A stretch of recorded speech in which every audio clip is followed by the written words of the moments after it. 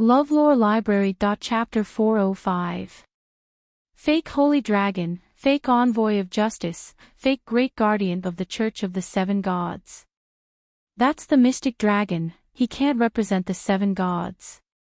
The mother of dragons wants to destroy the city of knowledge. Theobald roared ferociously. She's not the ruler of the seven kingdoms, she has no right to judge us. She swore on the Great Wall that she wouldn't take the initiative to attack the forces supporting the Great Wall in the north. We were wrong. Regardless of whether the deviant ghosts are real or fake, we should join the Ghost Resistance United Front. The Mother of Dragons didn't even kill Stannis, she definitely wouldn't attack the City of Knowledge. Sigh, we shouldn't have provoked her. Shouldn't have spread rumors saying that she violated the rights of a guest, shouldn't have. No, we can't be that cowardly. Do you think we'll disband the City of Knowledge just because the Mystic Dragon says so? We have the support of the nobles of the Seven Kingdoms. The old town of Hiding Tyrell, the King's Landing and the Iron Throne will all stand on the City of Knowledge's side. Yes, let the Ghost Resistance United Front go to hell with the deviant ghosts. We will join you King Lewin's tripartite alliance and fight the Mystic Dragon to the end. In the meeting room of the Steward's Pavilion, the professors all looked terrified as they expressed their opinions. The Holy Light Black spoke again. I am the Judgment Dragon. I will now announce the trial of the professors and scholars of the City of Knowledge. Grand Scholar Pycelle, Steward Theobald, Economics Professor Nolan, Vinegar Balin. My name is on it. How does the Mystic Dragon know me?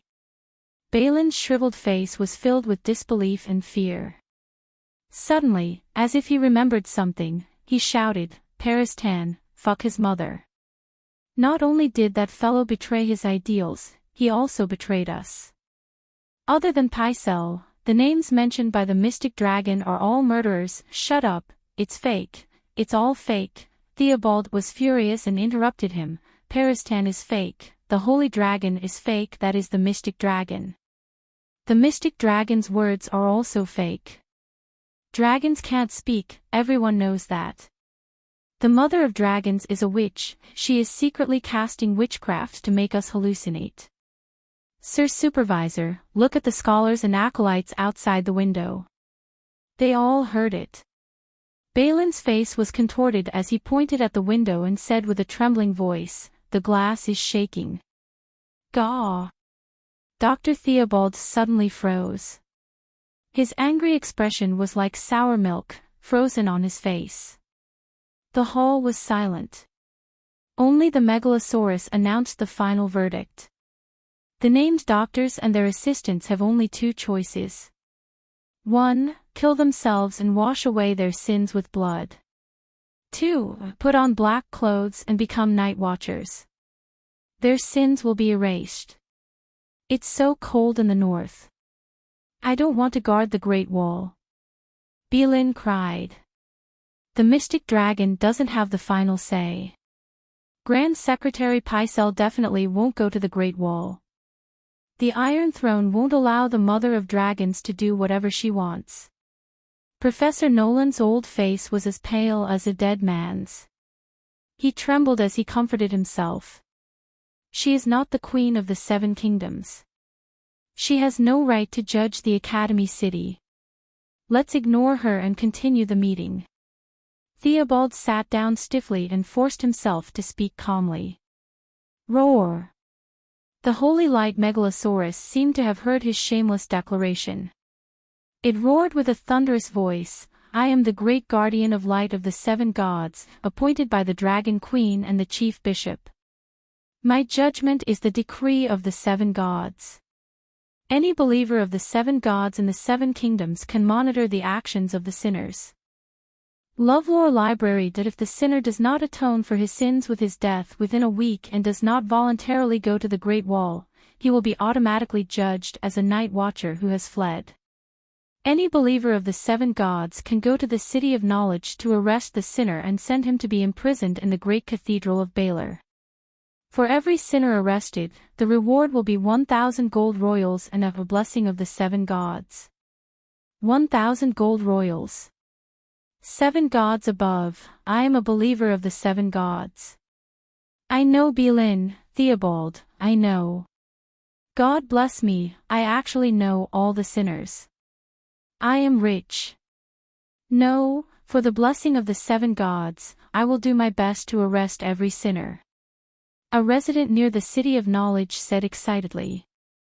The 7 gods, there are dozens of sinners. I want to serve the 7 gods. The mercenary knight said dizzily. Will it be illegal? That is a doctor. His companion said worriedly. What are you afraid of? The holy megalosaurus represents the 7 gods. The mercenary knight's eyes flashed. The church even arrested the queen and the queen, let alone a little doctor. Brother, have you not seen the situation clearly? In today's Westeros, the chief bishop is the uncrowned king. What? The identity of the great guardian of the 7 gods of the mystic dragon is recognized by the great sparrow? How is this possible? The sinner Belin was shocked and angry. Damn it, Danny Rise is in cahoots with the great sparrow. Theobald's expression changed and he cursed. We have neglected one thing. The great sparrow is bold, but he is not stupid. He knew that the act of forcing Cersei to parade and repent had offended the Iron Throne and Lannister. No, the great sparrow had imprisoned Queen Marjorie and would soon put her on public trial. Tyrell was also an enemy of the church. Danny Rise is a believer of the 7 gods and even established the Church of the 7 Gods at Slave Bay. She and the Great Sparrow are natural allies. At least, when it does not involve the struggle between the royal power and the Church, the Great Sparrow and the Mother of Dragons have the possibility of cooperating. Theobald was only half right. Even if he had offended Tyrell and Lannister at the same time, the Great Sparrow had never thought of cooperating with Dany. Overthrowing the weak Lannister and inviting the Dragon Queen, who was powerful enough to fight against the world, back to the King's Landing, then how could the Great Sparrow be the uncrowned king? However, Blackie's identity as the Great Guardian of the Light was indeed recognized by the Great Sparrow. It all started on the day of Cersei's parade and repent. Seeing such a miserable scene, Dany was not happy. Instead, she was sure of one thing, the Iron Throne had depreciated. In fact, the Iron Throne had always been depreciating. When Targaryen had dragons, the people submitted, the vassals did not have a trace of disloyalty, and Targaryen was sanctified. At that time, the Iron Throne was worth the most if it was worth 10,000 gold royals. The Megalosaurus was extinct, Targaryen lost their divinity, and the 7 dukes began to have the ambition to participate in the game of power. The Iron Throne's value had shrunk by 80%, only 2,000 gold royals remained. The Black Fire rebelled, and Targaryen fell completely to the mortal world. This made all the Westeros understand one thing, Targaryen was human, no different from them. The Iron Throne was once again devalued by half, only 1,000 gold royals remained. When the Targaryen dynasty ended and Theon Baela became the new royal family, all the nobles of the 7 kingdoms suddenly understood one thing, they could also sit on the Iron Throne. The Iron Throne's value had shrunk again, 500 gold royals. After all, Robert had won the Iron Throne by force, and at least he could convince people with force. But Lannister had used the exchange of interests and the game of power to turn a false king into a true king. Who in the world would be convinced? Or rather, we don't have dragons, we don't have Robert's peerless strength, but who doesn't know how to play the game of power? Thus, the rebellion of the 4 kings began, and 5 independent kings appeared in the 7 kingdoms. The Iron Throne was devalued by 80%, only 100 gold royals remained. When Tywin died, Queen Marjorie was arrested, and Cersei was paraded through the streets, the Iron Throne was devalued by 90% again. Calculating, how much was the Iron Throne worth now? 10 gold royals.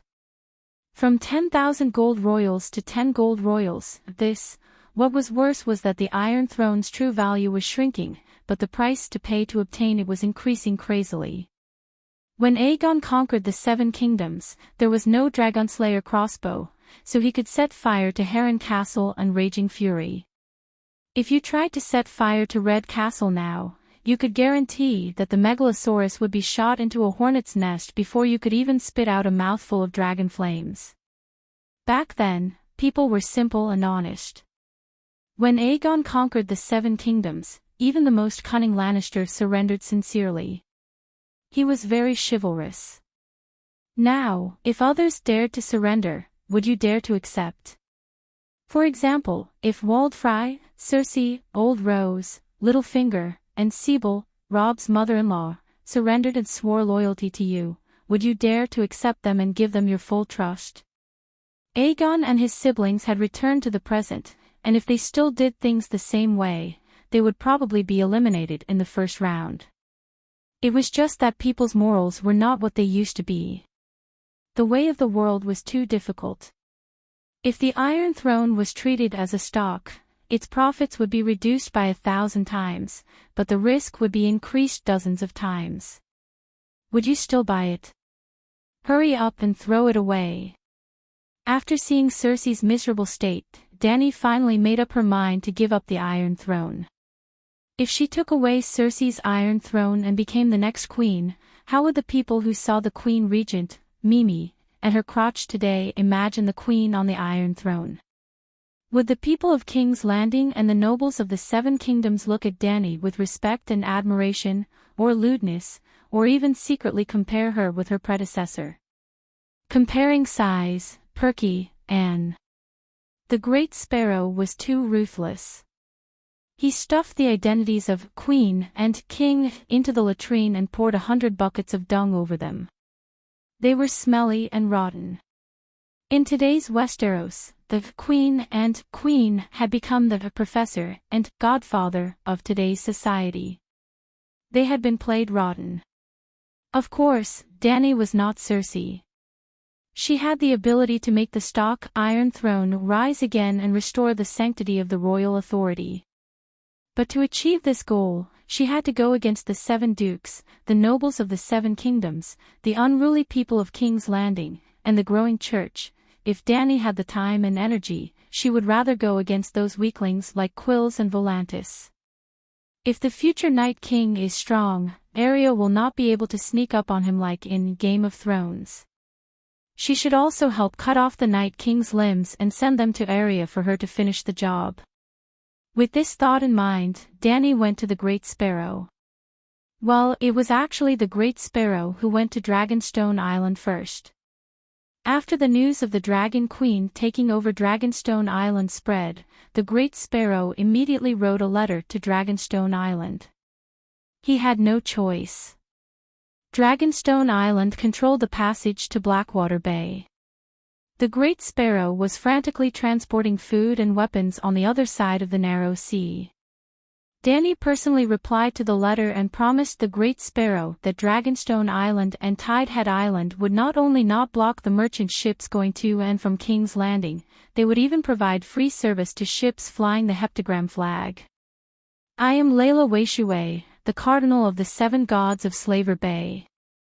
Church friend, she said kindly to the Great Sparrow. Who knew what the Great Sparrow's reaction was when he saw that sentence? 2 days later, seeing that Dragonstone Island kept their promise, he sent another letter to Dany and asked her to talk about it again.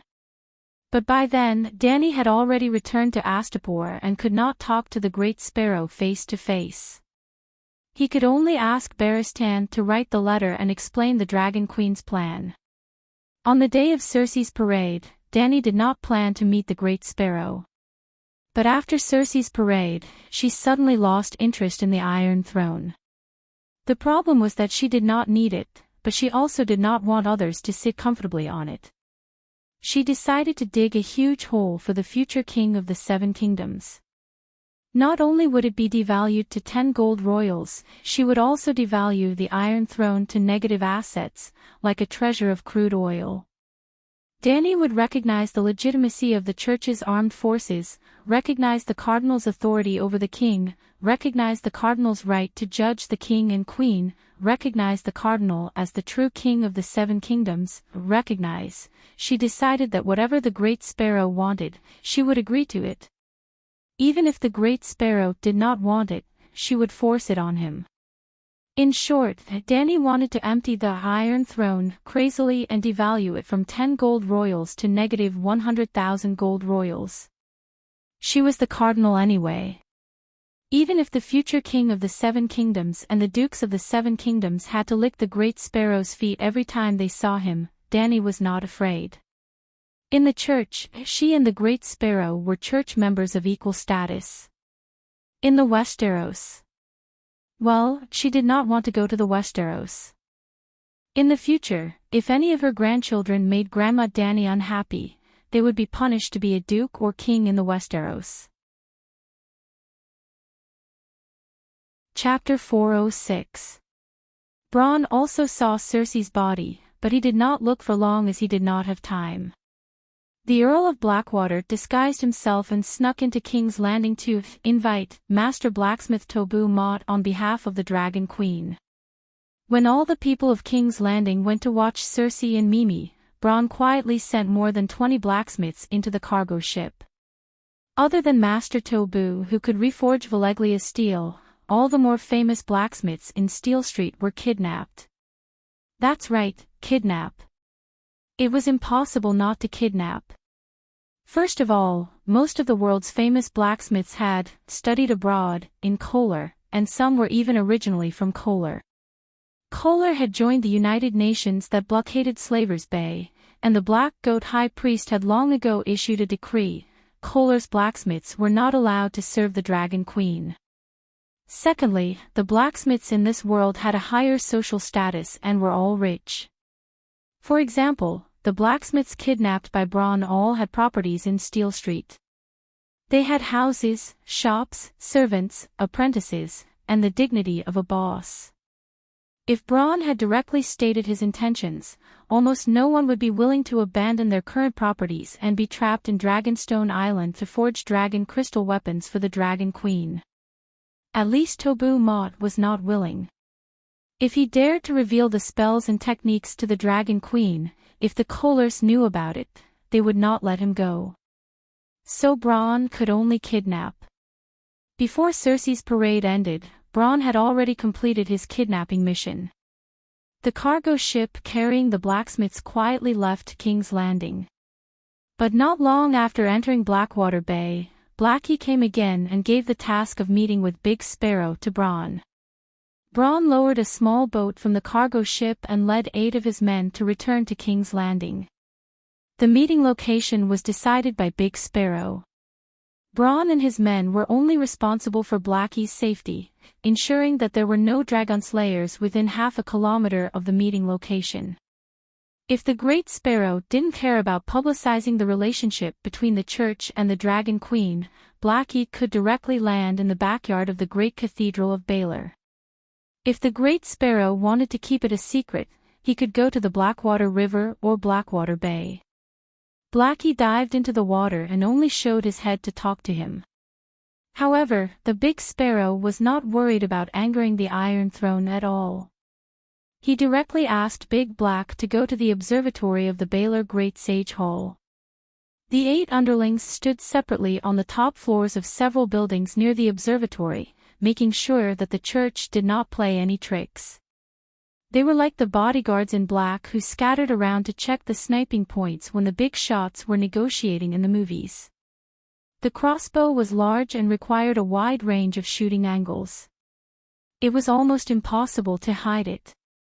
After that, Bronn covered the floor of the observatory with a 7-pointed star flag of the church. Dahe, who had been hiding in the clouds, saw the signal and flew down. "May the holy light protect you, Your Excellency." The huge demonic shadow whizzing down made the Big Sparrow's pupils shrink, and she was shocked speechless. The Megalosaurus landed lightly behind the platform, folded its wings, left wing at the side of its body, and right wing across its chest. It lowered its head, bowed, spoke, gave its blessings. It could speak with perfect articulation, it could bow gracefully, and it had an open, holy and inviolable temperament. The dark body of the Megalosaurus seemed to be glowing. No, there was a golden sun rising behind him. The big sparrow seemed to see the 7 gods descending to the world, and her whole person fell into a trance. Your Excellency. The one-armed hero Lancel on the side quietly reminded the Archbishop. Oh. The big sparrow rubbed her eyes and looked back. Damn, it was an illusion. Just after noon, the black dragon flew down from the angle of the light, as if the sun had been behind him.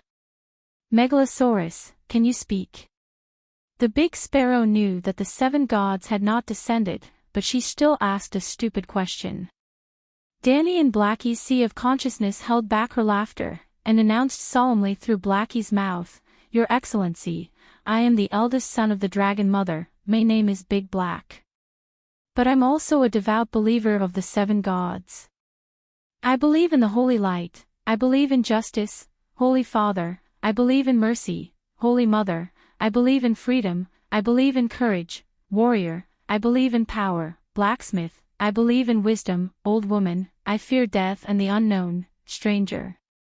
Therefore, I am the Holy Light, the vanguard of justice, the Holy Megalosaurus, the Dragon of Justice. Oh, oh, oh. The big sparrow began to feel dizzy again. Lancel, Braun, and the others on the side seemed to have fallen into a dream, let alone her. After a while, the big sparrow understood some of the meaning in Blackie's words and asked, What is the Holy Light? Your Excellency, look. Blackie pointed at the sun in the blue sky with his wings. What do you see? The big sparrow looked up at the sky in a daze, and just for a moment, she was sad and shed tears. The sun was so bright. He covered his eyes and said in a muffled voice, The sun, there is a sun in the sky. No, that is not the sun. Blackie's ferocious dragon face became particularly serious and solemn. That is purity, warmth, holiness, that is the maiden, one of the 7 gods. The foreign archbishop was a little unaccustomed to the Zenji of the Chinese style. He was confused for a while before he understood the meaning of Blackie's words. 7 gods above, this Megalosaurus seems to be more like an archbishop than me. I'm enlightened, enlightened. The big sparrow was amazed and said, It is good to compare the maiden to the Holy Light. But will it make the believers misunderstand? After all, the Light King Lalo is known to the world. Your Excellency, you know about the deviant ghosts, right? The Holy Light Black Dragon asked. Yes. Do you think the long night will not come? I. The big sparrow looked hesitant and sighed. After receiving the news, I prayed in front of the old woman for 3 days and 3 nights. I didn't eat or drink, hoping that the old woman would carry a golden lamp to illuminate my future. Danny was speechless about the way the 7 gods prayed. After being hungry for 3 days and 3 nights, even a normal person would have auditory hallucinations. Then, they would think that they were communicating with the 7 gods. Getting enlightenment from the 7 gods. The deviant ghosts are real, the Holy Megalosaurus said with certainty. The Light King Lalo has been planning this since 5,000 years ago. This long night is a big crisis for the Church of the 7 gods. When the long night comes and the sun disappears, the believers will look forward to the sun, to the light and warmth, and the red god will satisfy all the prayers of the believers. Ah! The big sparrow's face changed dramatically. He really didn't think of this. If the long night was real, and the Church of the 7 gods had neither prophesied nor arranged a savior, and they were so slow to react and do nothing, then, Archbishop, you come from Hajin. Don't you know how fast the Red God's faith is developing there? Every time there is one more person who believes in the Red God, there will be one less devout believer of the 7 gods. This is a loss of faith. I know. I heard that Mersoros can resurrect the dead. The big sparrow's face looked terrible. The resurrection of the dead is the biggest miracle in the world. No wonder the believers will change their faith. Hygiene is just the beginning, the holy Megalosaurus warned him loudly. Stannis is the child of holy fire chosen by the seven gods, the holy son of Lalo. The red-robed woman Melisandre is a demigod, Lalo's servant. With such a big price, can't you see Lalo's ambition? He judged the seven gods as heretics, evil gods, and he wants to be the only god in the world. Damned Stannis, why didn't you kill that evil heathen with a mouthful of dragon flame? The big sparrow said with a frown. Because of the holy oath. I am the dragon of justice. My words and actions represent the mother of dragons and the seven gods. I can't do anything that goes against my oath, the holy Megalosaurus said solemnly. It's fine if you represent the mother of dragons, but you say you represent the seven gods. Did you ask for my permission? The big sparrow was slightly unhappy. Can the girl become the holy light change all this? He asked. My mother, the Archbishop of the Seven Gods of Slaver Bay, decided to slightly change the position of the girl in the doctrine of the seven gods. I know that. She once told me that the girl not only symbolizes purity, but also represents freedom, the girl who holds the torch of freedom. The big sparrow nodded. This is in line with the doctrine of the seven gods against slavery in the Seven Gods Bible. It's also good for the Church of the Seven Gods to develop believers in the free city. I personally agree with this.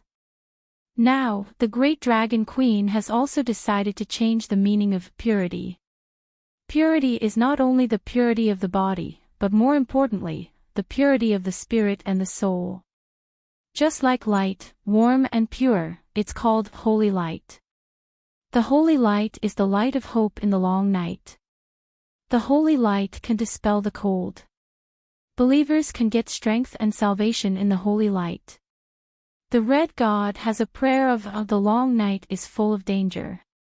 The girls of the seven gods should also have a prayer of, may the holy light protect you. The Megalosaurus of the holy light spoke with assurance, and the look on the big sparrow's face became more and more shocked. What a good girl is the holy light. The doctrine of the Westeros also needs to be changed. Starting tomorrow, I will update the girls of the Seven Kingdoms to the girls of Slaver Bay. The big sparrow made a decision. After saying that, he even solemnly bowed to Dahe as a fellow member of the church and said, may the holy light protect you. May the holy light deceive you. Big Black replied and continued, in order to cope with the coming long night, the Church of the Seven Gods has to be reformed. How to change? The big sparrow listened attentively. He felt that he had found another fellow Daoist. Like a Layla Vesuvius, the Megalosaurus way of thinking about the doctrine of the Church of the Seven Gods resonated with him. A like-minded member of the church. There were only him, the Dragon Queen, and the Megalosaurus in the world. So lonely. The church must launch a department dedicated to dealing with the crisis of the long night, the Church of the Light of the Seven Gods. Split the church. The big sparrow frowned. No, the Church of the Seven Gods only emphasizes that there are seven gods in the church. Of course, we all know that the seven gods are one. Look at the King of Light Lalo. The word light refers to the red god's clergy. Looking at the big sparrow's thoughtful face, the holy Megalosaurus said patiently, try adding the word light in front of the seven gods. The Church of the Seven Gods of Light. The big sparrow murmured. Remove the word seven. The seven gods are one with seven faces. They are the seven forms of one god. There is no need to forcibly split into seven gods. Danny was not talking nonsense. Ordinary people thought that the seven gods represented the seven gods. In fact, in the doctrine of the Church of the Seven Gods, gods had no gender. The seven gods were the only god. A person had 7 forms and 7 morals. The Church of the Light. The big sparrow murmured. It seemed to be much more superior than the Church of the 7 Gods. It also sounded very strong, domineering, and arrogant, like a big boss. The so-called Heartwarming does not refer to the Heartwarming kingdom of the 7 kingdoms. Heartwarming, by the river. You see, weren't you born by the Trident River? At this time, even foreigners who had not experienced the Book of Elixir and the Yellow River Cyclops slowly understood the trick of the divine Megalosaurus.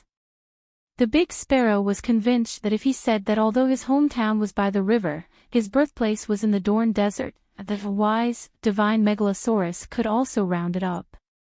It was not because the big sparrow was stupid that he did not realize it before. In fact, there had been many prophecies in this world. Some hid the prophecies, some misinterpreted the prophecies, some wanted to break the prophecies, but no one had ever faked a prophecy. Not to mention the prophecy of a savior. It was crazy. A light flashed in the big sparrow's eyes, and he asked, "Why is it not your mother, Danny Leasy? Is she going to be yes or yahai?" They were all archbishops, and they were all children of prophecy. It seemed to be very promising. No, Lolo's divine servant confirmed that the savior in Yasser's prophecy must be a believer of the Red God, the child of holy fire. Mother swore that she would rather die than change her faith to the King of Light.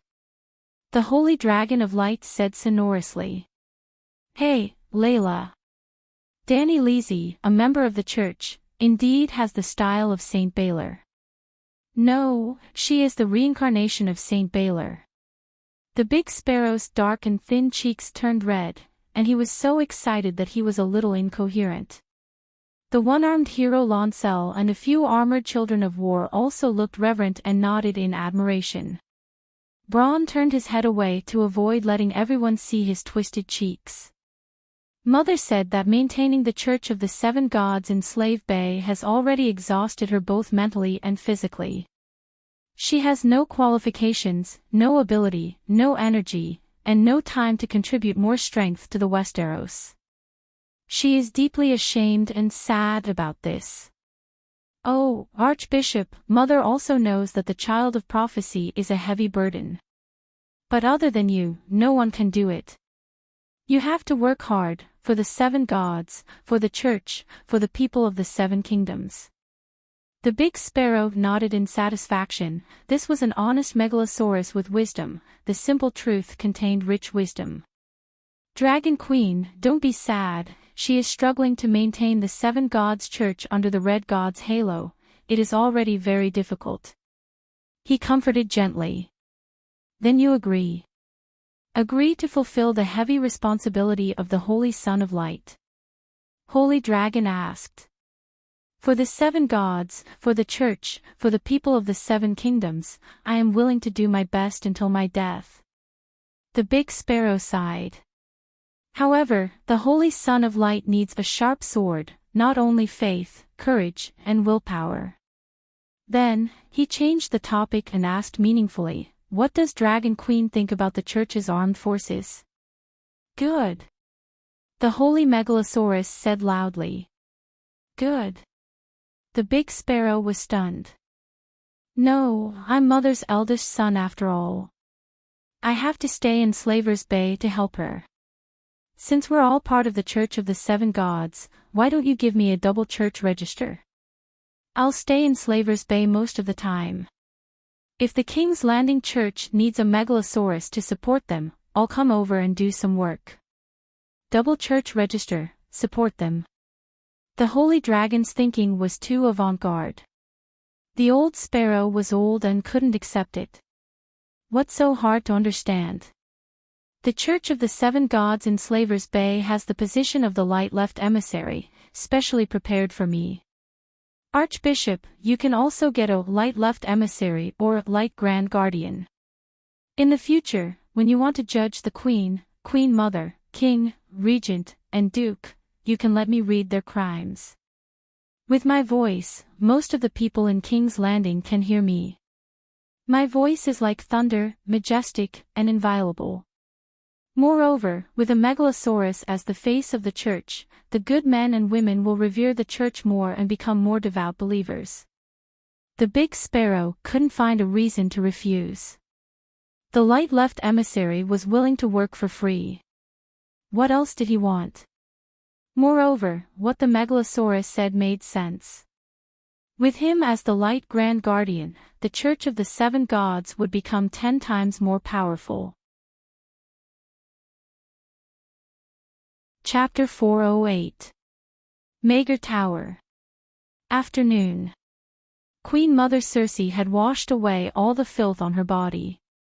Along with feces, rotten fruits and other filth, she had also washed away her previous cowardice and tears. Only endless humiliation and deep hatred were imprinted in her heart. They could not be washed away with clean water. Only blood could wash them clean. Lannister, you must pay your debts. At this time, the Empress Dowager had changed into a soft green wool dress and was sitting at the table enjoying a sumptuous lunch, broccoli sprinkled with walnuts, lemon cake, roasted sparrow stuffed with fruit, sirloin stewed with barley soup, roasted pork ribs wrapped in garlic and herbs. Crunch, crunch, crunch. Circe chewed hard on the crispy sparrow head, trying hard to imagine it as a large sparrow. She had specially asked the chef to make the roasted sparrow dish. On the plate of the roasted sparrow, there was a 7-pointed star engraved with onion bars. She looked coldly at her head of intelligence and chief scholar and announced, "Lannister will never forget hatred. From today onwards, I am the Avenger." At this moment, Circe had lost some of her charm and foolishness. She had settled down 70% of her anger and 30% of her hostility. Cobourn, who was beside her, could not help but be very careful. He smiled kindly, like a little girl admiring an old grandfather. "Your Majesty, you will definitely drink the sweet fountain of vengeance." Circe was expressionless. "Before vengeance, I have to complete the trial of martial arts. Where are my white knights?" The queen and the queen mother both had a king as her husband. For the king's reputation, during the trial of martial arts, other knights could not be invited to fight for them. Yes, white knights could represent the king. That was why after her brother Loras Tyrell was severely injured, Queen Marjorie would rather be judged by the church than to clear her name through a trial of martial arts. Other than the Knight of Flowers, Loras, the other 6 white knights were not only old and weak, but their strength was also worrying. To make matters worse, they were all Lannister's men. Knowing that her mother-in-law Circe had reported her to the church for stealing men, Marjorie still dared to use her men to fight for her in the trial of martial arts. The problem was that Circe could trust the white knights other than Loras, but she did not dare to let them fight for her. Jaime was missing a hand and was nowhere to be seen, so he passed. Palos was a coward who had betrayed Tommen. Marindland was loyal and brave enough, but his swordsmanship was worrisome. He had been beaten like a dog by the Knight of Flowers during the tournament. Osmond Cat Blake, Circe's lover, was locked up in the dungeon. Balon and Sherwen went to Dorne to welcome Princess Myrcella. Ser Alex, Messiah's bodyguard in Dorne. Circe should have despaired of the 7 white knights, but Princess Araine of Dorne came to her aid. She seduced Alice, leading to the White Knight's deaths in the coup d'état when the Dark Star cut Myrcella's cheek. The White Knight had an empty spot, and Cobourn's creation, Frankenstein, appeared. "Your Majesty, this is Sir Robert Strong, a new member of the King's Guard." A 2.5-meter tall giant entered the hall. His legs were thicker than tree trunks, his chest was as big as a horse, and his shoulders were as big as a bull. A giant helmet covered his face. 7 feathers, dyed in 7 colors, symbolizing the 7 gods, fluttered in the wind. He wore a white glazed plate armor that shone like a young girl's hope. Inside, there was a gold-plated chain mail. A pair of golden seven-pointed star buckles clasped his white robe around his shoulders. Sir Robert. Circe was dazed for a moment. She shook her head and said with a venomous look in her eyes, "Sir, I want you to kill 5 people for me." Robert Strong was motionless in silence. Only his white robe swayed gently, making him look like a giant statue. "Sir Robert." Circe raised her voice. "Your Majesty," Sir Robert swore the sacred oath of silence. "He will not speak until he has killed all your enemies. If you wish to kill someone, just give the command. Your order is his mission." Caborn's lips curled into a smile as he explained gently. "Good, very good." Circe nodded excitedly. "Now, take off your helmet and let me see your face."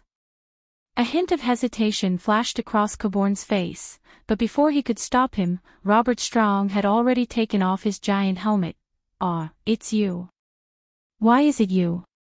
Go away, go away, go away." Circe's rosy cheeks, which had just drunk the cider, turned pale. Her beautiful blue eyes flashed with extreme fear. She waved her arms and screamed. "Your Majesty, do not be afraid. He will not hurt you again." Caborn quickly comforted. Clang, clang, clang. Robert Strong was like an emotionless robot. He put on his helmet and walked out the door. After Robert Strong left, Circe regained her composure. She questioned the biohazard mage loudly, "Why is it him? Caborn, what have you done?" "Your Majesty, I have already reported to you." Caborn said innocently. 7 hells. Circe's face contorted as she reprimanded, "You said you were conducting immoral medical experiments. Is that something medicine can do?" "I am a doctor from the barbarians in Asha," Caborn argued. Then he added, "Also, he is the most loyal knight. Just like me, he will never betray you.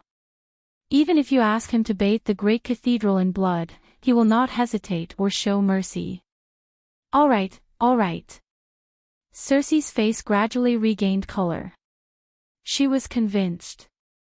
"Ask him to kill the 5 lowly commoners who were rude to me." Which 5?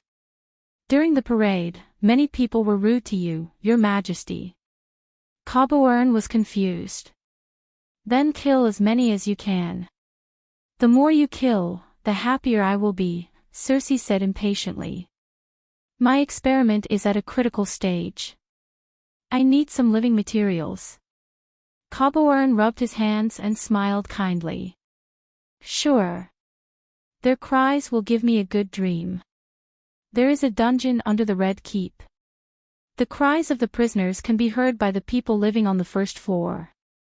Of course, I want to hear the confessions of the 3 old nuns, Unia, Skoya, and Mal," Circe said. "We cannot touch the people of the church for now, Your Majesty," Caborn advised. "I know. If you want revenge, you have to wait until after the trial. Wait until I regain control of King's Landing. Wait until I call back the elites of the Lannister from Riverside." "Humph. Your Majesty is wise," Caborn complimented. "Right, that Dany rise." Circe thought of the Toad Witch's prophecy. Her face darkened and her eyes flickered. "Is she as beautiful as me?" This. Caborn did not understand and chose his words carefully. "I heard that the people of House Targaryen are all good-looking." "Damn it, it's her." Circe's expression changed and she said fiercely, "Caborn, help me contact the Faceless. I want her dead." Caborn had a strange expression and said softly, "The Dragon Queen burned bravos. The Faceless did not dare to accept orders to assassinate the Dragon Queen." "What? What did you say?" Circe's eyes widened. Caborn quickly told her what happened in Bravos a few days ago. After the 8-clawed spider Varys escape, Caborn became Circe's new head of intelligence. Even when Cersei was captured, Pycelle and Kevin did not remove him from his position because of his outstanding abilities. He was 40 or 50% as powerful as Varys. Dragons can talk. I don't believe it. After listening to Qhoborn's report, Cersei shook her head. May the holy light protect you, Westeros. A loud and majestic voice suddenly came from outside the window. The tone was very strange. It was deep and coarse, like a mixture of tiger, lion, buffalo, and other large animals. It was definitely not a human voice.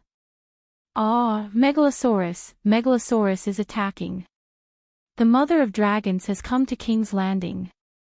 The castle guard shouted in panic. The mystic dragon can talk, the mystic dragon is talking, 7 gods. Cersei's expression changed. She could hear her uncle Sir Kevin's voice downstairs. What is he saying? She could not help but quickly walk to the balcony. I am the eldest son of the Dragon Mother, I am the Holy Light, the left messenger of the light of the 7 gods. Cersei was stunned as she looked at the Megalosaurus with a thunderous voice. Her body stiffened and she lost the ability to speak. At this moment, there was only one thought in her mind. The mystic dragon is talking. Not only can the mystic dragon speak, he can also prophesy. I came to King's Landing today for 3 things. First, I swear in the name of the 7 gods that the City of Knowledge violated the rights of the guests and distorted the truth.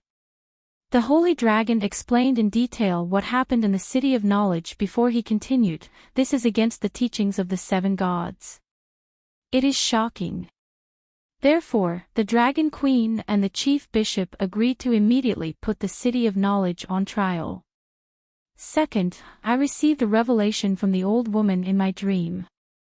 I found a stone tablet in the Velvet Hills of Andalos. It came from the Huguenot dynasty more than 6,000 years ago. There was a prophecy recorded on the tablet, after the long summer, the stars will weep blood, and cold darkness will cover the world. The Son of Light was born in Riverland. He walked barefoot through the 7 kingdoms. He held the holy sword of light, forged with devout faith, fearless courage and iron will. He will dispel the darkness and end the long night. Big Sparrow helped to change the prophecy. He felt that the prophecy that the Megalosaurus saw in the timeline was illogical, irregular and lacked foundation. The Son of Light, the Holy Sword of Light, what are those? Cersei asked dumbly. It's a bit like Osha's prophecy, the one where Azor and Ahai reincarnate, Qhoborn said with a strange expression. Then who is the Son of Light? Cersei and Qhoborn looked at each other and screamed, impossible, how can Big Sparrow be the son of prophecy? He looks so old and ugly. Well, in Cersei's heart, the son of prophecy should be as handsome as Legor. Ah, the chief bishop is the Son of Light. From the guards in the Red Keep, to the nobles on Aegon Hill, to the peddlers, residents, and beggars on the streets, they all guessed the identity of the Son of Light in the prophecy like Cersei. Compared to Osha's prophecy, the hints in the 7 gods' prophecy were too obvious. Suitable for all ages. Finally, about the Dragon Queen's sacred vow on the Great Wall, the one who ends the long night will be King Targaryen. Your words are like a mountain. My mother is a woman of her words and will keep her promise. Phew, this is good news. Cersei let out a long sigh of relief. 7 gods above, the wings of death can pick stars with his left hand and throw meteors with his right. If he sneaks into the Red Keep in the middle of the night and meteors fall from the sky, we're done for. Yes. Qhoborn nodded and smiled. As long as we find a group of ruffians from King's Landing and send them to the Great Wall every month, the Iron Throne will be considered to have joined the United Ghost Resistance Front, and she will not be able to do anything to you. I hope this winter will last longer, give me enough time. Cersei sighed. With my wisdom and experience, it will not be difficult to take back the power of the region from my old uncle, and it will be easy to clean up the court's rebellious officials. As long as the political situation of the seven kingdoms is stable and everything is under my control, the great sparrow will really become a soft and crispy roasted sparrow. As long as the mother of dragons. Sigh, how I hope the long night is real. Let that woman fight the other ghosts, let the king of ghosts take her and her dragon away. Circe put her hands together and prayed in the direction of the great cathedral of Baylor. Seven gods, let the long night become real. Let the other ghosts be as fierce as the megalosaurus. Let the winter come fiercer. Chapter 409. Merciful Mother of God, the long night must come and freeze and starve those lowly mobs of kings landing to death. Not a single one will be left. Just Father of God, brave warrior, you must make the mystic dragon and the mother of dragons fair, selfless, brave, fearless, and unafraid of sacrifice. She must be brave and selfless in the face of the other ghosts.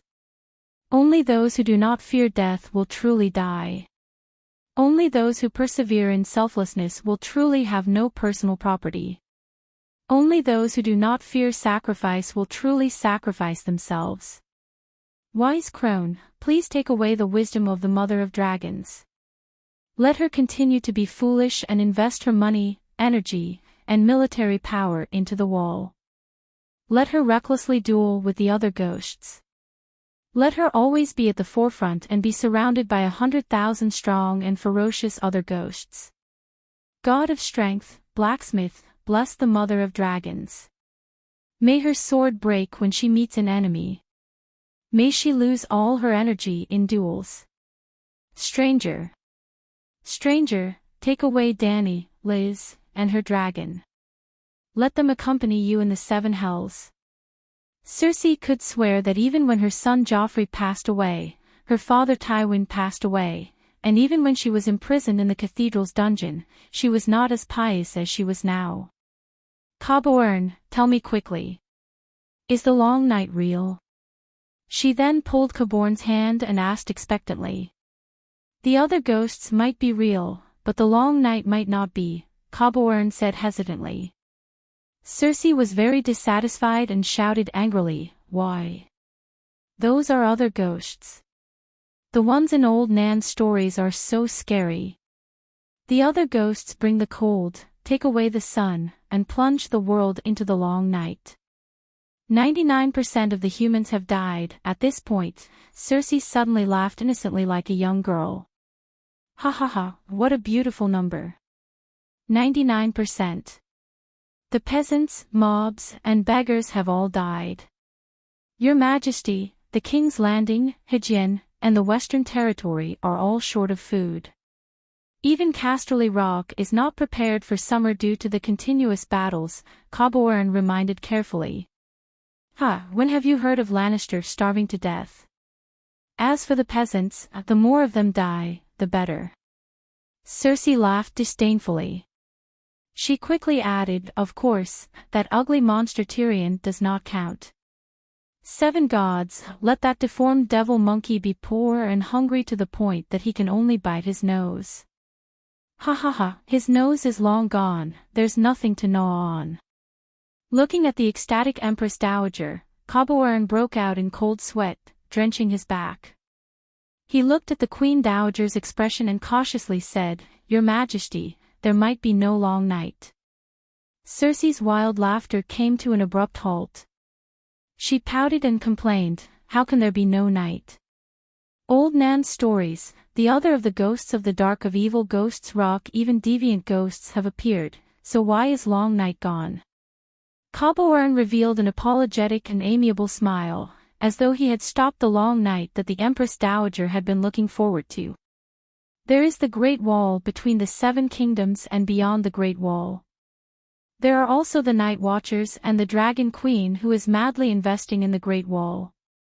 I heard that Dragonstone Island is madly mining dragon crystals, and dragon crystals suppress the other ghosts. Now that there is a united ghost resistance front, the nobles of the seven kingdoms will continue to send people to the Great Wall.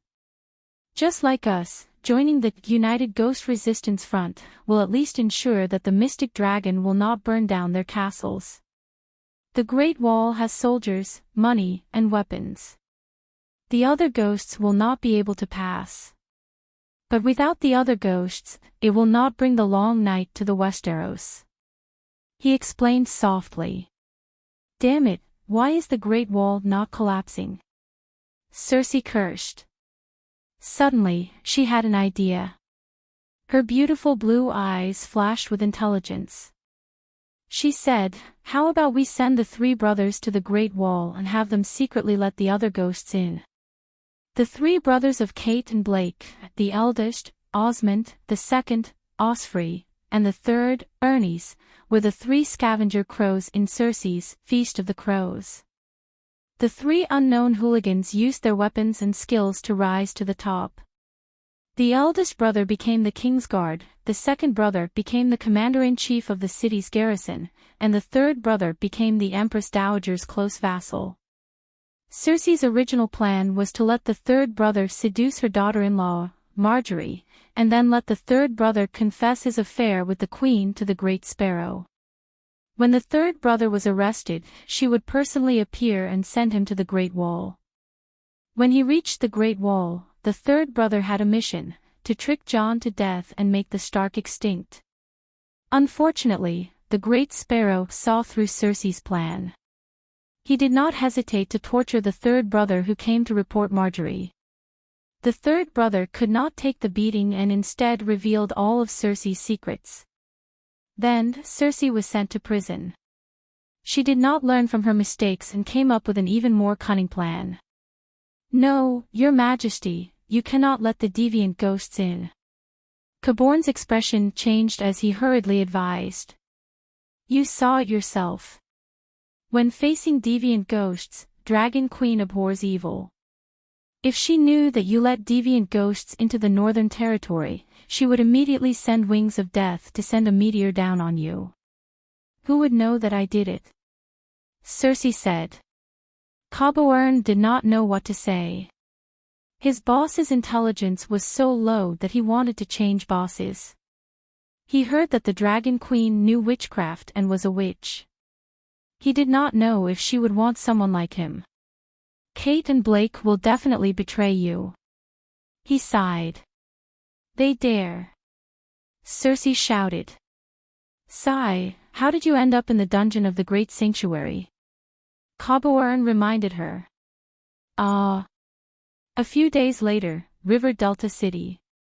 At noon, in the dining hall, many of the Fry family's descendants were gathered together, waiting for the meal to start. The old scholar suddenly walked in from the side door and whispered something into the Marquis's ear. Ha ha ha ha ha. After a while, the bald Wade Fry laughed maniacally as he held the letter the scholar passed to him. Joy and mockery were evident on his face. My lord, what good news do you have? Black Wade, who was sitting at the head of the table, asked. Black Wade was the great-grandson of Marquis Wade and the main executor of the Bloody Wedding. Wade Fry was a man of honor. He was 91 years old this year, married 8 times and had more than 20 sons. Those sons helped him give birth to hundreds of grandchildren, great-grandchildren, great-grandchildren, great-grandchildren. Old Fry was the most prosperous person in Game of Thrones. Just the descendants of Fry alone could form a cavalry unit. The truth is out. College violated the rights of the guests and tried to murder the Dragon Queen. Old Wade excitedly told him about how the Holy Megalosaurus sentenced College to 7 serious crimes. I told you long ago that College must be lying. Many poets in Port Lannister are singing the ballad of the mysterious knight Layla. A legendary hero like the Dragon Queen would definitely not violate the rights of the guests, Red Wade said proudly. Red Wade was Old Wade's grandson. He was only 15 years old this year and had just returned from Casterly Rock City. Old Wade had too many descendants and couldn't split them all up. In order to please their old fathers, grandfathers, and great-grandfathers, many Freys named their sons Wade and their daughters Veda, a feminine modification of the word Wade. Old Wade had more than a dozen descendants named Wade and Veda. It was easy to remember since they were all named Wade and Veda. But it was impossible to tell them apart. Therefore, according to appearance and personality, there were Black Wade, Blue Wade, Red Wade, Big Wade, Little Wade, White Veda, Fat Veda, Beautiful Veda. Other than Wade, many famous people in the Seven Kingdoms were also murdered. For example, Tywin Fry, Aerys Fry, Riga Fry, Robert Fry, Jaime Fry, Cersei Fry. Old Marquis Wade was looked down upon all year round. He was mocked for being a nouveau riche with a 600-year-old family background. Then, every time he was mocked, he could go home and find the noble who mocked him and vent his anger. The seven gods couldn't do anything when people hit their children. Old Wade glanced at his grandson and said calmly, "Kid, I'm happy. It has nothing to do with whether the Dragon Queen is a hero or not." "Then what are you happy about?" "Yesterday, you pulled me and asked me to tell you the story of the world's first female knight, Layla, who bravely took the crown of love and beauty." "I thought you liked her," Red Wade said, confused. "If she was a beauty, I would definitely like her." Old Wade rolled his eyes. "Everyone says she's very beautiful," Red Wade said foolishly. Cough cough. Black Wade interrupted his young uncle and said seriously, "It's because the Dragon Queen is legendary enough that the City of Learning's violation of the guest's rights is even more conspicuous. Haven't you noticed? Recently, there have been fewer and fewer comments comparing us Wade to a rat chef. That's because the City of Learning is like a giant magnetic shield, blocking us Fry and attracting the attention of the people of the Seven Kingdoms. Hee hee. Big Black, you know how I feel." Old Wade showed a smile that resembled a weasel and praised him. "I heard that the Bravosi also violated the guest's rights," Blue Wade, who was in the corner of the hall, suddenly said. Blue Wade's mother was a Tyroshi. He was greatly influenced by her and adopted many Tyroshi customs.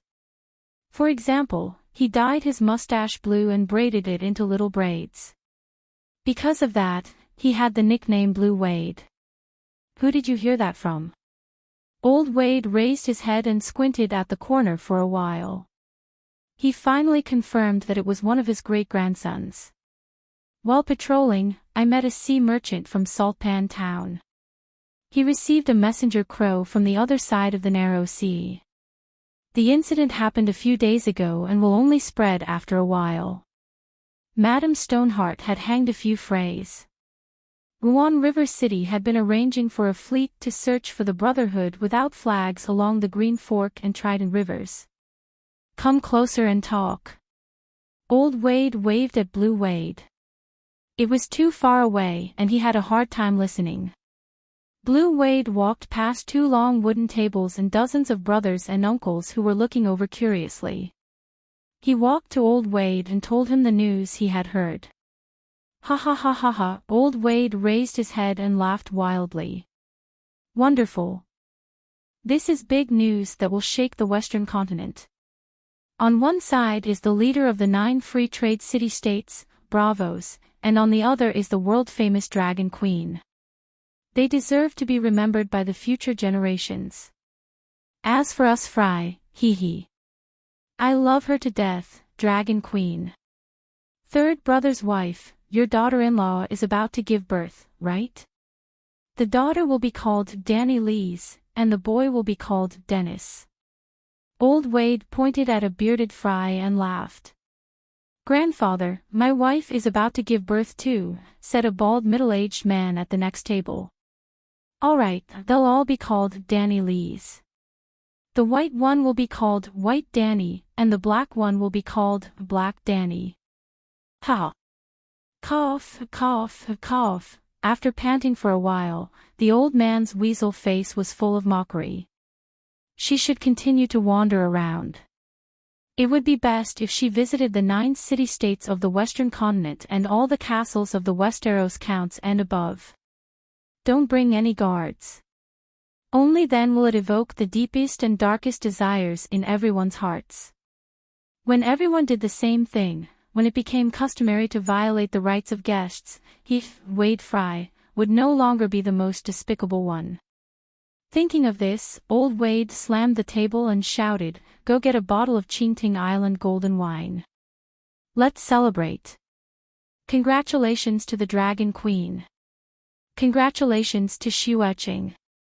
Congratulations to the Great Titan."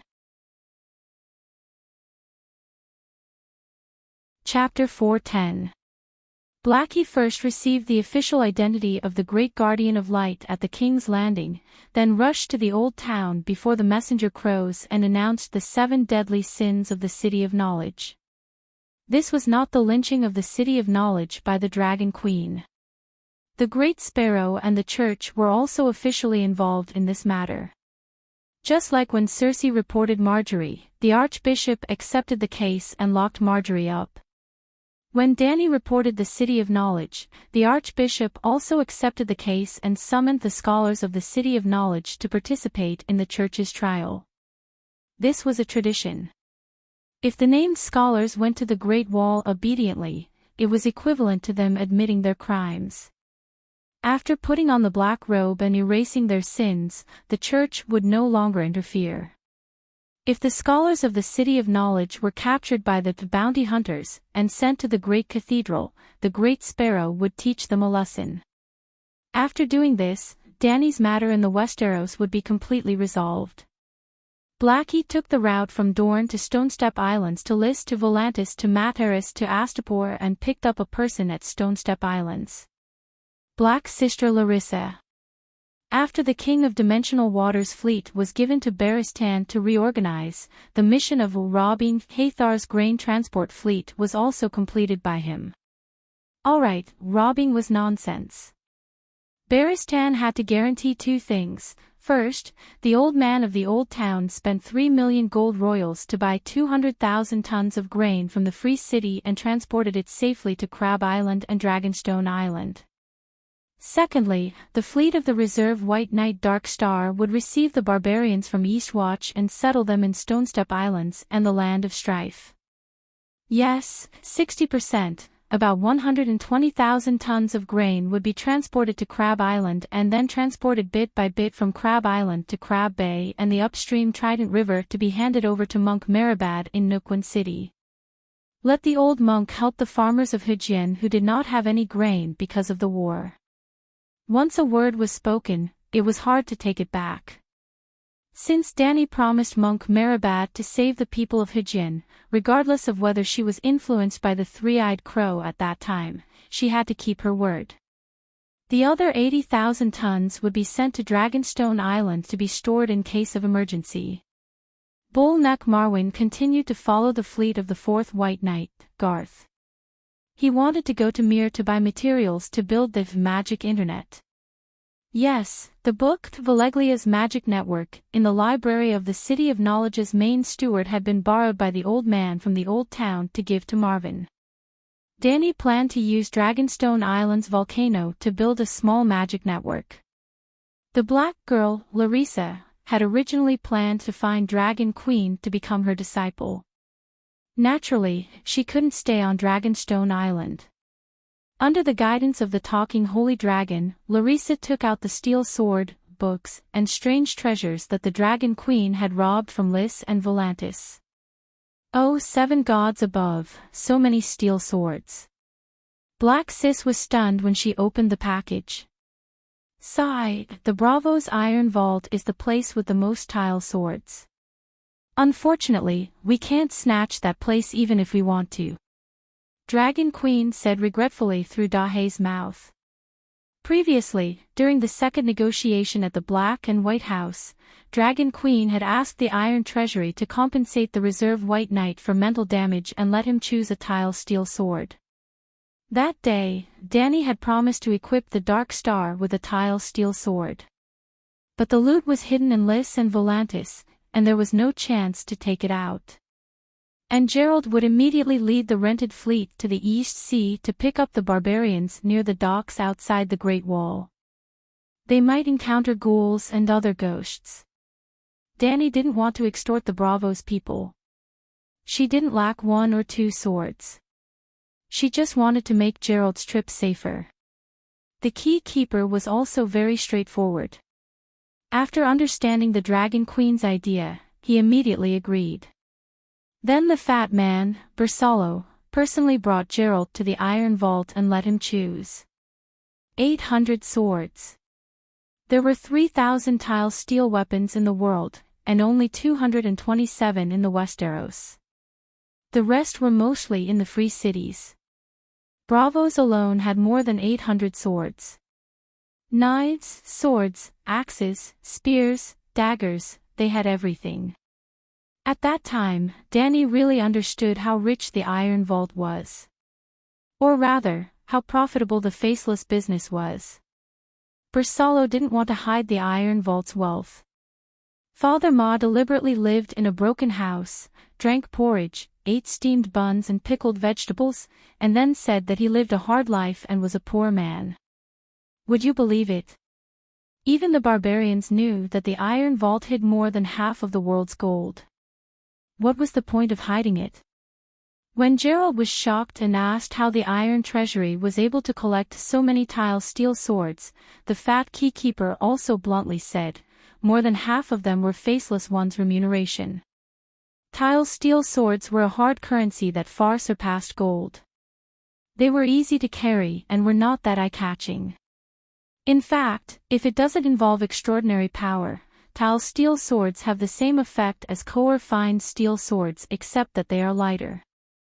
Only the Westeros knights like to use tile steel swords as weapons. In the free cities, tile steel swords are mostly used as payment for large transactions. The fat man, Bersallo, said. In fact, it was reasonable to think about it. Killing the infant Dragon Queen would cost 5 million gold royals. Dozens of tons of gold would need to be loaded into a large ship. Transporting it over thousands of miles was too ostentatious and too dangerous. As for opening an account with the Iron Vault, after depositing the gold from Slave Bay in Volantis, the Iron Vault charged the Dragon Queen 13% of the processing fee. 1 million gold royals and 130,000 gold royals to the Iron Vault. An ordinary person would not be able to bear it. To be honest, after knowing that the Iron Vault had 800 tile steel swords, Dany regretted it for a moment. She should have tried to get Gerald to hire 1 or 2 mercenary groups and set them up near the Iron Vault. With Blackie's help, maybe they could try robbing the Iron Vault. Well, the Iron Vault was built under a rocky mountain. The tunnel was narrow and deep. 2 dragons would not be able to rob the bank. Other than retrieving the spoils of war, Blackie also had the task of observing the movements of the Allied army. To be honest, Dany initially thought that a world war would not break out. Slave Bay and Queers were separated by the Purgatory Wasteland. It was more than 2,000 kilometers by land. Volantis was even further away from Slave Bay. Even if they risked crossing Valeglia, it would still be 2,500 kilometers. How long would it take for the Allied army of 100,000 to travel? How much pressure would the logistics be? Taking the sea route from New Gith, facing the Dragon Queen who had absolute control of the air, the blood of the Allied army could dye the Sea of Sorrows red. At that time, Dany felt that even if the Allied army was determined and had thousands of ships transporting resources, the war would only break out a year later. A year later, even the long night would come. What was the point of fighting? Unfortunately, she guessed wrong. The Allied army had already set off. Half of the fleet in Volantis port was gone. They had most likely sailed to New Gith. The Navy would use New Gith as a bridgehead to attack Slave Bay. On the wide Valeglia road from Volantis to Materis, it was not packed with people. But every 10 kilometers, hundreds and thousands of mercenaries could be seen.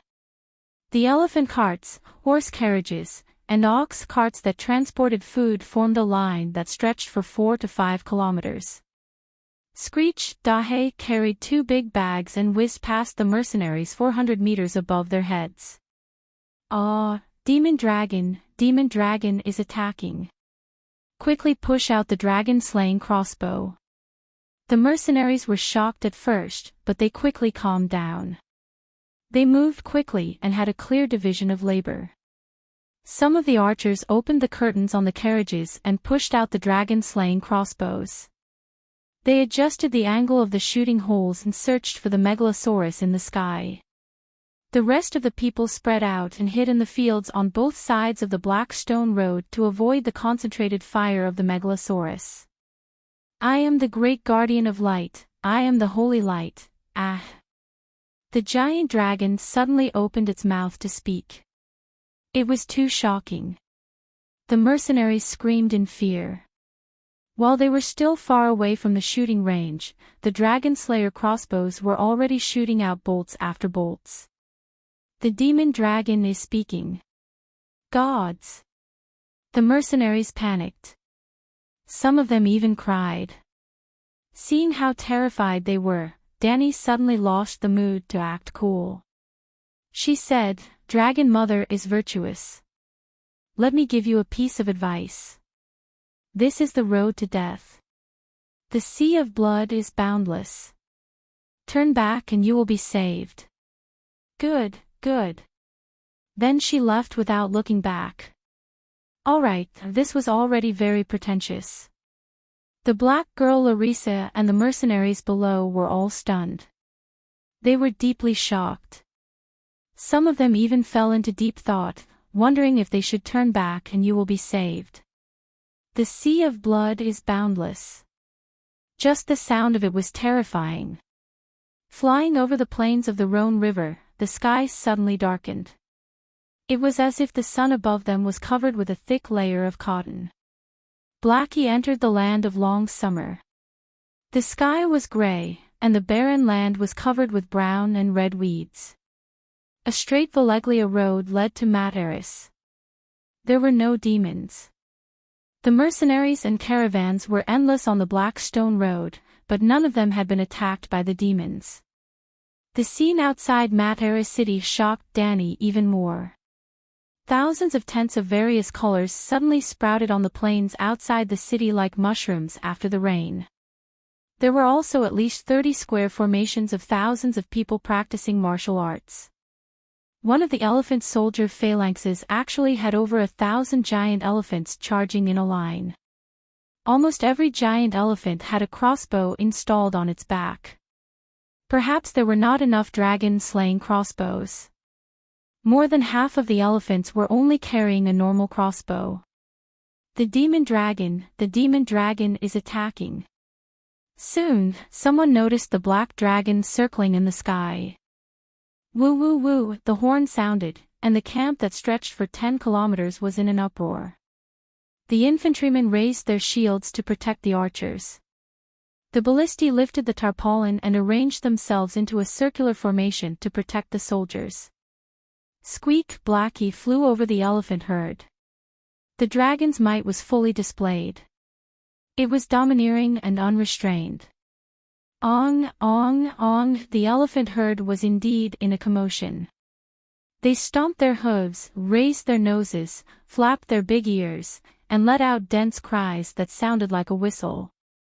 However, although the elephant herd was stomping back and forth, they were basically under the control of the elephant soldiers. They did not run around randomly. According to the people of the wind-blowing group, the elephant soldiers came from the Jade Walrus Island. Could it be that they had special elephant controlling skills? Or was the dragon's might too weak because of the distance? A few thoughts appeared in Danny's mind. However, she did not dare to go down and verify it.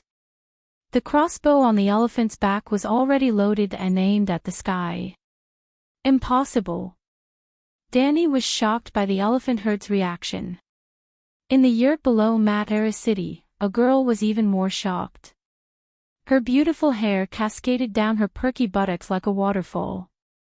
A dragon-shaped red crystal hairpin fixed her long bangs behind her head, revealing her full and smooth forehead. She had a tall nose, exquisite five senses, and deep blue eyes that surpassed her age. There was also that golden priest robe. On the back of the robe was a burning volcano with smoke rising in spirals. A megalosaurus with a sword in its claws was circling the peak of the mountain. It was the emblem of the Balerian family, the head of the 14 fire peaks.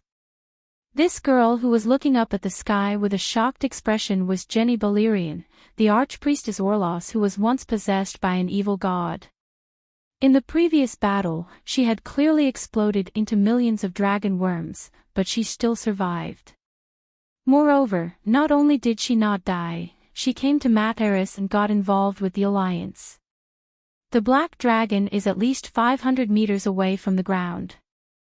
How can it still affect the giant elephant that has been soaked in dragon blood? A two-headed demon beside Jenny said with a serious expression. The man was in his early 30s and was almost 2 meters tall. He had fluffy silver hair that fell over his shoulders and light purple eyes. His appearance and dressing were a bit like Brad Pitt in the stills of Troy. However, he had 2 heads. One of them had shrunk into a thick layer of pale skin and was stuck between the man's left shoulder and neck. Demigod. The black dragon has the aura of a demigod, Jenny said with difficulty. Chapter 4:11. Demigod. Are you saying that the black dragon is already a demigod? The two-headed demon exclaimed, he is only 2 years old. He is not even an adult yet. Danny Reese does not know how to let the Megalosaurus practice meditation. How did he become a demigod? I am not sure. Jenny's beautiful face was gloomy. The last time we met was only 2 months ago. The black dragon does not know meditation and is not a demigod. In just 2 months, not only did he learn the Grand Wizard's meditation, he also condensed a 9-colored whirlpool in his mind and stepped into the demigod realm. Are you sure? The black dragon has already condensed the perfect meditation technique. The two-headed demon said in disbelief. I created the meditation technique, how can I be wrong? Jenny's voice suddenly changed, from a clear and melodious girl's voice to a mixture of thousands of voices. It was strange, low, and cold, as if it was going to drill into the depths of one's soul through one's ears, making the strong man's hair stand on end. The two-headed demon shivered, lowered his head and said respectfully, Please forgive me, Your Majesty, I did not know you were here. Danny Reese is not simple. She learned without a teacher and mastered the skill of copying the foundation of meditation. Jenny did not even look at him, she kept looking up at the black dragon hovering in the sky, but her voice returned to a clear and melodious girl's voice. Then did she discover the secret of overclocking? The two-headed demon asked worriedly. Look, the black dragon is full of energy, it looks like he has overclocked. Jenny laughed. Phew, that's good. The two-headed demon sighed in relief. The black dragon is close to a demigod. If he overclocks with Danny Reese, she will definitely step into the demigod realm. Your Majesty, we have to get rid of the black dragon before Danny Reese masters the secret of overclocking. Otherwise, killing the black dragon in the future is the same as helping her, or even helping her walk on the path of godhood like you. Jenny frowned and said, You are right, we have to kill the black dragon who can match her dragon spirit as soon as possible. But the black dragon is very cautious and always stays above 500 meters in the sky. Benny, what do you suggest? Why don't you walk out and let the black dragon see you? The Megalosaurus has always been stupid and impulsive. Perhaps it will fly down and attack you. Benny said carefully. You want me to be bait? Jenny pondered for a while and then stepped out of the small yurt. She opened her mouth but didn't make any sound. However, a powerful soul fluctuation was transmitted to 1 kilometer away and was clearly received by Blackie. Evil dragon, I am the dragon god. Hurry up and kneel down. Hiss, Dahe and Danny were both shocked. Dahe and Danny combined and turned into the chatty holy megalosaurus. Dear seven gods of light, Jenny, you're not dead. But this time, Xinglong had no intention of chatting with his old friend. He turned around and found traces of Jenny on the ground. After confirming that the other party could use soul voice transmissions even from over 1,000 meters away, Xinglong turned around and fled without hesitation. He flew away from Materis as fast as he could. Evildoer, I, the radiant holy dragon, will deal with you sooner or later. Before leaving, Danny left a threat. Well, people were stubborn. Jenny was dumbfounded. She was shocked by the black dragon's straightforwardness and was also shocked that he could speak. The demon dragon spoke. The tens of thousands of soldiers below screamed in shock. They didn't know that a certain Xinglong was terrified when he saw that they outnumbered him. They were all terrified because it was the first time they heard a megalosaurus speak. The holy megalosaurus only used its mouth to speak. In terms of pretentiousness, it was several levels lower than Jenny's soul voice transmissions, but the effect was dozens of levels higher. Especially the megalosaurus's voice was majestic and holy, full of vigor. Black Dragon can actually speak. Even the two-headed demon, Beni Mirosis, was stunned. Jenny was also shocked and confused, but she didn't show it. She forced herself to calm down and said, in the last era, dragons were born with the ability to speak origin language. However, the Voleglia megalosaurus was a creation of blood magic. Even if its bloodline was restored, its flying speed, strength, physique, dragon flames, and intelligence were exactly the same as the ancient megalosaurus, it was still unable to inherit the origin language. In this aspect, it's not as good as the pterosaurs and dragon worms. They all know some origin language. But the black dragon speaks the Voleglia language, not the origin language. Humans can't understand origin language. Benny still couldn't understand. Origin language is a language that praises the earth and mountains. It's a secondary language of songs. Only natural spiritual beings can speak and listen. It's not that humans can't understand it, but it requires too much talent. Very few people can understand it. Language of songs. The two-headed demon Benny was even more confused. He was a direct descendant of the third fire peak, Mirosis. Materis belonged to Mirosis for generations, just like how Orlos belonged to Balerion, and Telia belonged to Vargas. In the land of long summer, other than the capital Voleglia, there were 3 city-states directly under it. They belonged to the top 3 families of the 14 fire peaks. These 3 families were all descendants of gods.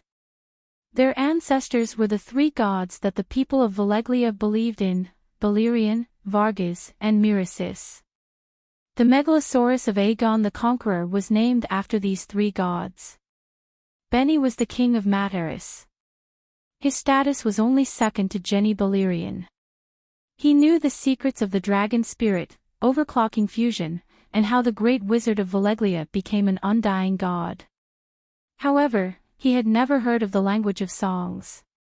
It wasn't that the Mirosis family didn't know as many secrets as Balerion, nor did Jenny know about the language of songs. However, Jenny wasn't just Jenny now. There was no doubt that Balerion knew all of Voleglia's secrets. Jenny looked at the black dragon that was gradually disappearing at the end of her line of sight and said faintly, "The Creator played the Grand Symphony and built the world from nothingness. Every melody in the Grand Symphony turned into time, space, and matter of the world. This is the origin of the world. In the first batch of creatures born in the world, some of them were divine creatures. I call them Holy Spirits. They could listen to the melody in the great music and gradually comprehend their own songs. Even the melody itself was spiritual. It evolved from a part of the great music into a complete song. For example, Lalo from the Song of Fire. The era before the first era belonged to the singers, to the gods, and the singers were the gods. The gods sang their own songs and formed a chorus with the other gods. This made the world prosperous and colorful. The Song of Law was the language of the gods. It was called the language of songs by the first-era supernaturals. The melody of the great music was open to all creatures. The Holy Spirits understood and mastered the Song of Law. Other creatures were not as divine as the Holy Spirits. After listening to the melody of the great music, they could not learn their own songs. They could only instinctively record the chorus of the gods in their souls. Therefore, the original language was called the lesser language of songs. In fact, our Valeglia meditation rune was also a lesser language of songs. All the basic meditation runes of the human schools were lesser language of songs. The world played the great music. The gods listened to the melody of the great music and created their own Song of Law. When the humans were born, the gods had already formed a chorus. We could only listen to their songs and hope to find the original melody from their songs. Valeglia's meditation rune was fundamentally a lesser language of songs of fire. The fire mages were a level lower than the great wizards of Valeglia. They listened to my songs, the lesser of songs. Unlike the Targaryens, Miracis was truly one of Valeglia's own people. Jenny's explanation was very detailed, almost as if she was teaching. Well, to understand the difference between the Targaryens, Miracis, and Balerion, one could look at the Manchu regime. Before the rise of Valeglia, they were nomads in the land of long summer. A very weak, inferior, and primitive people. Valeglia equals Manchu's 14 Fire Peak families equals Isenjorno's 8 great families. Valeglia equals Majar, Tonga, Gur, Fucha, Nala, Nahuru, Waya, and other great families. Targaryens equals Manchu's Valerian. Setagate equals Manchu's hereditary Manchus. The people of the world ruled by Valeglia equals, well, everyone knows that. The free fortresses of Valeglia spread all over the world equals Banner City among the great cities of the Celestial Empire. The Targaryens were arrogant in front of outsiders, but in front of the 14 Fire Peak families, they were nothing. 400 years ago, the Targaryen self-exile to Dragonstone Island was equivalent to the Emperor's royal guard in the Forbidden City being banished to the Ninga Tower. Well, at least the Targaryens still had a few dragons. They definitely deserved the title of royal guard. The black dragon was hatched from an Asha stone egg. I wouldn't be surprised if he awakened the source language from the depths of his bloodline, but he can speak the Valeglia language freely and fluently. The doubt on Jenny's face turned serious, and she said, "This means that his intelligence must be very high, surpassing the Megalosaurus of Valeglia. This is very scary." Benny had an idea, and asked, "Is it possible that Danny Lilith is speaking through the mouth of the Megalosaurus in the form of a dragon spirit?" "Impossible," Jenny immediately shook her head in denial, and said with certainty, "A dragon spirit is not a shapeshifter, and a Megalosaurus is not a normal animal companion. The will of a Megalosaurus cannot be distorted, and the dignity of a Megalosaurus cannot be blasphemed. We can only merge with the soul of a Megalosaurus and tell them what to do, but we can't control their body and usurp their will. Maybe Danny Lilith is in the form of a dragon spirit, and her soul is in the black dragon's soul realm. Maybe the black dragon's words are relayed to her, but the black dragon must have spoken by himself. Well, even the old monsters who have lived for thousands of years have never heard of two souls in one body and dual cultivation of ice and fire." Benny said, "Only holy spirits can comprehend their own songs from the grand movement, and become true gods from there." "Then, is it possible that Danny Lilith is a natural holy spirit?" "It should be," Jenny nodded, and said with certainty, "since the birth of the first batch of living beings, for more than 10 million years of the first era, not a single holy spirit was born. But there are always exceptions. After the calamity of the long night, the second era began. As if blessed by fate, the land of long summer gave birth to 3 holy spirits, namely me, Vargas, and Milaris, triplets, 3 brothers. After 6,000 years, not a single holy spirit was born. Maybe us three brothers are the only holy spirits who can listen to the grand movement. But Dani Lilith is the pinnacle of blood witchcraft in Valeglia. She only exists in prophecies, and is a miracle that cannot happen in theory. There is no doubt that her talent is better than mine and my two brothers. So, I guess she is also a holy spirit. So, Dani Lilith can also become a true god. Benny was shocked. True god. Jenny laughed bitterly. You think I am a true god? Of course you are a true god, even Lalo has to submit to you, Benny said respectfully. Bullshit. The delicate priestess's face suddenly twisted, and she burst out. Chapter 4:12. Jenny clenched her fists and growled, thousands of years ago, I took the Song of Fire from Lalo, but I couldn't sing my own Song of Fire. 5,000 years ago, I was at the peak of demigod, 1 foot in the door of true god. 5,000 years later, I'm still a demigod, and that foot in the door of true god hasn't moved forward at all. The rules of the world have changed, and I'm not sure if it's because of the gods or because the rules have changed. Anyway, since the first era, the world we live in no longer allows the birth of true gods. My understanding of the Song of Fire is 10 times more than Lalo, and I have the help of Vargas and Mirasis. I was born to be the first human to become a true god, the god of fire. But look at me now, I'm neither dead nor alive, and I'm in an awkward situation. And the once glorious Valeglia is in ruins, and the 14 fire peaks are almost wiped out. Lalo is still on the throne, and he's even become the king of light. Benny seemed to feel the same way, and he was also angry. Can Dani Rise help you take the last step? He asked expectantly. I don't know. You don't know. Benny raised his voice. Then what are we doing? I said, this world doesn't allow mortals to become true gods. I'm not sure if Dani Rise can help me break the barrier. But if I fuse with her bloodline and soul, I'll be free from the seal, and it'll be easy to break the curse of the land of summer. Just like what I predicted 400 years ago. When she said this, Jenny's voice and tone changed again. It wasn't a mix of multiple voices, but an old male voice, exactly the same as the great wizard Dani met when she crossed the river of time in the Immortal Palace and arrived at the Valeglia Wizard Tower.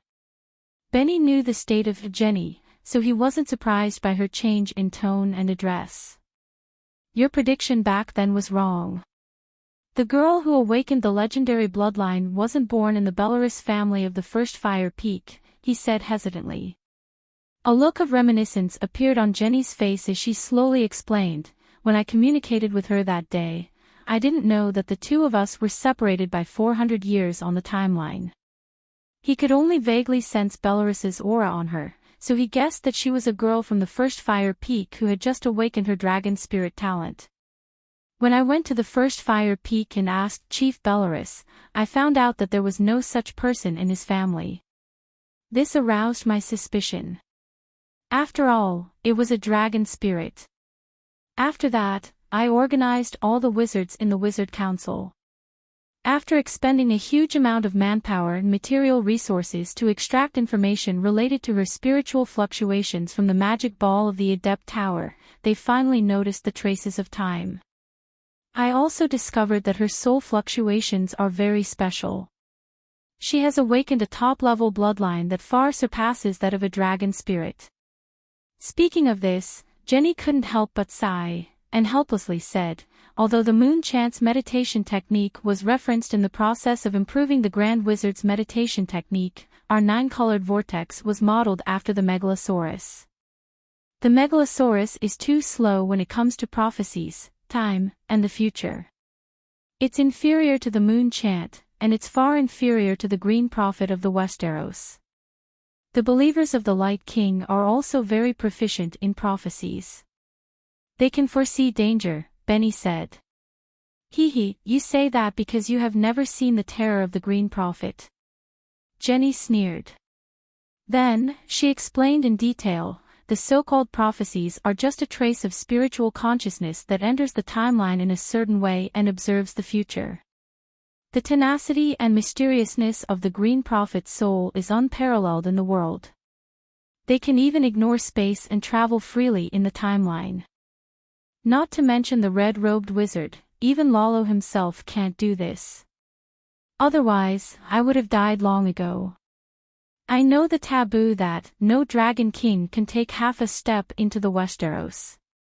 I also know that Valeglia conquered Sosros, conquered the Barren Lands, conquered Asha, and even went deep into the easternmost dark land to build a fortress in the desert where evil gods wreak havoc. But I never thought of conquering the Westeros that are close at hand.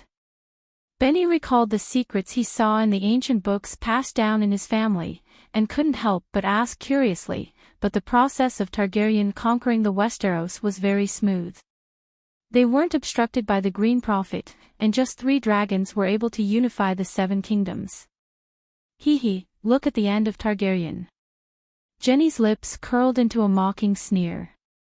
Their family raised dragons for more than 6,000 years, but they ruled the Westeros for only 100 years before the dragons became extinct, and their clansmen died out.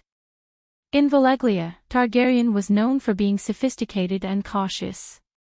But the moment he ascended the Iron Throne, his entire family went crazy. That's because Targaryen's foundation is shallow. Once a villain achieved success, he became rampant and forgot his original identity and the modesty that he should have. Benny said with disdain. What if I told you that in Valeglia's 6,000 years of history, at least 50 Dragon King disappeared while exploring the Westeros, both humans and Megalosaurus disappeared without a trace. There were even 5 great wizards who went crazy while riding dragons to search for the remains of the old gods. Would you still think so? Jenny said lightly. How is this possible? Benny's face was pale as he said in a low voice, aren't the great wizards invincible in the world? The great wizards are also divided into ranks. The 14 Fire Peak families can't guarantee that every generation will have a child with the talent of the dragon spirit. What's even more frightening is that we have never met the Green Prophet face to face since ancient times. We didn't even have the chance to fight, and those great wizards died without knowing what happened. Jenny sighed. Benny's face was ugly as he said, so, with Dany Rise's talent, she will definitely be the strongest wizard in history in the future. Obviously, she is. Jenny nodded without hesitation and said, give her 30 years, even if she doesn't get the remaining inheritance of the great wizards, she will still surpass all the great wizards of the past. At that time, even the Green Prophet won't be able to plot against her. But she hasn't been practicing for long, she only learned meditation for 2 months. How can she come and go freely in the Westeros? I don't know. Jenny was also puzzled. When I heard that she appeared in the Westeros, I thought she wouldn't come back. Could it be that the Green Prophet of this generation is her relative and let her live? He. As if she was really happy that the Dragon Queen had escaped, Jenny actually joked happily in the end. This is good, very good. I really want to know what special abilities the bloodline above the dragon spirit has. She licked her lips and looked greedily in the direction of Slavery Bay. Benny felt that Lady Jenny seemed to be too optimistic and couldn't help but remind her tactfully, Your Majesty, since the Black Dragon has become a demigod, should we revise our plan? If we only feed the ghost grass mixed with dragon worm blood, the elephants and horses won't be immune to the Black Dragon's aura. Don't worry, I am the dragon god, the ancestor of the second Megalosaurus. I have 10,000 ways to deal with the Megalosaurus, Jenny said confidently. Benny's heart skipped a beat and he asked, can we repeat the blood witchcraft from 6,000 years ago and use the pterosaur and dragon worm to create the Megalosaurus again? Your Majesty, we actually still have many clansmen. Orlos, Materis, Illyria, Tauros, they are Valeglia's colonies. Many of the direct bloodlines of the 14 Fire Peaks have survived to this day. There is also Volantis. The nobles of the Black Wall are all pure-blooded descendants of the Dragon King. Not to mention restoring the prosperity of Valeglia, the descendants of the Dragon King should at least have their own dragons. I can't do it. Jenny shook her head regretfully. Why? Has the witchcraft been lost?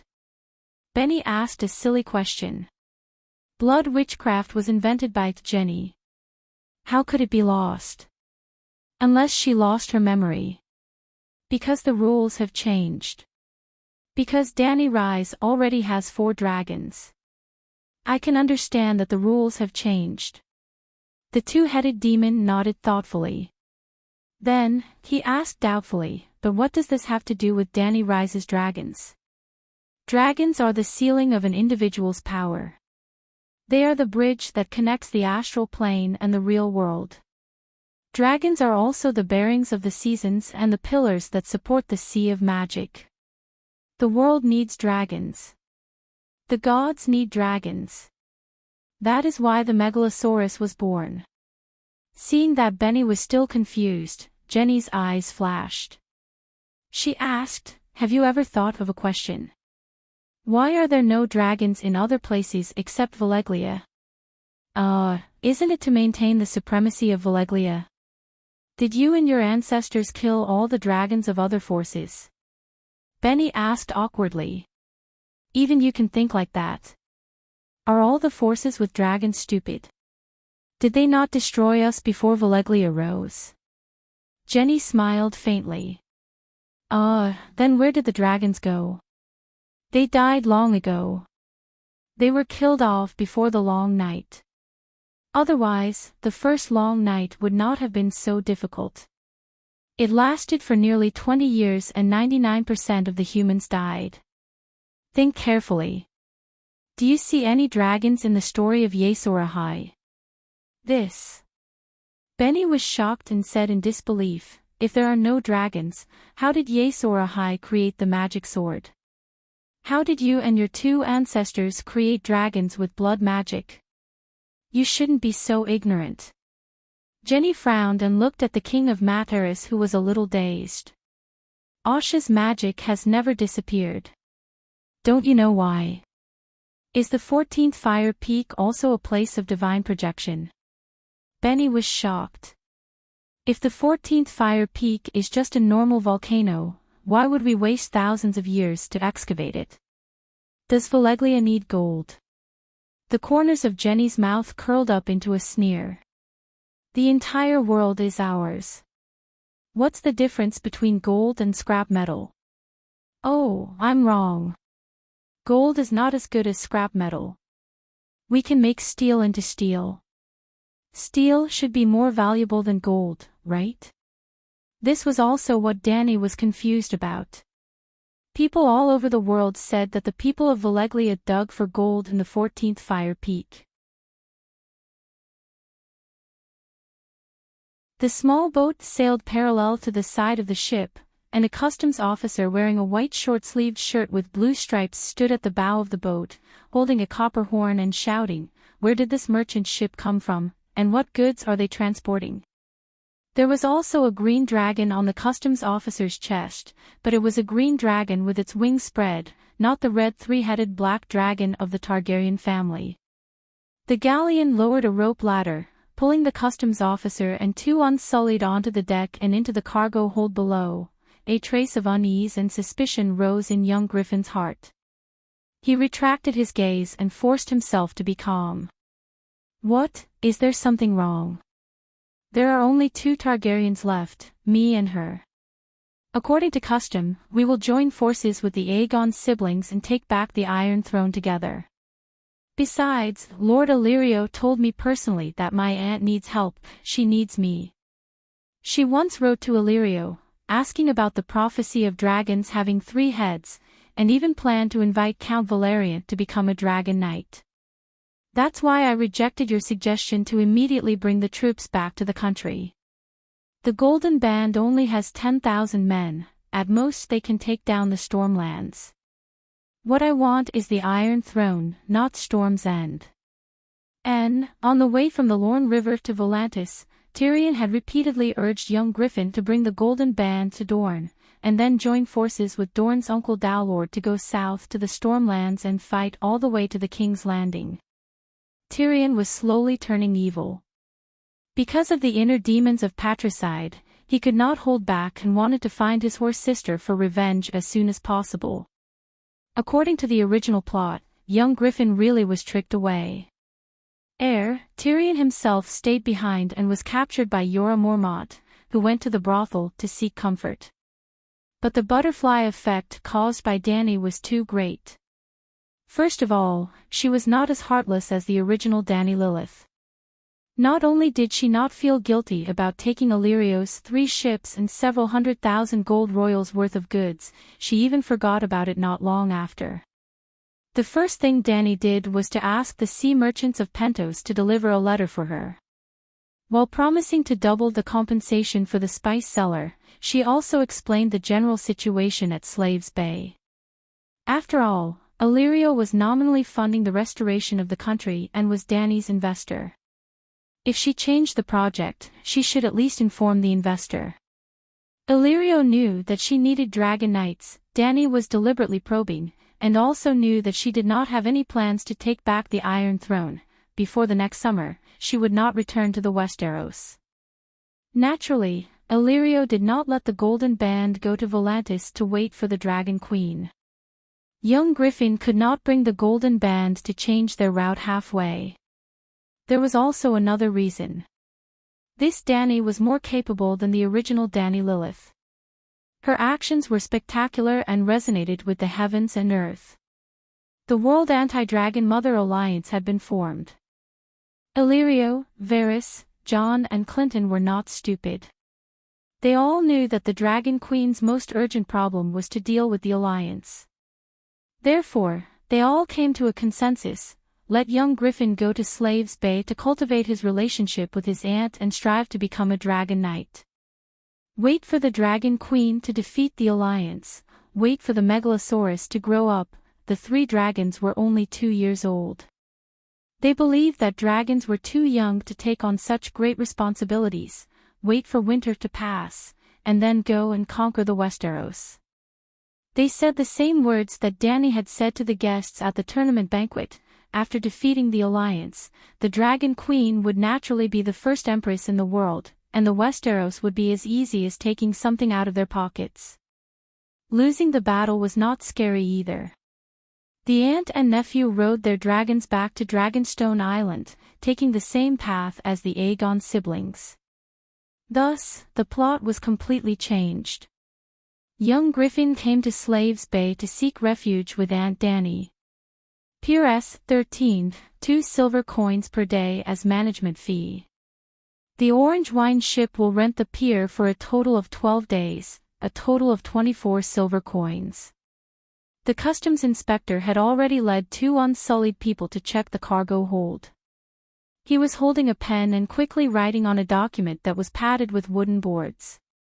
The captain of Volantis took out 24 silver coins from his money bag and handed it to the unsullied person. He asked curiously, "I heard from a friend that if you buy a certain amount of goods in Astapor, you can get a subsidy from the customs when you leave." "That's right. If you buy 100 gold coins worth of goods, Her Majesty the Queen will give you 10 to 50 gold coins," the Green Dragon T-shirt inspector said.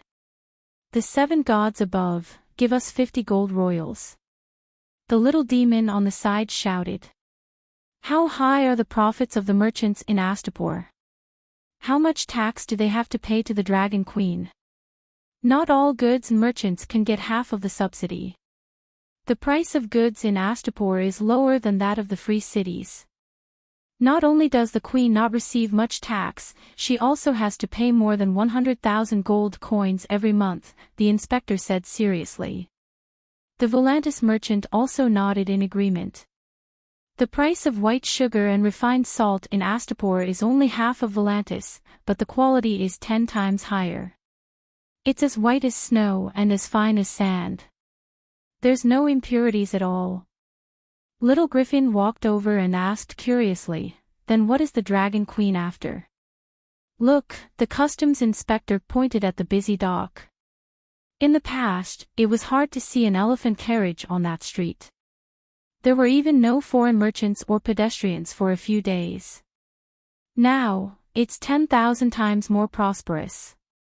Even if the United Nations clamors to seal off Slavers Bay, in reality, the sea merchants that come to the summer sea will come to buy goods and replenish their dried fruits and fresh water. Tyrion stood on his tiptoes and looked around. The dock and streets were almost the same as Volantis. The ships were like Baker on the beach, and merchants and tourists were walking shoulder to shoulder. I'm also wondering why there are so many people in Astapor when the Allied army is sharpening their swords. He was puzzled. Slavers Bay is the Queen's bathtub. With the Megalosaurus soaring in the sky, the Allied fleet doesn't even dare to enter the Sea of Sorrow, the customs inspector said proudly. Slavers Bay could be seen as a crooked gourd. The head of the gourd was Myrene, the upper half of the gourd was Slavers Bay, and the Astapor Peninsula was stuck on the gourd's waist. The Sea of Sorrow was the lower half of the gourd, and New Gith was on the bottom of the gourd, connected to the summer sea. The customs inspector was bragging. The Dragon Queen had complete control of Slavers Bay, but the Sea of Sorrow was too big for the Megalosaurus to patrol. But she can't keep subsidizing, right? Tyrion frowned. Once the Allied army is defeated, the world will belong to the Queen. Naturally, she won't need to subsidize anymore. Ah. The little devil's ugly face twisted.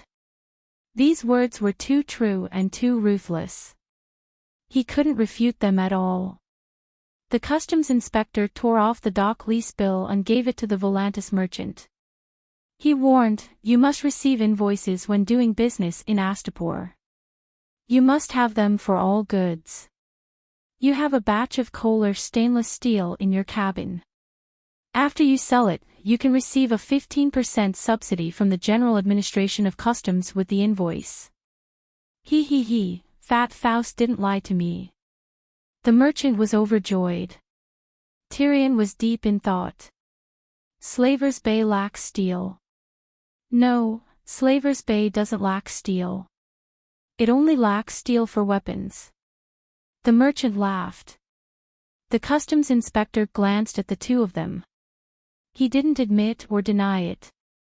He bade farewell and prepared to leave with the two unsullied. "Wait, Mr. Inspector." An old black man in a mage's robe reached out and stopped the customs inspector who was about to go down the rope ladder. He smiled and asked, "I wonder if the Dragon Queen is still recruiting fire mages."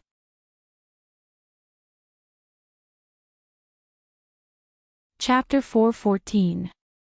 You are. The customs inspector carefully looked at the old black man who was pulling him. His face was old, and his hair was gray and sparse. He was a very ordinary old black man, but on the cuffs of his sky-blue silk robe, there was a thumb-sized flame symbol embroidered. "Are you a fire mage?" Suddenly, an amiable smile bloomed on his face, and his tone and attitude were as warm as the spring breeze. "I am Wood, the fire mage, the strongest fire mage in Volantis." The old black man seemed to be bragging as he told the truth. After the first young man in the western continent, Lisbon, died tragically in the hands of mercenaries, Old Wood did not become the new number one. He was too old, and his inheritance was not good enough. However, in the Fire Mages faction, he had become the undisputed number one. At least the number one in Volantis. The customs inspector's body shook violently, and his face changed greatly. He quickly handed the document and ink pen to the unsullied behind him.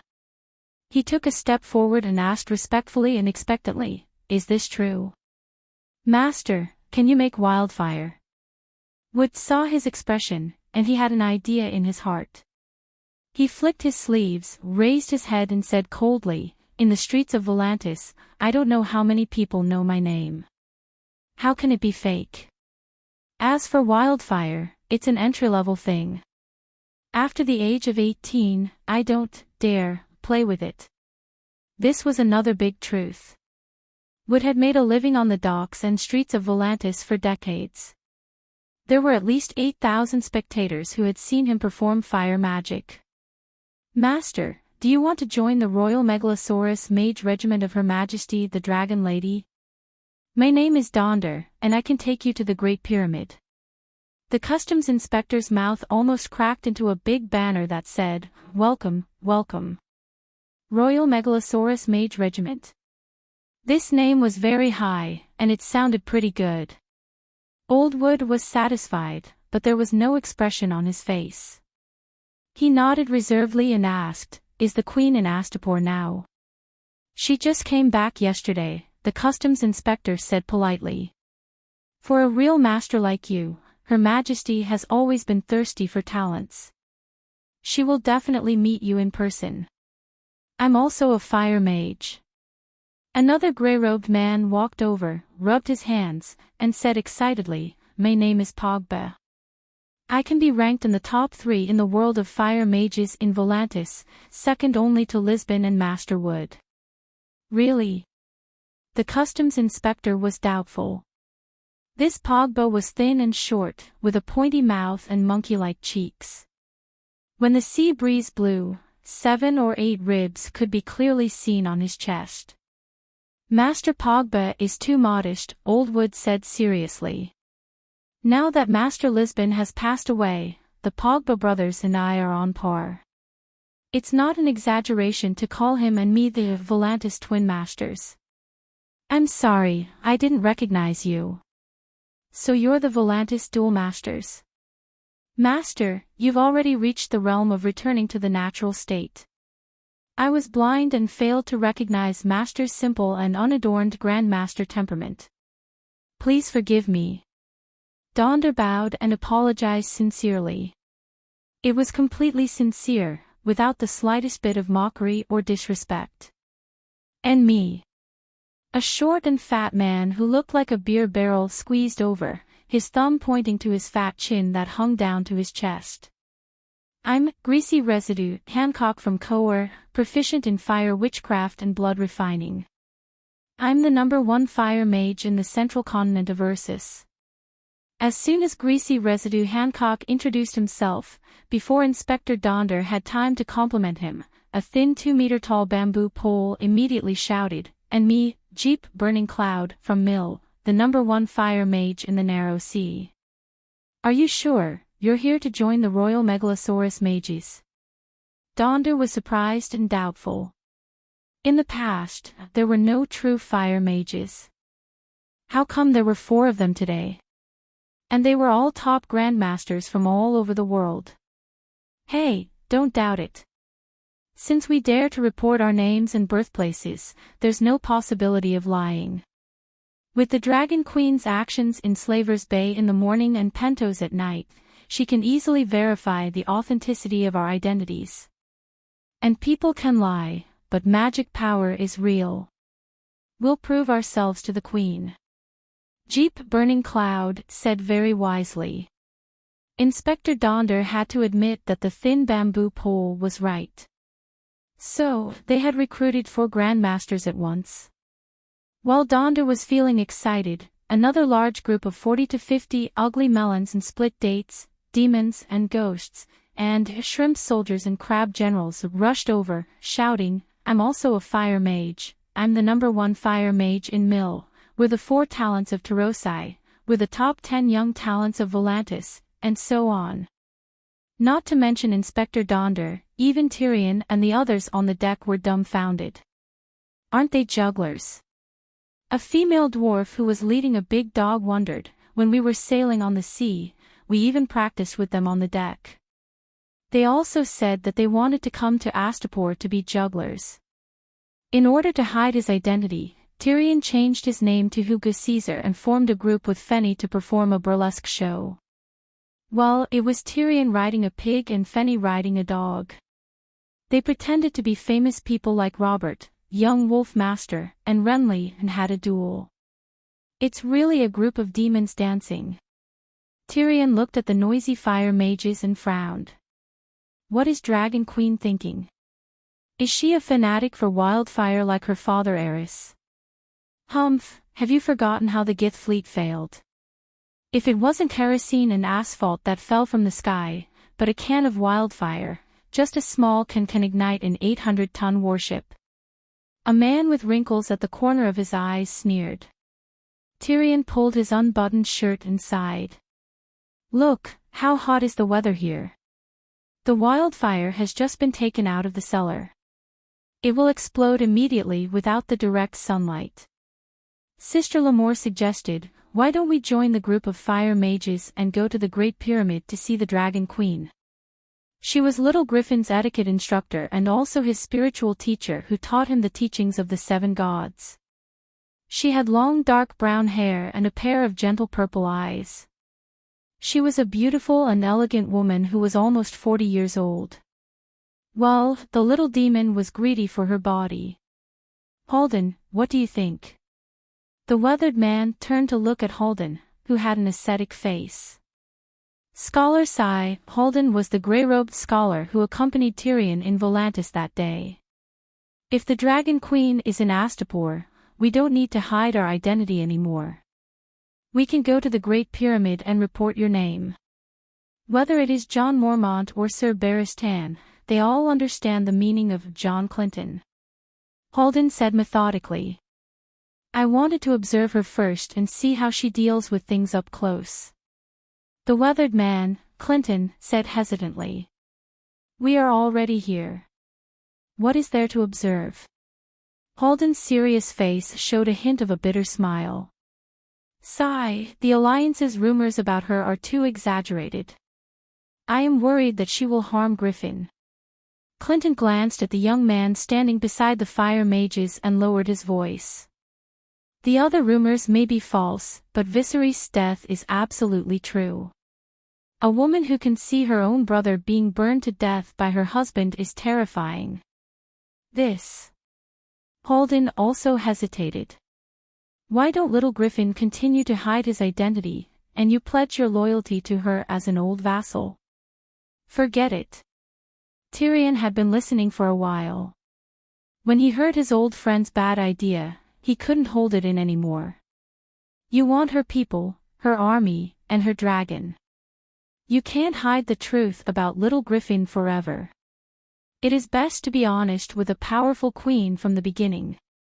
If she is as suspicious, greedy, and cruel as the rumors say, the consequences of hiding things will only be worse. Sigh, you are right. Clinton's frown deepened. A perfect king like Prince Rhaega is rare. I sincerely pray to the 7 gods that she can have a tenth of her brother's kindness and wisdom. Tyrion's missing nose twisted into a pig's nostrils. Lord Clinton, you must not let Robert hear this. Otherwise, he will be so excited that he will lift the coffin lid. What did you say? Clinton was confused. The Dragon Queen who defeated more than 100,000 Guy's soldiers and forced the slave merchants of the world to form an alliance is not even a tenth of Rhaega in your words. Then how extraordinary is Robert who wields the hammer? After all, Robert defeated Rhaega. The little demon laughed. You should pray with me that she has a tenth of Rhaega's kindness. Otherwise, when your witty words anger her and she orders to cut off your deformed head to vent her anger, we will not disobey her over such a trivial matter.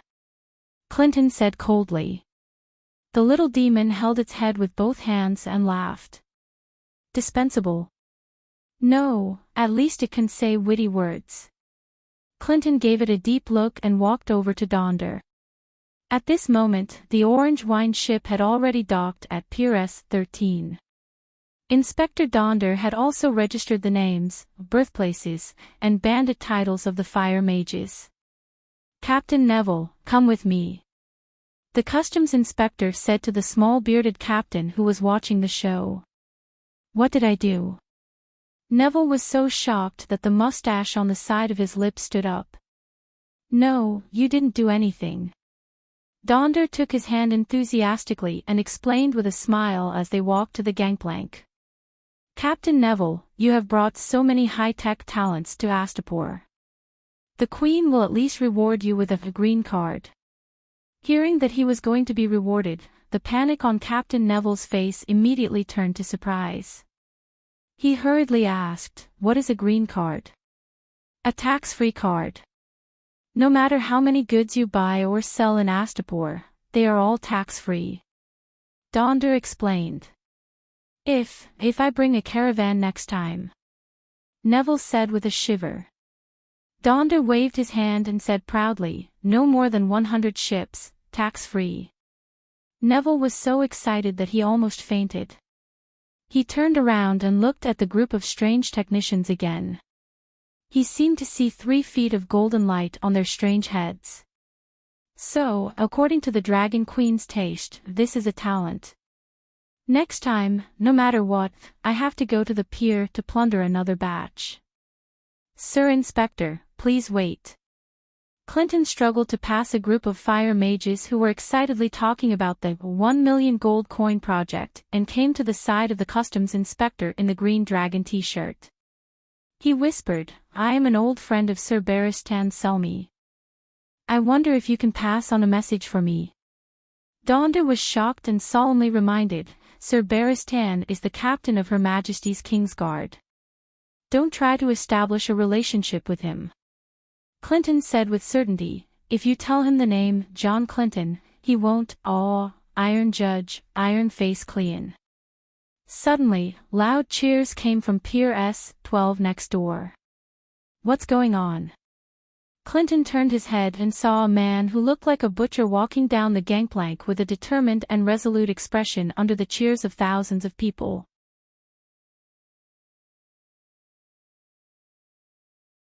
Chapter 4:15. Iron Mask Judge, it's Myreen's Iron Mask Clayin. Inspector Tanner looked back and exclaimed excitedly. Clayin was wearing a gray linen t-shirt, gray loose silk pants, handcuffs and shackles. He was escorted by 2 Unsullied as he walked slowly down the gangplank. As he walked slowly with a calm expression, he smiled and raised his hand to signal the cheering crowd. The chains on his wrists rattled. Although he was chained and dressed like a prisoner, his expression was not dispirited. He exuded an aura that was as deep as the abyss. The crude butcher's face faintly revealed a fearless and strong expression. He was like an honest and upright official who was imprisoned with a grievance but was magnanimous. "Clayin, Count." The little devil chewed on the name. Suddenly, his expression changed and he said hoarsely, "He's Count Clayin the Butcher. I heard that he kills people like scything flax. He's cruel and bloodthirsty. His hands are stained with the blood of countless suffering Guy's civilians. He is the #1 butcher under the Dragon Queen's command. Why does he look like a peerless minister with an awe-inspiring aura? He really has the demeanor of a famous official." Clinton's face was full of surprise. He murmured, "He reminds me of Duke Tywin, who resigned from the hand of the king out of anger. But he's less resentful than Tywin and more carefree and calm. Sigh, rumors are harmful. The Guy's people of Volantis tried their best to smear the Dragon Queen, the mother of Dragon's Guards, the new free people of Slaver's Bay, and a famous official, Count Clayin, as a greedy and bloodthirsty devil." The fire mages also nodded in agreement. In fact, Clayin's bearing made people admire and respect him. There was no trace of wretchedness or brutality on his face. The customs inspector said with a complicated expression, "The enemy's enemy is my hero." The Guy's people's insults and slander are just Count Clayin's medals and praises. He is indeed very harsh to the Guy's slave masters, but his actions are completely in accordance with the code. In the few months since he became the city lord of Myreen, he handled the case impartially and selflessly, and because he's too true, he can't tolerate sand in his eyes and won't let go of an evil person. He completely offended the Guy's people and was reported to the Emperor by them. What happened? Tell me in detail. Tyrion leaned over and asked with interest. Inspector Tanner frowned at the ugly dwarf and asked Clinton, "He's with you?" "He and that female midget are burlesque artistes that I bought from the Free City," Clinton said. Tanner's eyes suddenly became sharp as he said coldly, "Slaves are not allowed to exist in Slaves' Bay. Any slave that enters the bay will immediately regain their status as a free person. And you will be arrested for selling slaves, even if you know Sir Barristan." As he spoke, the two Unsullied behind him drew their daggers and cautiously approached Clinton. The little devil's eyes lit up and clapped with a smile. "Good, long live the Dragon Queen, long live freedom. We, the oppressed slaves, finally have a day to become masters. No wonder so many people in Volantis look forward to the stars and the moon, hoping that the Dragon Queen will attack soon. The dwarf is not a slave." Clinton took a step back and coldly glanced at the little devil who was gloating. "Look, he has no tattoos on his face and no slave shackles on his hands and feet. Also, how can there be a slave with such a cheap mouth?" "You just said, buy," Inspector Tanner said. "Buying their labor is hiring," Clinton argued. He began to regret. If he knew that Slave Bay had such low tolerance for slaves, he would rather say that the noseless dwarf was his stupid son than arrange the identity of a clown for him. "Are you a slave or not?" "Don't worry, Slave Bay is a free harbor, and the Dragon Queen is a free girl. After crossing the Free Girl Strait and coming to Slave Bay, you are completely free." At this moment, they had already walked to the gangplank and came to the dock. There were sailors in linen shirts, dock workers, and merchants in silk shirts everywhere. Elephant carts and horse carriages were connected into 4 lines on both sides of the wide dock. They were the caravans that transported goods and the caravans that transported goods. Because they found a slave, the Fire Mage team led by Tanner also stopped by the Orange Wine ship. Free Girl and Free Girl Strait, what are they? Little Griffin was very sensitive to information about the Dragon Queen. "You are from the Free City, right? You don't believe in the 7 gods?" Tanner said. "You believe in the 7 gods?" The little devil was shocked. Tanner had already regarded the slave dwarf as one of his own. He was very kind and explained, "Her Majesty the Queen believes in the 7 gods and reorganized the Grace Temple into the Great Church of the 7 gods. Because of this, the new free people of Slave Bay all believe in the 7 gods. The Queen did not force everyone to change their faith, but we all think that the 7 gods are good, especially the goddess Maiden, who symbolizes freedom." Finally, he added, "So the free girl is that maiden." Clinton and the others suddenly realized. But the maiden symbolizes purity, not freedom. The little devil's mouth twitched, but he was inexplicably afraid of the Dragon Queen who he was about to meet. Is that woman really only 16 years old? Politics, economics, military, and even religion. She displayed extraordinary talent in every field. In just 2 short years, she built a flawless country from scratch. The long island at the entrance of Slave Bay is called Free Girl Island. The strait between Free Girl Island and Asta Wavelength Arm is Free Girl Strait. The 3 cities of Myrene, Cayuan, and Astapor are on the east coast of Slave Bay. After defeating the Allied army and taking down Illyria and Tauros on the west coast of Slave Bay, the Queen will change the name of Slave Bay to Free Girl Bay, Tanner said. The inspector saw the little devil's serious expression and the worry in his eyes. He thought that the dwarf was struggling in his heart, wondering if he should report his master and regain his freedom. He said softly, "Dwarf, don't worry. You have come to the paradise of freedom. On this land, you don't have to worry about your safety and your life after freedom. The Dragon Queen will distribute land and houses to you. You can get the same amount of money without farming. It's enough for you to buy a house and settle down in the city. The neighborhood committee will also arrange a job for you. You can be your own boss and continue to perform antics. Not to mention supporting your dwarf wife, it's more than enough to raise 8 or 10 little dwarves. In short, any slave who comes to Slave Bay is equivalent to coming to heaven. Tanner was afraid that the dwarf would be like some cowardly technical slaves, thinking that they couldn't live without their master. He was eloquent, trying his best to comfort and encourage him. He himself was an example. Tanner was once a scholar in the Great Pyramid. At that time, his ideological awareness was not high enough. He thought that without a master, he wouldn't be able to live a comfortable life. He was unwilling to regain his freedom and even begged the Dragon Queen to sell him again. Later, the Dragon Queen accepted him as a scribe and raised him for a year. Then, when he worked at the customs, he discovered one thing: the cost of raising him by the Dragon Queen was far less than the salary he deserved for his labor. So, he mustered up his courage, and with a nervous heart, he timidly went to the Dragon Queen and asked to terminate the support contract with her. The Dragon Queen gladly agreed and signed a new labor contract with him. He was truly independent and free. He became a civil servant in Astapor.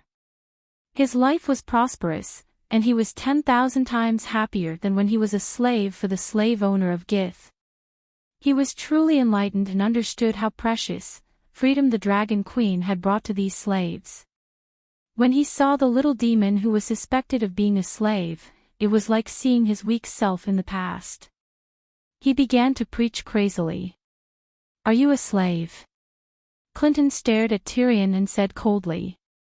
The little demon opened his big mouth and revealed an ugly wry smile. He shook his head and said, "It's funny. I really wish I were an ordinary slave now." Unfortunately, he was not ordinary. If he lied, when the Dragon Queen found out about Lannister's identity, not only would Clinton and the others not intercede, but they would also add fuel to the fire. Then, he would most likely lose his deformed head. Sigh, Inspector Donder, I'm really not a slave. Sir Clinton hired me, Anne. The little demon turned around and glanced at Fenny, whose cheeks were red and eyes were watery. Fenny just looked at him and immediately lowered her head. Her face was even redder, and her blue eyes were even more watery. Fenny and I are not husband and wife, and there won't be a little dwarf. The ugly dwarf without a nose hardened his heart and said calmly. Fenny's apple-like face immediately turned pale. Since you are all performers performing for the Queen, then follow me. Donder greeted Clinton and the others with a wooden face. All of a sudden, he lost his previous eagerness. It seemed that if he was not a slave, the ugly dwarf status would be lowered by 2 levels. This slave bay is interesting. The Dragon Queen has also piqued my interest. The little demon looked at Donder's back and said excitedly. I always thought that she was trying to buy people's hearts, or that it was just the kindness of a young girl, just like my wife Sansa. The little demon glanced at Fenny, who was beside him. He saw that she only pursed her lips, her eyes were not red and swollen, and there was no sadness in her eyes. He ignored her sadness. He was relieved. What's wrong with your wife? What does she have to do with the Dragon Queen? Little Griffin asked curiously. Tyrion smiled and said, My wife Sansa is a kind beauty. She loves cats and dogs very much. But if there were really starving people who targeted her, she would immediately be like my sister, hoping that the Kingsguard and the Golden Robes would be brave enough to kill all the rioters. This is the kindness of a noble girl. It's so cheap that it's not even comparable to the kindness of a prostitute. So, I'm very surprised. Compared to us, the Dragon Queen is like a weirdo. I heard that the Dragon Queen has an ancestor called Saint Baylor. Maybe he was a devout believer of the 7 gods like her, said Pogba, one of the Tile City's double absolutes. Saint Baylor is brainless. He doesn't understand war and politics. He can't even solve a domestic rebellion. Look at the Dragon Queen, look at this prosperous Astapor. The little demon squeezed into the crowd at the docks. He pointed at the endless stream of pedestrians and the shops with a dazzling array of goods on both sides of the street inside. Can you imagine that all the major cities in the world are working together to form an unprecedented army of hundreds of thousands to surround this city? Look at the expressions of the residents of Astapor. Are there any signs of worry or fear? I have never seen such a confident and proud temperament anywhere else.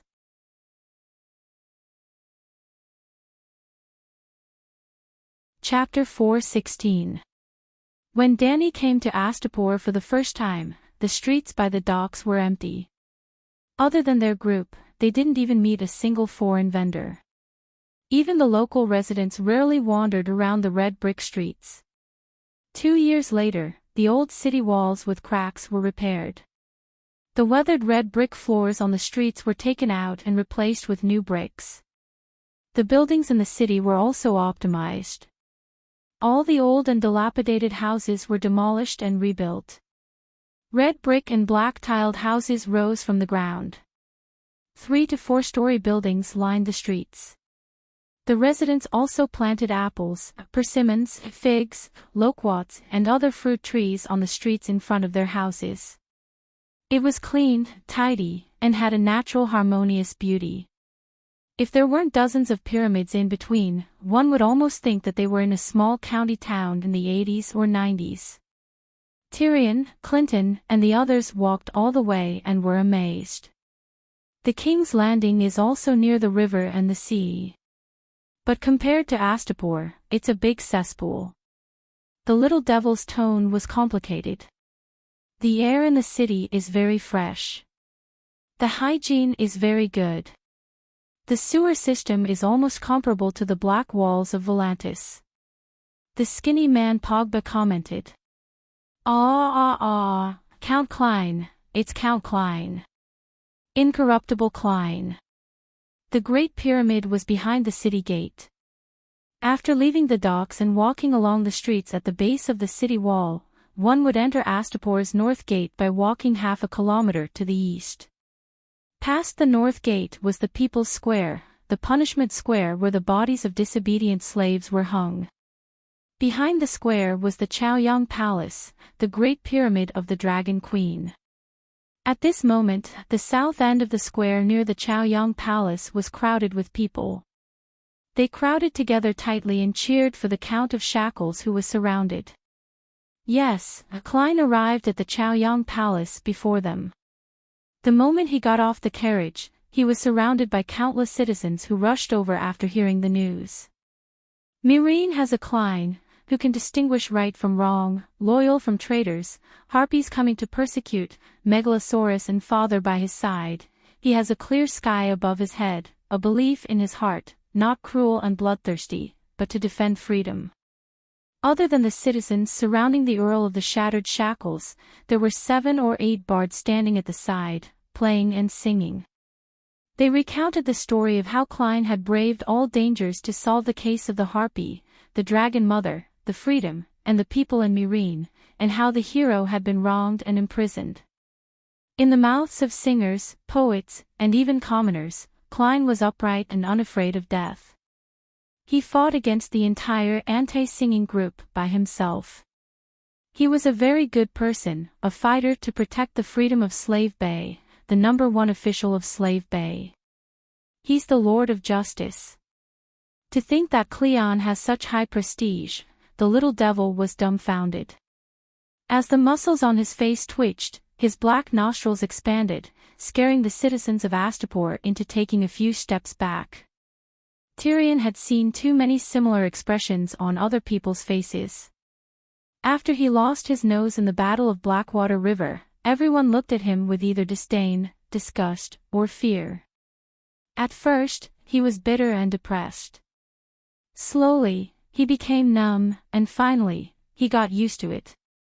At this time, Tyrion did not seem to notice the crowds pointing and whispering. He walked to the leader, Donder, and asked curiously. That harpy group was formed by the Gith people who were unwilling to submit to the rule of the Dragon Queen. Of course, other than the original slave owners, who would rebel.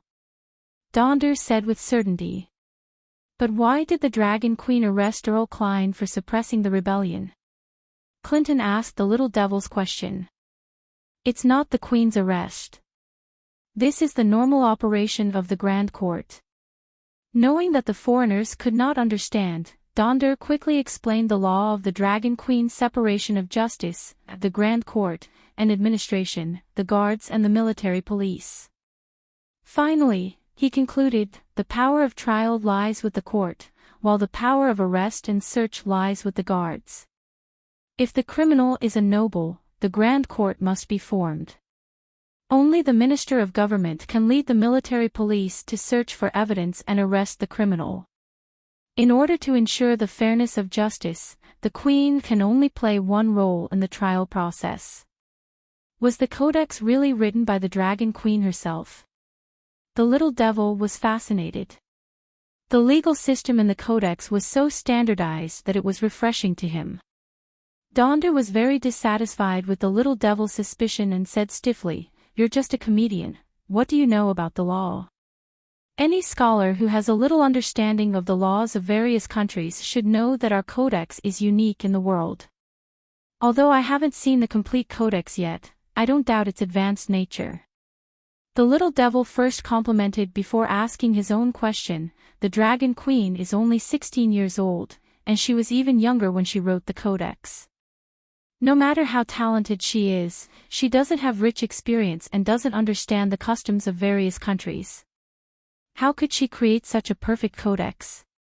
The Queen hatched 3 dragons at the age of 14, led the tribe across the Red Wasteland at the age of 14, liberated Astapor at the age of 14, resolved to liberate the entire slave bay, completely destroy slavery, and change the whole world. How can an ordinary person do these things? Donder rolled his eyes and said unhappily, "Ah." The little devil thought for a while and was actually speechless. Alas, the Dragon Queen is so wise and powerful, how can any man in the world be worthy of her? Tyrion said as he glanced meaningfully at the silver-haired youth beside him. Little Griffin's face was gloomy and he lowered his eyes without saying a word. Clinton saw this and felt very helpless. He had hoped that the Dragon Queen had 1/10 of Liga's compassion and wisdom, but now it seemed that she was so different. With a sigh, he changed the topic and said, since the judicial system is so perfect, and Cleon is impartial, adhering to the Codex, why was he arrested? Dang dang dang, a group of Unsullied rushed out of the Great Pyramid and beat the gong to disperse the crowd. In the end, they even lined up in 2 rows and separated a passage for Cleon and the guards who were escorting him to enter the hall. The crowd of onlookers dispersed, and the figure of the Count of Shattered Shackles disappeared at the entrance of the palace. Donder once again led the fire mage and Clinton forward. As he walked, he shook his head and sighed. It's all Earl Leon's fault. He's too stubborn and selfless. In the case of the Harpies, he attacked too many people, and a small number of innocent people were implicated. How many people were wronged? To be able to overthrow a respected count? The little devil said in surprise. I'm not sure, but a total of 60,000 people were imprisoned, and 20,000 were sentenced to death. It's really 7 levels of hell. Tyrion's ugly face that was red from the sun instantly turned pale, and he howled, how many Gith are there in Meereen? I remember that the ratio of slaves to free people in Volantis is 4-1. I think the ratio in Slave Bay is even higher. How many people are there in Slave Bay? Did Cleon capture all the Gith people? This method is simple, and I guarantee that no bad guy can escape, but how can it be all? There are nearly 200,000 Gith in Meereen. Donder said. Tyrion looked up at Donder and said strangely, do you have any misunderstanding about being impartial? Count Cleon fully abides by the code, and has no personal feelings, Donder said solemnly. How can there be so many Gith in Meereen? Clinton asked in surprise. Donder explained, after the liberation of Slave Bay, the previous slave business naturally could not be done. The queen then optimized and adjusted the economic structure of the three cities. Astapor developed manufacturing and heavy industry. The original capital of bed slaves, Kayuan, was converted into a granary, and the Gith who cultivated bed slaves all moved to Myrene, and Myrene developed handicrafts and light industries. Dani was a kind, and upright queen. Naturally, she could not directly say to the people, Myrene is the battlefield I chose, and I want the disobedient Gith to be cannon fodder in Myrene. Of course, she was not completely lying, and optimizing the industrial chain was also one of her goals. What is heavy industry and light industry? Tyrion asked curiously. The queen said that the departments that provide the means of production are called heavy industry, and the departments that produce the means of consumption are called light industry. The customs inspector scratched his head and said with a conflicted expression, "Don't ask me what means of production and means of consumption are, I don't really understand." In short, mining, smelting, forging ingots, glassmaking, logging, and building ships are all considered heavy industry. As for light industry, everything except agriculture is considered light industry. It's easier to understand this way. Clinton and the pyromancers listened in a daze, but Tyrion was excited, his eyes sparkling. But I see that most of the merchant ships come to Astapor, and very few go to Myrene. He asked again.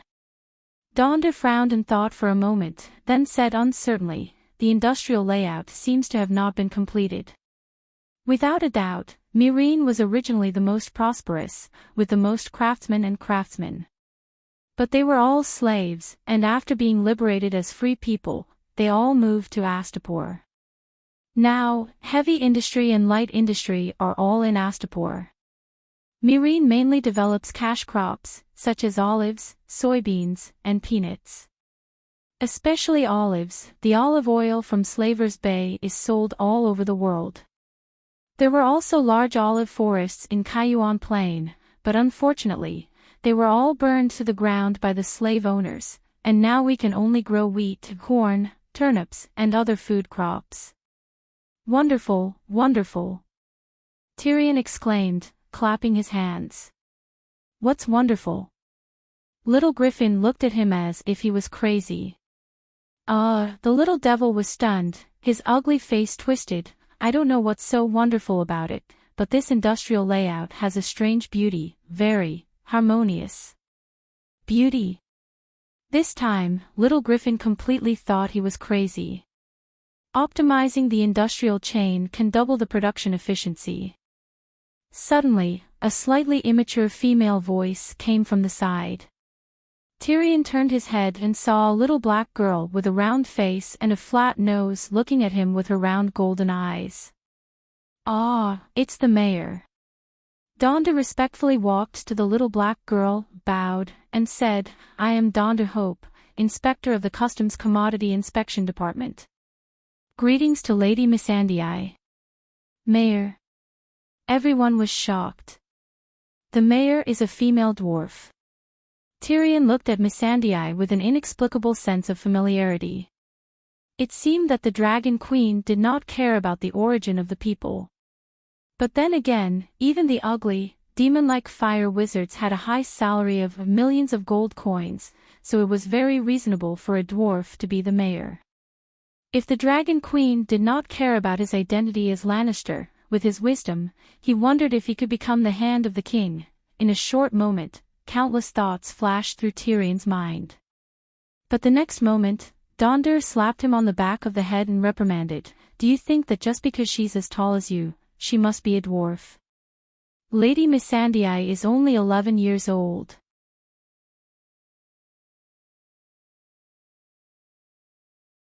Chapter 4:17. Astapor, the top floor of the Great Pyramid, under the shade of a persimmon tree. The black dragon, green dragon, and gold dragon were sunbathing on the brick wall. The Dragon Queen was sitting on a deck chair by the pool, wearing a pair of aviator sunglasses, produced by the Astapor Royal Glass Factory. She was wearing a light green sleeveless vest and apricot yellow silk pants with red daisies embroidered on them. Her fair arms, round belly button, and well-proportioned calves were all exposed. She even put her little feet into the pool and playfully stirred the clear water. She was so relaxed that she seemed to have forgotten about the Great Wall tens of thousands of miles away and the deviant ghosts under the Great Wall. Back in Astapor, she was surrounded by trustworthy, unsullied and centaur maids. She no longer had to worry about being poisoned, ambushed, violated the guests' rights, or stabbed in the back. With her safety guaranteed, she felt much more relaxed physically and mentally. She never wore armor again. Moreover, the Westeros affairs had been arranged. Dragonstone Island had 3 giants who continuously mined dragon crystal ores and made dragon crystal weapons. Garth Hyder had already been contacted. He would complete the task of buying and transporting food. He would also help Dany fulfill the promise to the people of Hijin County and the monks of Meribad. After all, Garth was also a White Knight. Sigh, the White Knight system was really good. The 7 White Knights represented the 7 clones of the Queen. Even the most unqualified White Knight, the fat eunuch Bevos, had always been the representative of the Queen and led hundreds of thousands of farmers in Kayuan to carry out the Great Leap Forward. There was also the reserve White Knight, the Dark Star. He was responsible for leading the fleet to transport the barbarians and bringing the goods promised by the Dragon Queen to the Night Watchers. The White Knight captain, Barristan, would reorganize the royal fleet and receive the barbarian fleet from the Dark Star. He would also open up settlements for the barbarians on the islands and along the coast. Even Braavos was responsible for organizing the city-states of the western continent of Ursus to plant food. Dany felt that she had already fulfilled her responsibilities as the queen. She had fulfilled her responsibilities and no longer had any psychological burden. Why couldn't she live a leisurely life? Your Majesty, you have to make a decision for me. The Green Saintess, Grazda, knelt on the ground and cried for injustice. All right, she wasn't like Erlu, the king of empty talk. All she did was grind her teeth and replenish her mana. She had nothing to do. Dragon Queen had a large kingdom to take care of. Hey, get up and talk. Ely, help the Green Saintess up. Jichi, bring a chair over. The queen pressed her aviator sunglasses to reveal her eyes and called out to the 2 centaur maids. Yep, Jichi, who had been guarding Kai Yuan's palace of compassion and peace, had also returned. After Dahe brought back the black girl Larissa, the tile steel sword, and other trophies, Dany ended her closed-door training. She announced that she was on a business trip to Braavos. In fact, he was hiding in the mountains in the south with Little Green and Little Gold to cultivate. After Big Black returned and ended its seclusion, Dany rode her dragon to Kai Yuan to participate in a Great Leap agricultural commune activity. When he came back yesterday, he brought Ji-Chi back. Now that the Megalosaurus had grown up and Dahe had learned how to meditate, he could easily carry 500 kilograms. Dany could run around with 2 centaur maids at the same time. If you have something to say it slowly. You're the Minister of State Affairs. Dany said to the Green Saintess. Your Majesty, you don't even know what the people in the city say about me. The old saintess' tears flowed down her face. She looked very pitiful. They say that Klein is a loyal minister who is impartial and impartial. I followed the rules of the code and went through the normal procedures to arrest him with the military police, but I became a scoundrel who sowed discord in front of you. I'm innocent. Old Grazda said in grievance. Sigh, you also know that I went to Braavos a few days ago. The Dragon Queen counted with her white fingers. A Sea King died, almost all the guards and professors in the Iron Vault died, Purple Harbor was burned by Dahe, Sea King's palace was smashed into a lake by a meteor, thousands of people died, and tens of millions of gold coins were involved. In the end, a deal of 150 million gold coins was negotiated. Then, I went to the Stone Steps archipelago and burned dozens of pirate leaders to death, becoming the strongest pirate king in the Narrow Sea. Then, I sent Sir Barristan to rob the Hathor family's fleet. 3 million gold royals, more than 100 ships, and tens of millions of gold royals. The Green Saintess' expression was dull. The tears and grievances in her eyes turned into shock and confusion. Dany raised her chin at her and said with emotion, "You see, these are all big things. I really don't want to care about you and Klein. You should relax and think about the millions of troops in the Alliance. What problems can't they overcome?"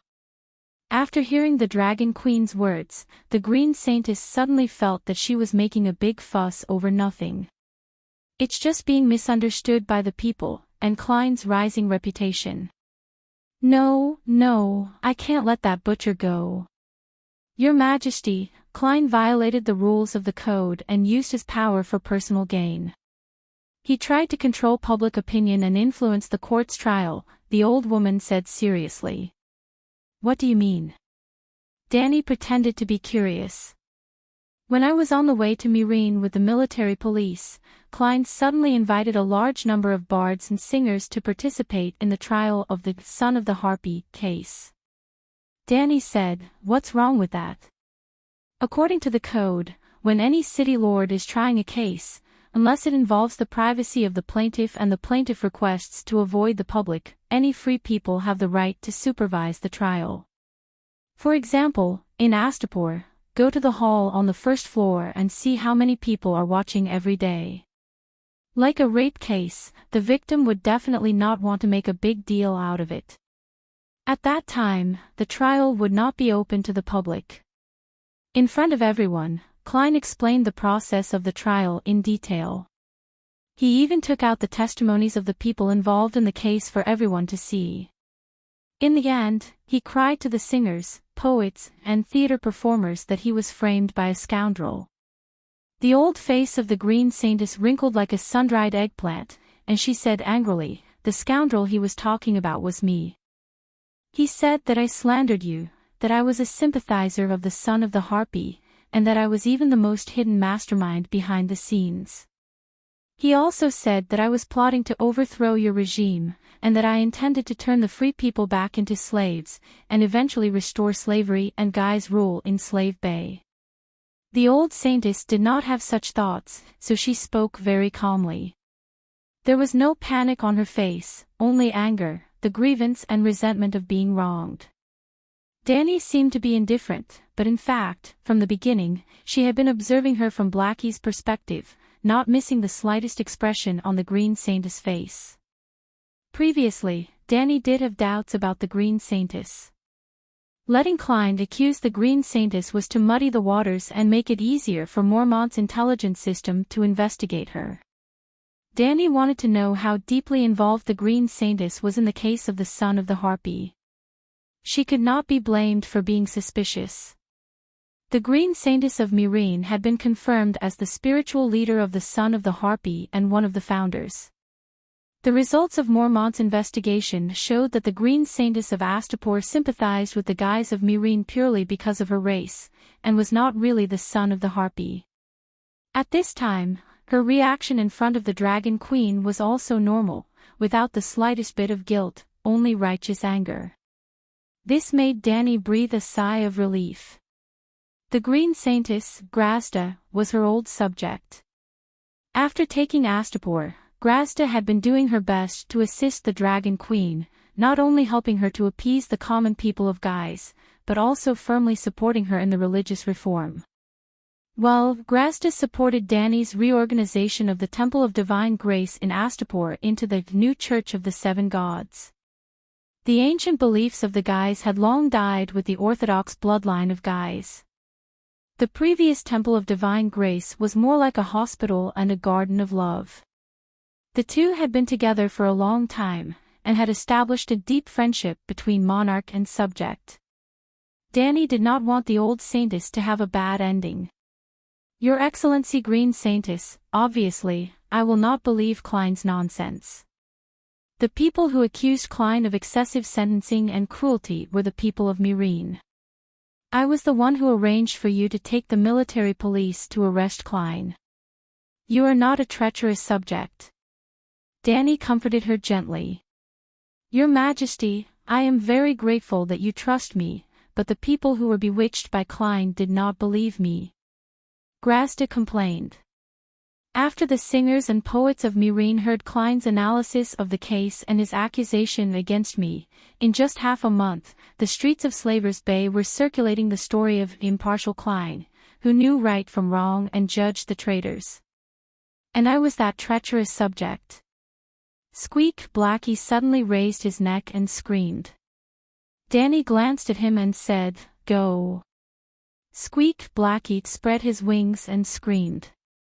Little Green and Little Gold also screamed. The three dragons jumped down from the pyramid and flew in the direction of the southern mountains.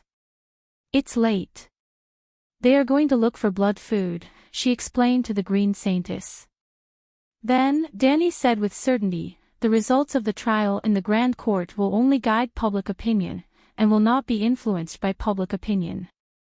It was her idea to let Klein make himself scholar bow, but she did not intend to let Klein escape the trial by relying on public opinion. The key was that Klein had detained 60,000 prisoners in the case of the son of the Harpy, and 20,000 of them were on death row. He had almost caught all the middle class and above of the Guy's clan. This was too shocking. Not to mention the Guy's clan, even the free people would think of him as a butcher. Her idea was to let scholar bow and scholar lie neutralize the pH value, and let public opinion return to normal evaluation of Klein.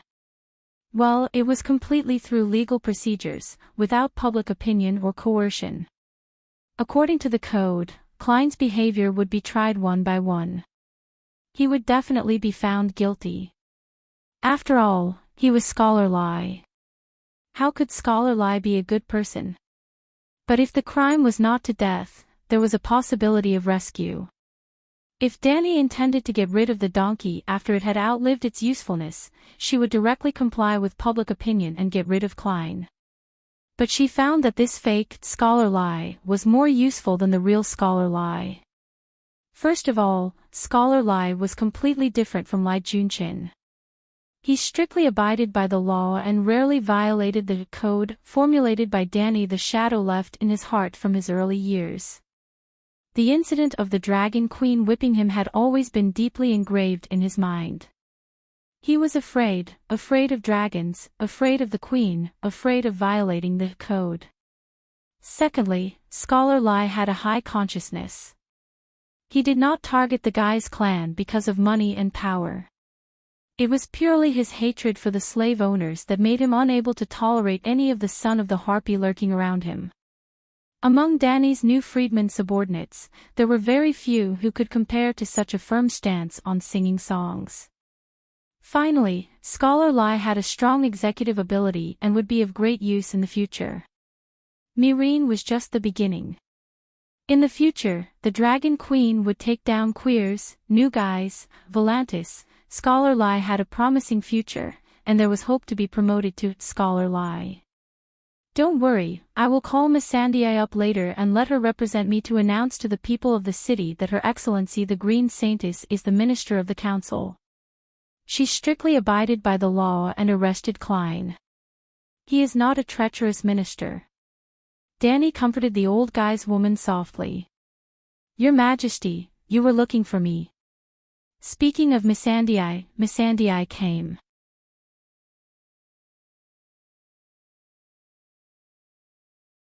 Eliminating the possibility of being half-hearted, and knowing that he must be the Dragon Queen's trusted subordinate based on his identity as an old acquaintance, old Greenwood turned his cold gaze to the confused fire mages and said, Your Majesty, I'm willing to report the spy in the team to you. Me too. Pogba immediately followed. Ah, spy. Where did the spy come from, Great Wizard Greenwood? What are you talking about? The fire mages were in an uproar. Some of them even had a drastic change in expression, and their eyes flickered. Very good, but there's no hurry. Danny waved to the crowd. Come and sit down. I'm free today, so I'm trying to cook dinner myself. It's better to come at the right time than early. Let's all have a taste of my cooking. The crowd didn't know what was going on, but they still obediently walked forward. Dragon Queen's long hair was tied behind her head with a butterfly knot. She was wearing a short-sleeved shirt and silk pants. It was a very simple and refreshing outfit. She was standing behind a thick wooden table that was 5 or 6 meters long. There were pots and pans on the table. Looking up, they saw that there were corn, rice, eggs, bacon, washed scallions, green vegetables, and so on. She really seemed to be cooking. Ellie, bring a few tables and chairs over for the masters, as well as Sir Clinton and Sir Tyrion. There's a little too many people. Danny glanced at the crowd. She lowered her head and took out a red copper bucket from under the table. Then, she poured the corn from the big porcelain bowl into it. Your Majesty, did you recognize me that day? Sir Barristan was also in the merchant's house. The little devil touched his nose that was missing the tip. He was very surprised. You're so brave. You dared to enter the tiger's den and spy on the enemy. He complimented. Hee, what kind of tiger's den is Volantis? Danny glanced at the silver-haired, purple-eyed youth who was staring at her with a complicated expression. She was puzzled. In the 2 months that you were floating on the sea, I went to Lys and burned dozens of trading princes. I went to Dorne and saw your niece's nose cut off, my niece. The little devil was puzzled at first. After a moment, he said in shock, Marcella. Who hurt her? Your father died in the latrine pit. The Princess of Dorne thought that she had found a good opportunity and was ready to support your niece to ascend the throne. Well, according to the customs of Dorne, your eldest nephew died, so your niece should ascend the throne. Then. Danny shrugged and said, You're also a veteran. You should know. Since you're involved in the game of power, even if you're passive, it's hard to escape unscathed. The little devil pursed his lips and frowned without saying a word. After being interrupted by Tyrion, the Dragon Queen did not continue to brag about her adventures in the Old Town, the King's Landing, the Great Wall, and Bravos. After a while, the Unsullied came back with stools and long tables. They quickly set up the tables and chairs by the pool and invited the guests to sit. The seats were determined according to their status. The higher the status, the closer to the Dragon Queen. The status of the fire mages had already been determined. The Volantis twin masters were the leaders. After all, the fire mages were in their organization. Everyone quickly sat down. On the other hand, Clinton's group, the actor who originally had a low status, was pointed out by the Dragon Queen and was even called Sir Tyrion. Then, a Sir should have the status of a Sir. At least, he should sit opposite Clinton. But the one with the highest status in their group was Little Griffin. Not to mention being the chief, by right, he should be sitting beside the Dragon Queen. Sigh, Lord Griffin, I'll sit beside you. The little devil looked at the gloomy young man and sighed. He rejected the seat arranged by the Unsullied and walked to the seat behind. Clinton looked at the messy crowd around him and felt helpless. He could only introduce to the curious Dragon Queen, This is my adopted son, Little Griffin. Danny smiled as a greeting, but in her heart, she muttered, I don't even know who you are, how would I know who your adopted son is? The Prime Minister of Eris, Count John Clinton of the Vulture's Nest Castle, was naturally a well-known figure in the Westeros. Even Danny knew him. But in the public's knowledge, the Count of the Vulture's Nest Castle was long dead, and there were too many foreigners with the same name. Look, another John, with the same name as the main character. It was normal that Danny did not recognize him. Dragon Queen held the bottom of the copper bucket with both hands and smiled at the fire mages. "Let's have some popcorn first, to whet your appetite." The fire mages looked at each other blankly. Everyone saw that the bucket was filled with raw corn. How could they eat it? Boom! Just as they were wondering, a crisp sound came from the bucket, followed by a red-yellow flame that rose 3 feet high. Gods, this is elemental combustion, the fire-gathering spell in fire control. Oldwood exclaimed. What? This is fire-gathering. Pure fire elemental combustion. The fire mages were in disbelief. They all stood up, stood on their tiptoes, stretched their necks, and wanted to put their heads in the bucket to see. It's really fire elemental. I can feel the magic waves as vast as the sea. Pogba swallowed and said with difficulty. It's just a little trick of the fire mages. Danny smiled casually. Crackle, crackle, in just a few words, a series of popping sounds came from the copper bucket. Visible to the naked eye, the snow-white popcorn slowly piled up from the bottom, and some even jumped out of the bucket. Ellie, distribute the popcorn to the guests. In less than half a minute, a bucket of popcorn exploded. Dragon Queen was very pleased with herself, but her expression was still so casual, and her tone was still so relaxed. Calixie, don't you want to order? The centaur maid carried the copper bucket and asked with a strange expression. Distribute it to the guests. Danny waved her hand and bent down. She grabbed a handful of corn kernels from the sack under the table and held out her hand with a calm expression. I can do this, she said. Crackle, crackle. The muffled sound of beans exploding came from her small white fist. When she opened her palm, the golden corn kernels had already turned into popcorn that was emitting white steam. In front of the guests who were so shocked that their eyeballs were about to pop out and their jaws dropped, Dragon Queen stuffed the popcorn in her palm into her mouth, puffed up her cheeks, and chewed with crunching sounds. After swallowing the popcorn in her mouth, she grabbed a handful of raw corn kernels and put it in her mouth. I can do this. Crackle, crackle. The corn kernels exploded in her mouth, causing her cheeks to puff up. Exhaling a mouthful of hot air, Dragon Queen directly chewed. Clang, even Ji-Chi, who was arranging the dishes, was stunned. The porcelain bowl smashed on the table and shattered. I can do this, Dragon Queen said again. As she spoke, she flicked her finger and a golden corn kernel flew into the air. Without any warning, only Old Wood, who had the most profound magic power, vaguely sensed the fluctuation of fire elements. Beep, beep. The corn kernels flew into the air and exploded. The popcorn fell and was caught by Dragon Queen with her mouth open. At this moment, Tyrion and the other muggles felt as if 10,000 curses were running through their hearts. There were countless, what the fuck, in their minds. At this moment, all the fire mages were shocked speechless. They looked at Dragon Queen with reverence and fear.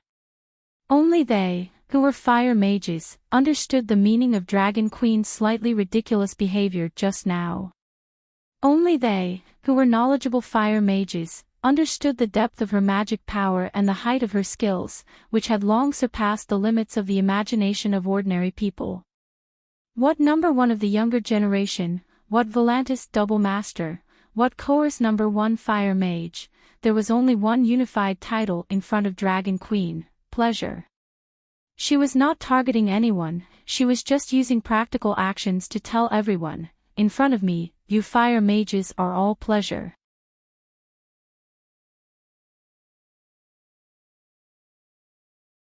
Chapter 419. Dragon Queen's dazzling skills weren't over yet. For fire mages with extraordinary powers, only absolute power could make them truly submit and respect her like a god. And Danny had always been straightforward. Since she intended to subdue the fire mages by showing off her magic power, she had to do her best. Just the popcorn wasn't enough. When the centaur maids were distributing popcorn, she set up the steamer again, put in the washed rice, and added water.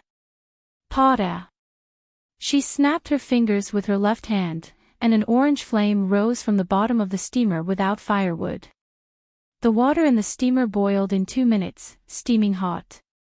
During this time, Dragon Queen didn't stop. The kitchen knife in her hand was as fast as lightning. She skinned, removed the tendons and bones of a cow's hind leg, skewered it on an iron rod, and then used the knife to draw patterns on the meat, smearing it with sesame oil, salt and spices. Then she set up a grill next to the steamer, and the iron rod with the cow's hind leg slowly rotated. The air rippled, and a long string of orange flames appeared, without any smoke or fire. Sizzle! The flame element burned from the inside out, and the beef quickly seeped out a fragrant oily juice. Gulp! The fire mage's eyes widened, and they swallowed hard. It wasn't because of the fragrance, although the barbecue tasted good. They were more shocked by Dragon Queen's endurance. Think about the number one of the younger generation, Lisbon. Just igniting Tyrion's beard made him pant and exhausted his magic power. Then compare it to Dragon Queen. She first exploded a big bucket of corn, then used fire elements to cook rice. The rice wasn't done yet, and the boiler was steaming, so she started a fire again to barbecue meat. What realm was this? Dragon Queen is probably the strongest fire mage in the world, Old Woods said with a trembling voice. Not just the strongest fire mage, I dare say that the magic power of those old monsters in Yashia isn't as good as hers, the lanky Jeep said. The skinny Pogba's face shone with the light of faith, and he said excitedly, Her Majesty the Queen is the god of fire. For a full 5 minutes, the sweetness of the rice and the aroma of the roasted meat wafted through the garden. Dragon Queen personally scooped 61 bowls of rice from the porcelain bowls. Using the realm of lifting heavy as light, she quickly sliced the beef thigh into 61 pieces and spread them on the crystal-clear rice grains. Sprinkled chopped green onions and small peppers. A bowl of barbecued pork rice. Please forgive me for my lack of hospitality. Dragon Queen stretched out her right palm and opened it. Smiling, she picked up an egg and knocked the shell on the table. Her left hand gently opened the eggshell, and the egg yolk and egg white fell onto her right palm. Sizzle, sizzled, sizzle, it was as if an egg had been dropped into a boiling hot iron pot. Accompanied by white steam and the sound of roasting, the side of the egg that touched the palm of the hand became visibly brown. The fragrance assailed his nostrils. Gulp. This time, even Tyrion, Clinton, Little Griffin, and the other muggles were dumbfounded. They were in a trance, as if they were dreaming. With a flip of his right hand, he placed the egg in a bowl and sprinkled it with pepper. A complete set of barbecued pork egg rice was completed. Following that, it was the second egg. The speed at which he fried the egg was very fast. He could finish a set in almost 10 seconds. Very quickly, the fire mage and Clinton's group were all given a bowl of barbecued pork rice and a cup of orange juice. Not sure if it was a psychological effect, but almost everyone felt that this bowl of magic rice personally made by the Queen was unprecedentedly sweet and delicious. Greasy residue. Hancock finished licking the last grain of rice, put down the bowl and chopsticks, and left his seat. His fat body suddenly knelt down and shouted excitedly, Your Majesty, I am willing to pledge my loyalty to you until death. Good. Dragon Queen nodded with a smile. Immediately, a bald middle-aged man walked out. He first knelt on the ground and kowtowed 3 times before saying, Your Majesty, I surrender myself to you. I am a spy from Volantis. I took 200 gold coins from the Alliance to destroy your stockpile of wildfire. Please punish me. Dragon Queen waved her hand. Immediately, an unsullied came over to help the bald man up. She gently comforted him.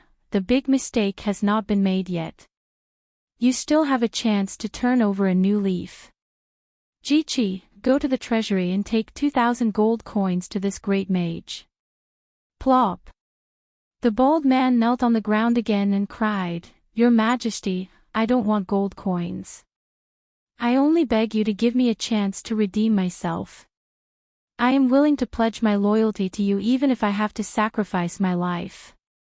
Your Majesty, I want to confess to you. I am also a spy.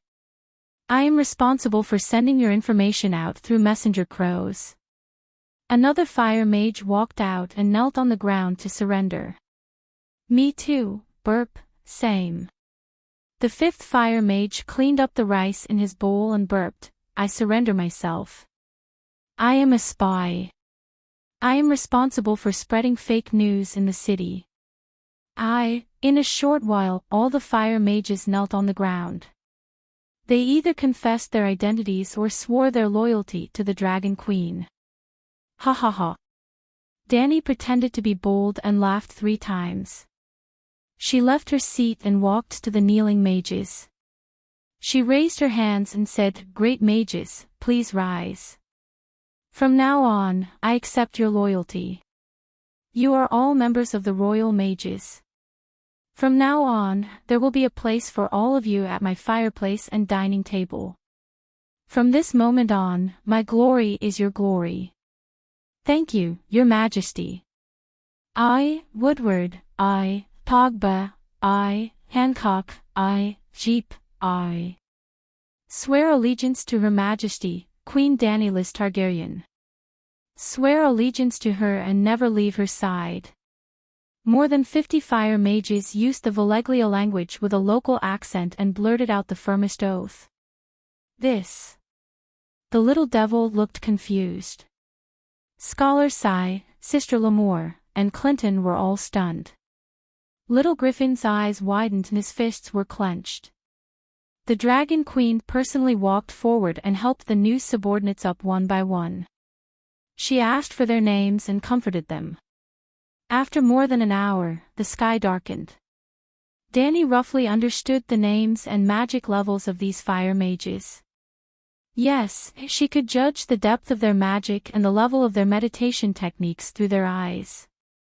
When I disguised myself and entered Volantis, I promised Great Mage Pogba and Great Mage Wood that Daenerys, who defected to Slave Bay, would receive a reward of 1,000,000 gold coins.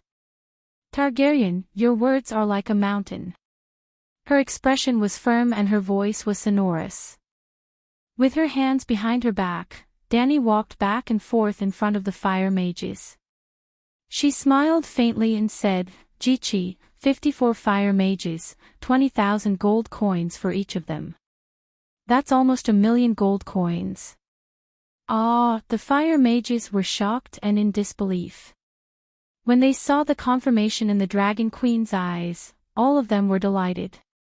7 gods above. The little devil held her forehead. I also want to shout, Long live the Queen. I don't know if she will accept my allegiance. Clinton glanced at Little Griffin with a serious expression and sighed helplessly in his heart. This Dragon Queen's methods are not that brilliant, but they are simple and practical and very targeted. She seems to be an old hand in the game of power. Compared to her, little Aegon is too immature. The afterglow of the sun completely disappeared under the sea in the west. The sky was dyed a deep indigo, and the moon showed a faint outline in the sky. Astapor by the sea was already brightly lit. Jichi left the top of the pyramid with the fire mages. The centaur maids would arrange a place for the fire mages, and according to the Queen's orders, the 20,000 gold coins would be distributed tonight. Clinton and the rest of the 7 did not leave. They had not even clearly explained their identities. Jorah Mormont took off his helmet and pointed at the dwarf who was standing by the wall and looking at the scenery. He shouted, 7 levels of hell, little devil. Where did your nose go? Why are you here? How dare you come here? Well, in the days when the Dragon Queen was not in Slave Bay, the agricultural production did not stop. According to the rhythm of 3 days of work and 1 day of rest, the farmers were led by the White Knights to work collectively. Cayuan had Bevo's, Astapor had the Great Bear, and Myrene was a prisoner of Gith, so a whip was enough. Today was also the day to cultivate sweet potatoes. The Great Bear was busy outside the city until the sun went down and had just returned. Well, like Danny, the White Knight was busy practicing martial arts on the ridge of the field and did not even plant a single sweet potato. You are. The little devil stared at Mormont for a long time. Gorgeous armor inlaid with white glaze, a white cloak that was as bright as a young girl's feelings, his heart skipped a beat, and he suddenly said, "You are the Count of Bear Island who ran away with his wife. You look quite spirited and strong. You are doing well." As expected, Mormont's face darkened.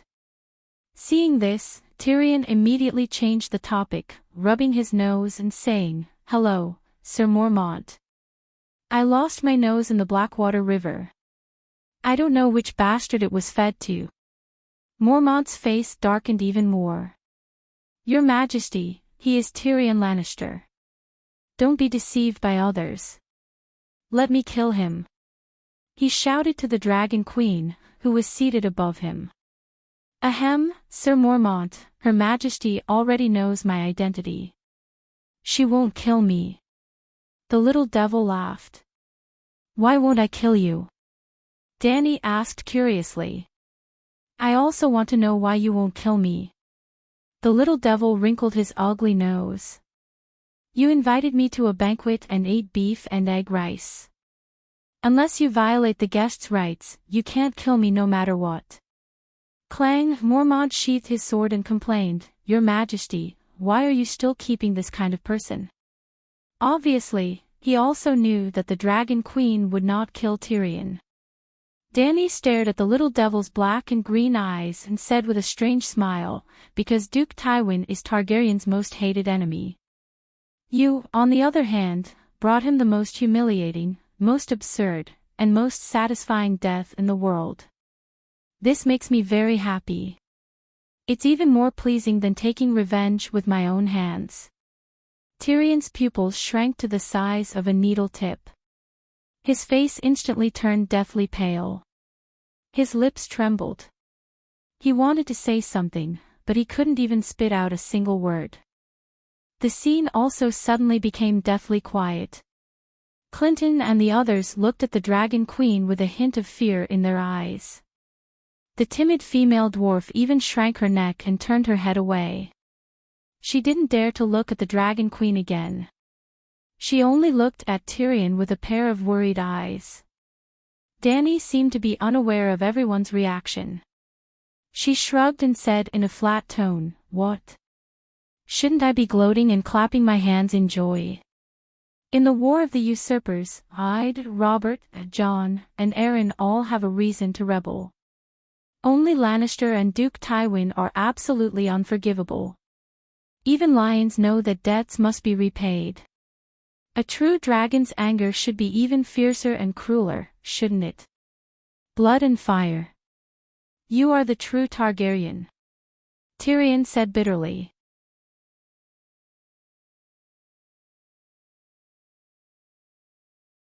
Chapter 420. Your Majesty Danny Rise, Tywin Lannister is indeed hateful, but you did not lose your nephew, Aegon. Determination flashed across Clinton's weather-beaten face. He stood up, pulled Little Griffin up, and introduced him to Danny solemnly, "Your Majesty, this is the son of your brother, Prince Rhaegar, and Princess Ilia, Aegon Targaryen." Say that again. Danny was stunned. "Who is Rhaegar's son with?" Little Griffin broke free from his foster father's arm, stood up straight, raised his head, and puffed out his chest. His dark purple eyes met the Dragon Queen's suspicious violet eyes. "I am Aegon Targaryen. My father is Rhaegar Targaryen, and my mother is Princess Ilia of Dorne," he said loudly. "Seven gods above, you are crazy." Jorah Mormont slapped his forehead and said in disbelief, Everyone knows that Prince Rhaegar's children were killed by Duke Tywin. Now you are here pretending to be Prince Aegon. Do you think Her Majesty is an idiot? I am not dead. Little Griffin straightened his back and raised his neck, as if he wanted the White Knight to see his silver hair, purple eyes, and the prince's anger on his face. Tell me, what is going on? Dany asked. Little Griffin said, before Duke Tywin entered the city, Count Varys found a drunken tanner in the stinking bay. His wife died in childbirth. The tanner had many sons, but he had never drunk golden wine. He sold his youngest son to Count Varys for a pot of golden wine from the Green Pavilion Island. After that, Varys handed the kid from the stinking bay to my mother and took me away. Varys had guessed that Tywin would harm his old friend, Aerys. Dany did not doubt this. In fact, when Tywin led his army to King's Landing, Varys had advised the Mad King not to open the gates and not to let Lannister's army in. But Grand Secretary Pycelle had long since taken refuge with Tywin. When Tywin was Prime Minister, he encouraged the hesitant Mad King to welcome the army of the Western region into the King's Landing. Deep in his heart, the Mad Monarch knew that his old friend was no longer trustworthy. Otherwise, he would not have planted wildfires in the city and ordered Jaime to kill Tywin and take over Lannister's army. The Mad Monarch was not stupid. He was just crazy. But at that time, Liga had already died in battle at Ruby Beach, and Ned Stark's army arrived almost at the same time as Tywin. The Mad Monarch had no choice. It was worth mentioning that the Mad Monarch's order for Jaime to kill Tywin might seem crazy and foolish, but that was not the case. First of all, this was his only chance to turn the tables. With the king's order to kill Tywin, Jaime might take over the army of the Western region. Jaime was Tywin's only son. With the army of the Western region, there was a high chance that the King's Landing could be defended. Then, when Dorne Martell or River Ben Tyrell's reinforcements arrived, the Mad Monarch could really turn the tables. Secondly, the Mad Monarch was born in the Golden Age of Knights. He was spoiled. White Bull, Sword of Dawn, Barristan the Fearless, and so on. A total of 9 White Knights had served Aerys. Every White Knight was brave, loyal, virtuous, and powerful. They also adhered to the belief that the White Knights were completely loyal to the king. It could be said that the Mad Monarch was not the strongest king in history, but his Kingsguard was the strongest, most loyal, and most perfect in the history of the White Knights in the past 300 years.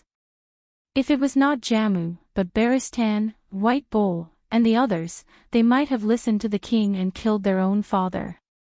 If they were sure that their own father wanted to rebel and harm the king, they would have done so. Well, that was a digression. According to the information Dany received about the War of the Usurpers, if Varys had the heart to help the Targaryen Empire, then it was possible to exchange the baby. Varys had the ability to do it. The problem was whether Varys was loyal to the Targaryen Empire. Was this a fake version of the Orphan of the Zhao or a leopard cat swapping the crown prince? Dany's eyes darkened. This is really a legend. But I still have a question. What about your sister, Rhaenys? Princess Elia had 2 children, a 4-year-old daughter, Princess Rhaenys, and a 1-year-old son, Little Aegon. Liga is such a scumbag. When his wife was pregnant, he put a LV cap on her in public. When his wife just gave birth and was still in confinement, he and his mistress were all lovey-dovey and did not return home for a year. He did not even care about Robert's rebellion. This. Little Griffin looked at his foster father. Clinton said, Princess Rhaenys is too old to disguise herself. Also, Varys was just taking precautions. He was not sure if Duke Tywin was really that crazy to kill an innocent child.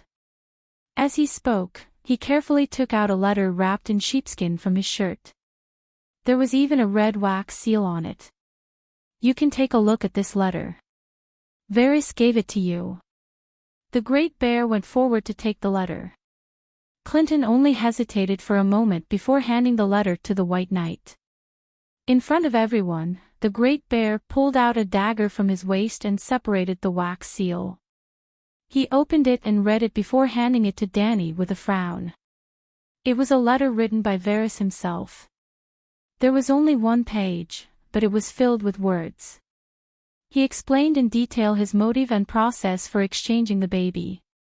At the end, he sincerely suggested that they should imitate Aegon and his sister. The Dragon Queen should marry little Aegon and continue the pure-blooded Targaryen Empire. In the end, they would conquer the Westeros and take back the Iron Throne. Sit down first. Danny pondered and waved her hand. Aegon, Sir Clinton, sit down first. Irri, go to the Dragon Cave and call Scholar Ymond over. Irri did not leave. She only went to the stairs and gave a few instructions to the Unsullied before walking back. The centaur maid looked at little Aegon strangely and hesitated. Calixi, it's almost time. Do you still want to eat?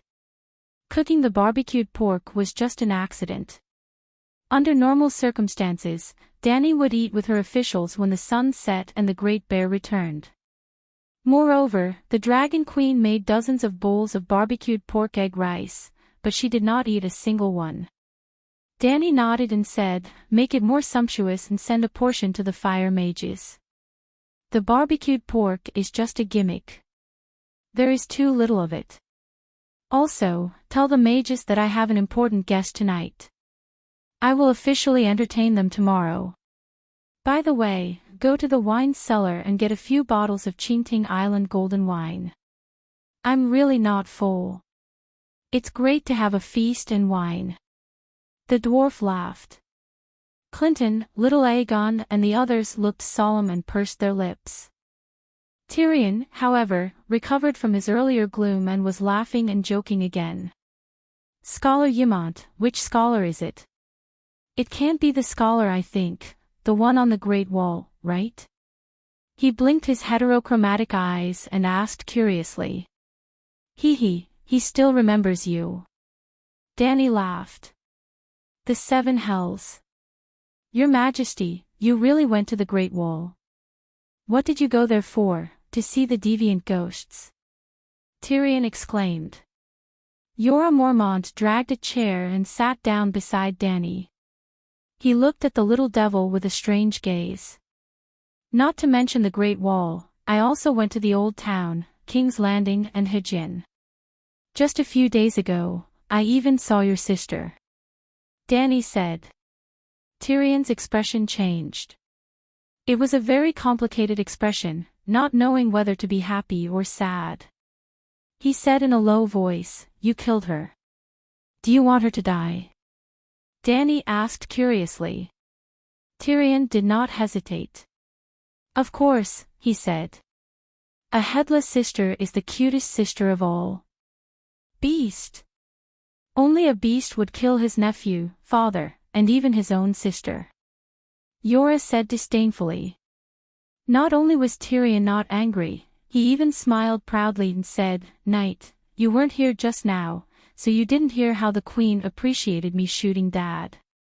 I think Her Majesty needs a cute little beast like me who kills both her king and her own family. Danny stared at Tyrion's eyes for a while and shook her head. Joffrey wasn't killed by you, and killing Tywin wasn't your intention either. Maybe you really did have that impulse, but now you seem to be on the verge of regret. I never regret it. I will always remember the moment I pulled the trigger. That was my happiest moment. The little devil shouted. Looks like you really do regret it. Danny nodded. That's right. Patricide is too much of a violation of human ethics. Normal people can't stand it. Tyrion opened his mouth wide, not knowing what to say. Joffrey wasn't killed by him. Little Aegon suddenly asked. Danny glanced at the suspected nephew and shook her head. No. Why? The little devil was puzzled. No one would kill their king and their own family in public. At least you wouldn't be so stupid and crazy. Hee hee, but my sister, father, and brother all think that I'm that stupid and crazy. The little devil opened his mouth and revealed an ugly smile. To be honest, I think your sister and brother here. Danny pointed at her temple. It's empty. No, it's not empty. It's stuffed with shit. The little devil put on a straight face and corrected her. Hee hee, the little devil's expression changed. He asked again, are you saying that my father knows that I've been wronged? It's obvious. Clinton was shocked. Then Duke Tywin, why? Ha, now you understand why I can pull the trigger. The little devil's face twisted as he laughed. He asked again, tell me, how did my sister die? Was her head chopped off or eaten by a dragon? I didn't kill her. Why? Didn't you say that the blood feud between Targaryen and Lannister could only be cleansed with blood?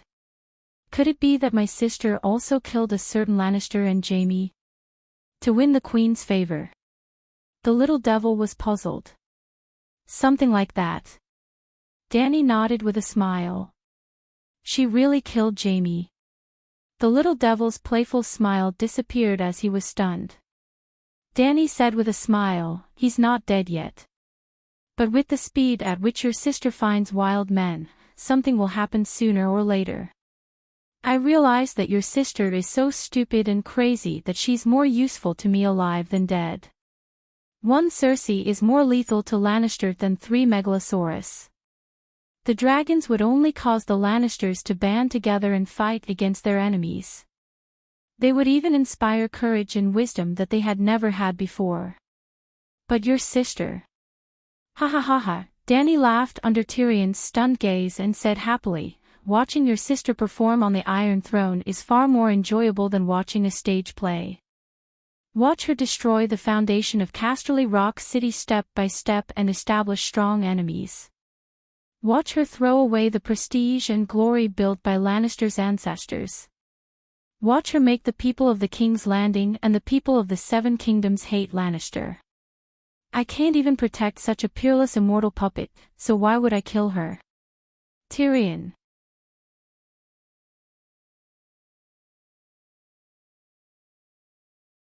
Chapter 421. Your Majesty, you are ruthless. Tyrion stared with his strange eyes and said dryly. Not just Tyrion, even Clinton, little Aegon, Sister Lemore, and the others looked at the Dragon Queen in horror, deeply shocked by her words. What am I ruthless about? I didn't do anything, your sister is stupid and crazy, what does it have to do with me? Danny glared back at the dwarf. Ah. Everyone was stunned when they heard this. Thinking about it carefully, wasn't that right? The Dragon Queen didn't do anything. She was just watching the show. Was she supposed to help her enemy Lannister clean up the family, so that Casterly Rock would prosper and Lannister on the Iron Throne would remain strong forever? Tyrion's face was twisted, his 2 black holes were sometimes flat and sometimes round, it was terrifying. Finally, he sighed helplessly and muttered, I really should let my father hear the Queen's words. It's the father's fault for not teaching. It's your father's retribution for raising you 3 siblings. Danny smiled lightly. Tyrion sighed again and asked curiously, what stupid thing did my sister do recently? Your sister put 3 LV hats on your brother and planned to give one to her son. She actually arranged for her lover to seduce Tommen's wife and share an adulterer with Queen Marjorie. 7 gods above, this is crazy. Clinton and the others exclaimed, their faces full of disbelief. What's the purpose of her doing this? She can't be communicating with her daughter-in-law Marjorie through that adulterer, right? Tyrion grinned. Cersei used a price of 900,000 gold royals to allow the church to rebuild their armed forces. At this time, a strong-willed archbishop appeared in the church. Danny's words made no sense, everyone was confused and shocked. They were shocked by the restoration of the church's armed forces. They all knew that the war between the Targaryens and the church's armed forces had lasted for several generations and decades. Hundreds of thousands of people had died, and even a few kings had died. After paying a huge price, they were finally able to strip the church of its legitimacy. Even someone as devout as Saint Bailey had never thought of restoring the armed forces of the church. But when it came to Cersei, she didn't feel bad about selling off her grandfather's land. Cersei has gone mad. Clinton sighed. Tyrion rolled his eyes and said, I understand now. This is my sister's style. She can't bear to see someone, especially a woman, even if it's her daughter-in-law, steal the glory that belongs to Queen Cersei. The King's Landing was a huge stage for Cersei alone. There was no room for a second female lead. In particular, the other protagonist was even more brilliant and moving, and was loved by the people of King's Landing. Well, my sister disdains to interact with commoners and is unwilling to spend the effort to act to win the love and respect of commoners. However, she also doesn't allow other women to win the favor of commoners. So she wants to perish together with Margaret and roll in the toilet together? Danny laughed. Tyrion said with a complicated expression, Cersei thinks she can control the archbishop and let the adulterer report Margaret to the church. If the church still has power, then only the archbishop is qualified to judge the crimes of the royal family. Well, you continue to guess. Guess your sister's ending. Danny nodded with a smile. Your Majesty, you said that the new archbishop is tough. Tyrion looked incredulous and said in shock, did he not only accuse Margaret, but also announce my sister's crimes? That adulterer, he confessed my sister's crimes. Sigh, you still underestimate the Great Sparrow. He didn't just announce her crimes. The Great Sparrow is the archbishop's name, Danny added. Tyrion's face changed and exclaimed, impossible. Even if the Great Sparrow restored the armed forces of the church, how much power can he have in such a short time? How can he be a match for the Iron Throne? My father left at least 2,000 of the best Western soldiers in the King's Landing. What's impossible? What did the Great Sparrow do to Cersei? Little Aegon hurriedly asked. Cersei was arrested by the Great Sparrow and locked in the cathedral for several months. In the end, she was paraded naked in the King's Landing to atone for her crimes. Everyone saw it. Danny laughed. Ah, that's too scary. Little Aegon was shocked. Clinton said with a straight face, it's true. Cersei's living is more satisfying for Lannister's enemies than her death. Danny then explained to Tyrion, the Lannister elites in the King's Landing were all buried by the Knights of Flowers on Dragonstone Island. 1,000 died in battle and more than 500 were injured. In the end, only a few hundred soldiers who could run and jump were left to guard Dragonstone Island. Just half a month ago, I joined forces with Tidehead Island, Crab Island, and your old subordinate, Bronn Blackwater, to take Dragonstone Island with 0 casualties. As expected of the elites, the 400 guards resisted tenaciously and only 20 or so survived. Your uncle thought the ransom was too high and didn't ransom them back. He's now mining in the Dragonstone mines. The 2,000 elites Tywin left in the King's Landing were all wiped out. 7 hells. Tyrion slapped his forehead and groaned, Father, oh father, you should be grateful that I got rid of you in advance. Seeing such a stupid sister, you'll die of anger sooner or later. What's the matter with Bronn? Why did he join you? He asked again. You know his wife, Loras, right? After you escaped, Cersei put out a bounty to find a noseless dwarf. After Bronn knew of her hatred for you, he named the bastard son Loras gave birth to Tyrion. Ah. The imp's face twisted. Bronn sucked up to her and made Cersei misunderstand that he was still in contact with me. She wants to kill him. Yes.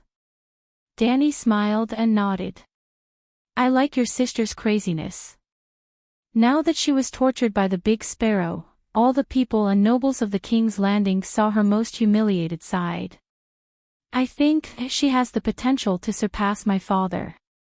Little Aegon and Clinton looked at each other as if to make sure they were not hallucinating. You know that the Mad King is your father, and you're using him as a benchmark for Cersei.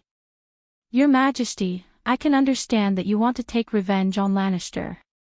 But the people of the Seven Kingdoms are innocent. The divided Westeros are bleeding, and my dear sister can only use salt to stop the pain and heal her wounds. It is time for you to strike out and end the chaos of the Seven Kingdoms at once, Tyrion said earnestly. Dany stared at the imp for a while before shaking her head. There are deviant ghosts outside the Great Wall. The long night is coming. Deviant ghosts, the long night. Are you okay? Tyrion asked strangely. Could it be that the Dragon Queen also got mad? Deviant ghosts, it's real. An old voice came from the staircase. Everyone turned around and saw two unsullied carrying a palanquin over. An old man in a grey robe with sparse white hair sat on the sedan. Beside him was a short-haired black-haired girl. Ah, Scholar Ymont. You're really here.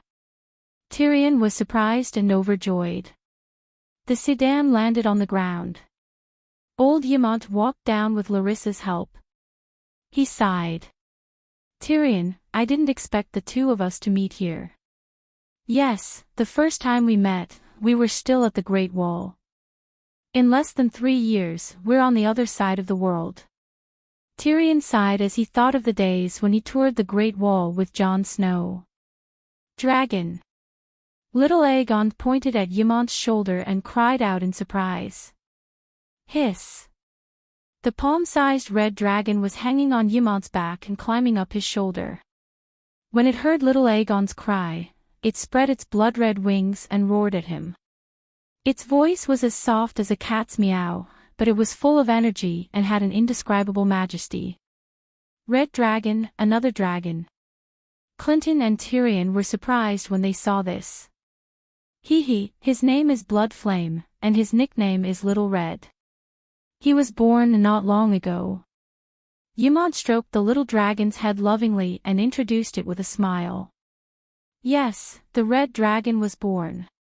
The red dragon was about to break out of its shell at the Great Wall's King's Tower.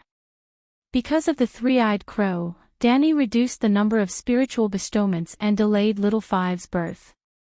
Even when she was on Dragonstone Island, she didn't let the red dragon be born. It was also because she wanted to hatch the dragon in the absolutely safe slave bay that Dany left the Westeros on the day she took down Dragonstone Island. No matter how long the three-eyed crow's arm was, it couldn't reach Astapor. The process was similar to when she hatched Little Gold. In front of Ymont, Cora, the Centaur Maid, and the Unsullied, Dany brought Little Five into the world in flames. The others had seen it once, so they weren't too surprised. When old Ymont saw the process of a dragon being born in flames for the first time, he kept shouting, "Miracle, 7 gods above, this is the world's greatest miracle." However, there was a slight difference between Little Five and his 4 brothers. Little Five's body wasn't made of flames. The dragon egg snatched from Volantis belonged to the Targaryens. It came from 250 years ago and hadn't been completely petrified. If a dragon egg was not hatched for a long time, it wouldn't rot like a chicken egg. Instead, it would slowly solidify and turn into stone after 1,000 years. After Little Five was born, Dany was too busy. She had to use the Song of Wind to perfect the 2 meditation techniques of ice and fire. She also had to project her projection and deal with the matters of Braavos and the Narrow Sea. The work of taking care of Little Five was left to old Ymont. Just like how an old man in the countryside went to the city to help his son and daughter-in-law take care of his grandson, old Ymont couldn't be more satisfied with the young dragon. The Colosseum behind the Great Pyramid had been transformed into a dragon cave by the Dragon Queen a long time ago. It wasn't a place for the Megalosaurus to live in. There was only a herd of cattle and sheep for the Megalosaurus to eat when they were hungry. The lesson of the Targaryen Megalosaurus degenerating generation after generation in the Dragon Cave was too tragic. Dany had never forgotten. She wouldn't let the Megalosaurus live in the cave again. Ymond was like Dany in the past. He was training the young dragon to fly and hunt in the Dragon Cave. 2 days ago, Larissa came to Astapor and became the old scholar's assistant apprentice again. Yes, she continued her studies with Ymond during the day. After dinner, the Dragon Queen would teach this disciple about fire witchcraft. Is this the red dragon hatched from the dragon egg snatched from Volantis? Seeing the true dragon up close, Tyrion was inexplicably excited. He wanted to reach out and touch the dragon's little head like old Ymond. He heard that the Megalosaurus body was boiling hot. He didn't know if it was true. Would it be comfortable to touch? No, there was no doubt that it would be more comfortable to touch than Sansa's Hanako. Although he always wanted to touch it, he pretended to be a gentleman and resisted. This is Targaryen's dragon egg. The Braavosi stole 3 dragon eggs from Dragonstone Island 250 years ago, old Ymond said angrily. There's such a thing. I've never heard of it. The little demon said in surprise. If we find another dragon egg, can it still hatch a dragon? Since Braavosi stole 3, why didn't they ask for the other 2? Also, where are the other dragons? Little Aegon looked around. The other dragons have been sent away by me. Dany muttered in her heart. She didn't know if Dahe had a premonition. Before Aegon and the others went upstairs, Dahe had taken his brothers to the mountains to hunt in advance. After Dahe and the others finished their dinner, Dany quietly asked the dragon spirits to go to the 5-dragon cave to rest for a few days. Dany planned to let the Megalosaurus return after appraising the quality of this cheap nephew of hers. The Braavosi sent the dragon eggs away and handed them to the Dragon Breeders Association of the Allied Army, old Ymond said helplessly. Then, he noticed little Aegon's appearance and asked in surprise, "Child, are you really Aegon?" Being suspected again and again, little Aegon felt suffocated. His face turned red and he said loudly, "Of course, I'm the son of Rhaegar and Ilya, Aegon Targaryen." "Child, don't be angry," old Ymond sensed his displeasure and comforted him softly. "This is a serious matter, we have to be careful." The old man looked at Dany again and sighed. Varys's arrangement is not appropriate. He should have at least told Dany earlier.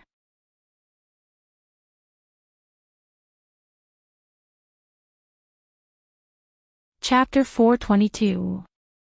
At the banquet, Dany sat at the head of the table. On her left were Ymond, Jorah Mormont, Irri, and Jichi. On her right was little Aegon, followed by John Clinton, followed by the imp, Sister Lemore, Scholar Halden, River Bend blacksmith's son Raleigh, and Tyrion's rumored girlfriend the dwarf Fanny. In fact, Grey Worm and Dany's blood guards were outside the city. It wouldn't take much time if they were called over, but tonight's banquet was a little special. Little Aegon's identity was awkward, so it wasn't good to let too many people know before confirming his identity. However, when the centaur maids took their seats, little Aegon, Clinton, and the others still turned to look at them. In theory, maids weren't qualified to sit at the same table as their masters, not to mention that there were many guests here. Dany pointed at Irri and Jichi who were sitting and introduced, "The tall and strong one is Irri, and the other is Jichi. They are about the same age as me and have accompanied me for many years. They are my trusted maids and also the First Madam of Astapor." The First Madam is a noble. According to the Westeros, they are court ladies with the title of Count. Irri and Jichi stood up and proudly performed a Dothraki salute to the guests opposite them. At this moment, the strange expressions on little Aegon, Clinton, and Tyrion's faces disappeared. They looked at the centaur maids with a trace of respect in their eyes and returned the salute with a serious attitude. Oh, it was that realistic. The women of Slave Bay currently only had 3 ranks, young madam, madam, and first madam, corresponding to knight, sir, and count respectively. However, the titles of women only had honor and status. They didn't have land and couldn't be passed down.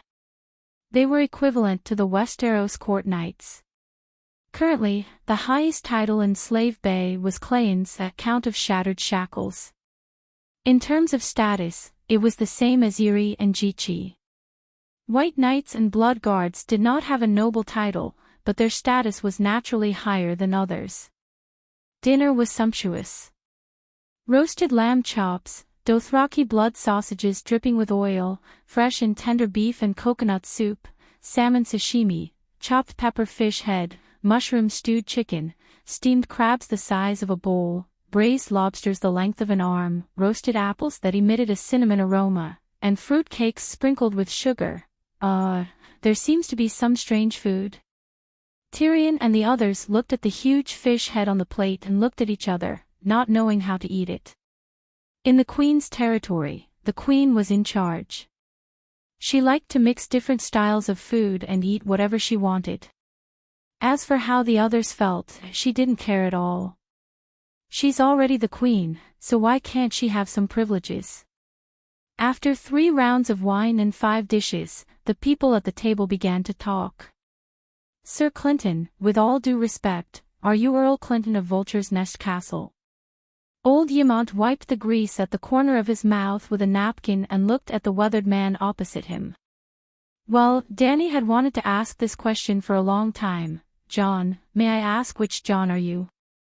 This was also why Jorah Mormont was not as good as Barristan. Bear Island was too remote and the social circle was too narrow. There were too many nobles in Westeros, hundreds of earl families and thousands of productive knights. It was useless to just remember people's names, as there were too many names. Big Bear's Bear Island was remote and his family was very poor. Everyone knew that the poorer a person was, the less social they had. In fact, following Ned Stark to participate in the War of the Usurpers was the first time Mormont had left the Northern Territory in his life. Barristan was different. His family's fief was richer. Although burning to death is cruel, it is not excessive. That makes sense. Dany nodded and turned to the little devil. What do you think? Don't ask me what I think. His Majesty should ask me what I would do. Tyrion said as he put down his fork. Well, if it were you, what would you do? Without a doubt, I would do whatever my father did. My Aunt Xena always said that I am more like Lord Tywin's son than Jaime. Tyrion said with a smile. What would Duke Tywin do? Burn down the town? Little Aegon asked. He won't enter the town to search for Robert, Tyrion said with a shrug. He'll just surround the town and set it on fire. Dany nodded and said, this is indeed Tywin's style. Look at what he has done to Hejin County. The granary of the 7 Kingdoms is now thousands of miles wide, starving people are everywhere, and the villages have withered. Clack! Tyrion snapped his fingers and said with a smile, that's right. He burned the enemy's territory, destroyed production, killed the people, and attacked the lord of the territory. Unfortunately, he still lost to the young Wolf Master in a direct battle. After the War of the 4 Kings, the broken Hejin County became a burden to the Iron Throne. Look at your sister's fate. If it was not for the famine in Hejin County, why would so many poor people go to the King's Landing to be sparrows? Dany said coldly. Ah. Tyrion was stunned for a moment before he smiled and asked, if His Majesty was in Sir Clinton's position, what would he do? As soon as he said that, everyone at the table stopped eating and stared at Dragon Queen's face. Everyone wanted to know what kind of choice she would make under such a dilemma. Well, I haven't been to Stonehall Town, so I'm not sure. Dany said slowly. What do you mean? Tyrion asked in confusion. I'm not sure if the terrain around Stonehall Town is suitable for an ambush. Dany said honestly. An ambush? Everyone was confused. Everyone wanted to know what choice she would make between honor and responsibility. How did she end up talking about an ambush? I know that Robert is in Stonehall Town, and so do the reinforcements. So here's the problem. Since I know that the reinforcements are anxious to save Stonehall Town, why can't I set up an ambush at the strategic location leading to Stonehall Town? So what if I kill Robert? Hajin County, the Northern Territory, and Arryn Valley had all raised their banners in rebellion. If Robert was killed, the rebel army would become a powerful force. Perhaps without Robert there was a chance that the rebels would surrender. But even if the rebels surrender, they will definitely ask the Iron Throne to not hold them responsible for the rebellion. They have the power to make this request. Then what? 4 of the 7 kingdoms are in rebellion, and the Iron Throne is powerless to punish them. How can the Wong family maintain its prestige? Might as well go all the way and kill all the rebels. Robert, let him stay in Stone Town. It just so happens that Ed Stark, Jon Arryn, and Hodely Tully came together. At that time, Count Clinton led the soldiers from High Court and the King's Domain, and their military strength was about the same as the rebels. Otherwise, they wouldn't have been able to fight the Battle of the Bell into a 50-50 battle under the premise of being ambushed. In this way, they would be able to ambush the marching troops in a dangerous place.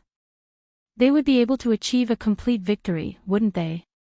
Kill these 3 dukes and cripple the reinforcements of the 3 kingdoms. Robert of Stonehall Town will die sooner or later.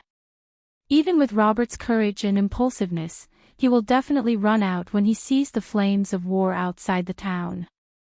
Then, I just need to arrange a team of 20 people in advance to guard the town gate. No matter how strong Robert is, he can't fight 20 people alone, right? In this battle, the 4 dukes will all be caught. Dany looked at Tyrion, whose jaw almost dropped to the dining table, and asked, if I kill the 4 dukes and the 4 kingdoms alliance in one battle, will your father immediately kneel in front of me and call me father? Who in the 7 kingdoms would dare to covet the Iron Throne? Tyrion's eyes bulged, his mouth wide open, and he was dumbstruck. John Clinton had a dazed expression, his jaw dropping to the ground. Little Aegon felt like he was in a dream. Lemore, Scholar Sigh, and Duckfie's eyeballs almost fell out of their sockets and onto the ground. Even old Aemon was in a daze, staring blankly. Only Jorah Mormont, who had followed the Dragon Queen for many years, was immune to her unexpected strategies. As for Irri and Jichi, the centaur maids ate and drank as they should. They didn't think much of the shocked crowd. How can you ordinary people compare to Khaleesi? Making a fuss over nothing.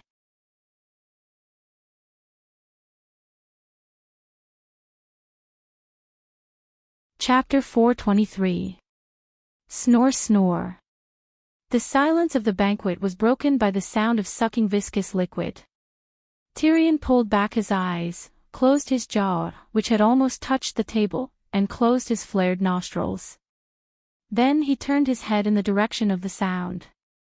He saw the plump centaur maid, Kiki, using a napkin to wrap a large fish head, sucking on the fish brain with her plump red lips. The centaur maid noticed everyone's gaze and blushed. She mumbled, "That's how you eat fish heads. It's really delicious. You can try it." Okay. Tyrion rubbed his nose awkwardly. Then, he turned to the Dragon Queen who was sipping her wine and said, "I've been to Stonehall Town. It's surrounded by rivers and mountains. There are quite a few dangerous places. 1 man can hold the pass and 10,000 can't pass." Clinton had just come back to his senses when he heard Tyrion's words. He didn't even have to think carefully to name 7 or 8 good places to set up an ambush. The more he thought about it, the more he regretted it. He hated himself for being useless. Then, he used his head as a muddy shoehorn and knocked it hard on the thick oak table. Bam bam bam, the sound of the porcelain voice frightened everyone. "Sir, what's wrong? Are you drunk?" Tyrion and little Aegon immediately held the crazy Clinton. When they held his head up, everyone saw that there were 2 streaks of tears on Clinton's weathered face. "I'm so stupid, really. I only knew to set fire to the town and thought that everything would be fine after I killed Robert. I didn't know that I could ambush the reinforcements of the 3 dukes." The exiled hand of the king mumbled with a hoarse voice. "Sir, don't blame yourself." Old Yemont looked at Dany with a complicated expression and sighed. It's been 16 years since the Battle of the Bell. During that time, countless famous generals of the 7 kingdoms and even the continent of Ursos have discussed the process of the battle. But they only argued about personal glory or fulfilling the responsibilities of the hand of the king. No one was like Dany. When everyone heard this, their expressions were complicated. They looked at the dragon lady with a hint of respect. Tyrion thought for a moment, then looked at Dany and asked, "If Stone Hall Town is located in the plains and there are no dangerous places nearby, will His Majesty choose to burn the town?" "There are no dangerous places near the town. Don't you know how to create one yourself?" Dany glanced at him and said indifferently, How? Seal off the town first. Only entry and exit are allowed. Arrange for the archers to occupy the most dangerous street, which is the place with the most towers and the most densely packed. Aren't there many clock towers in Stone Hall Town? The reason why it was called the Battle of the Ringing Bells was because bells would ring throughout the town during the chaotic battle. Then find the street block with the most clock towers, hide archers on the roofs on both sides of the street, set up crossbows, hide pikemen in the houses on both sides of the street, and hide a group of heavy cavalry at the end of the street. In this way, that street block will be set up as a death zone for the rebels, waiting for Ide and Stark to come in. Jon Arryn isn't stupid. Why didn't he retreat when he was attacked? Tyrion asked in confusion. Hey, you're still asking such a simple question. Dany looked at him with disdain. When she looked up, she saw many pairs of eyes that were as confused as the little demons. She sighed and said helplessly, "The royalists don't know anything about Robert's location. It's obvious that the rebels outside the town don't know anything about the situation inside the town. But I already have the information advantage because I'm in Stone Hall Town." I still don't understand," Tyrion said blankly. "Arrange a group of soldiers near the ambush point and pretend to besiege Robert's residence." What would Ed Stark do if, as soon as he entered the town, he heard the soldiers of the royal family shouting, "Here's Robert, don't let Robert go, oh, Robert's fierce, come on, Robert's tired."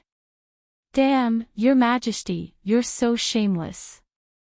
But even if this method didn't sound honorable, it didn't burn the civilians and didn't throw away the honor of the knights. Tyrion and the others were stunned again. But what if Robert ran out and exposed the trap? Little Aegon asked. "Didn't I say it before? The sharpshooters occupy all the clock towers, and the town is in my hands. As long as there's no evenly matched battle, if Robert dares to show his head, I'll immediately shoot him into a sieve. Then I'll shout 'Robert is dead,' and even cut off Robert's head and put it on a spear, bringing it to the front of the army. The rebels will naturally be defeated. I don't need to tell you what to do next, right?"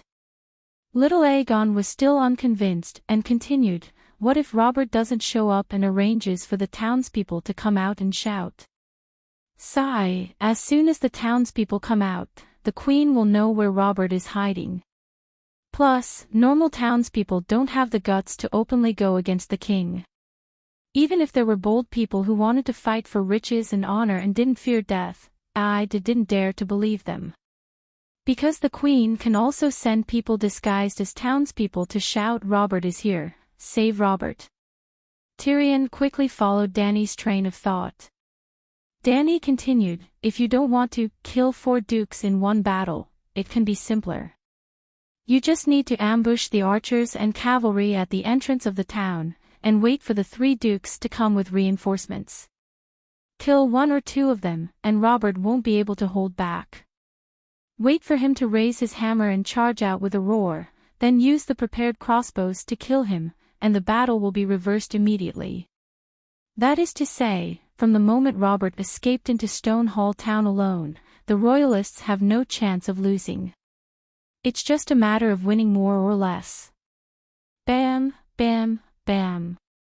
Clinton banged his head on the table again. "I'm so stupid, really. I only know that setting fire to the town and sending people to search for Robert. I didn't know that ambushing the 3 dukes' reinforcements would be so easy," he cried out loud. Duke Fi and little Aegon quickly went up to comfort him. Dany, Ymont was gratified and happy for the Dragon Queen's unconstrained battle wisdom, but he had a reproachful expression on his face. Dany shrugged, looking innocent. "Sigh, now I finally understand why the guy's army lost so badly." Tyrion scratched the back of his head and sighed as if he was glad and regretful. If Her Majesty was the eldest daughter and was born 30 years earlier, the War of the Usurpers would have had a different ending. If the Dragon Queen was born 30 years earlier, with her viciousness and cunning, his father would have been reduced to ashes. And the nobles of the 7 kingdoms, those who were obsessed with power games, would have already knelt on the ground and licked the Queen's feet. The War of the Usurpers, Balon's Rebellion, the 4 Kings' Rebellion, and now the Crow's Feast were all gone. The people lived in peace and the Westeros were thriving. It seemed beautiful too. "You can't be born 30 years earlier, or we centaurs won't have Khaleesi." Jichi put down the bone and said unhappily. Irri nodded in agreement. Dosh Kalen said that Khaleesi will fulfill the ancient prophecy and ride the Megalosaurus to unify the Dothraki Sea and become the strongest Khal in history. Dothraki also has an ancient prophecy. The child of the prophecy, Yesor Ahai. Tyrion was surprised. Irri tilted her head and thought for a moment. Maybe it's the child of the prophecy. After all, Khaleesi also said that there are deviants on the Great Wall and the night is coming. The centaurs should also have their own child of the prophecy. But it's not Yesor Ahai. In Dothraki, it's called Ride the Steed of the World. Alright, don't talk about the centaur's prophecy in front of outsiders. Dany waved her hand. She didn't want to hide anything, but she didn't trust the Dosh Kalen's prophecy at all. That's right, Ride the Steed of the World wasn't prepared just for Dany Rise.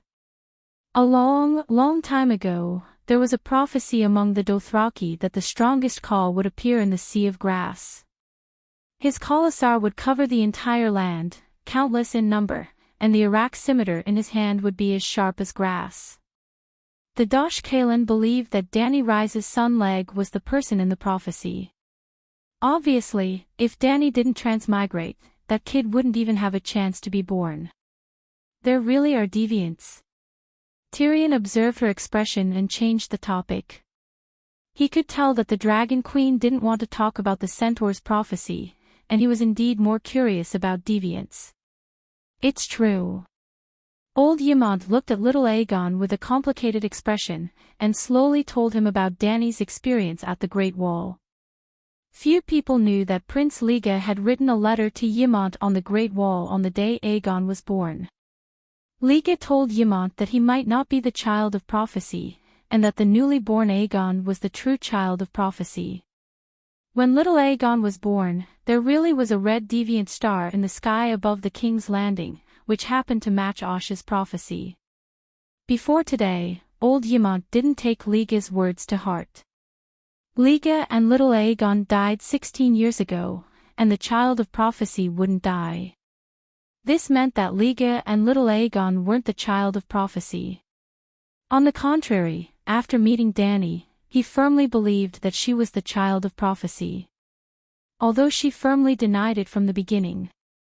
But now, while under the influence of the Dragon Queen, the old man didn't care too much about the Asha prophecy now.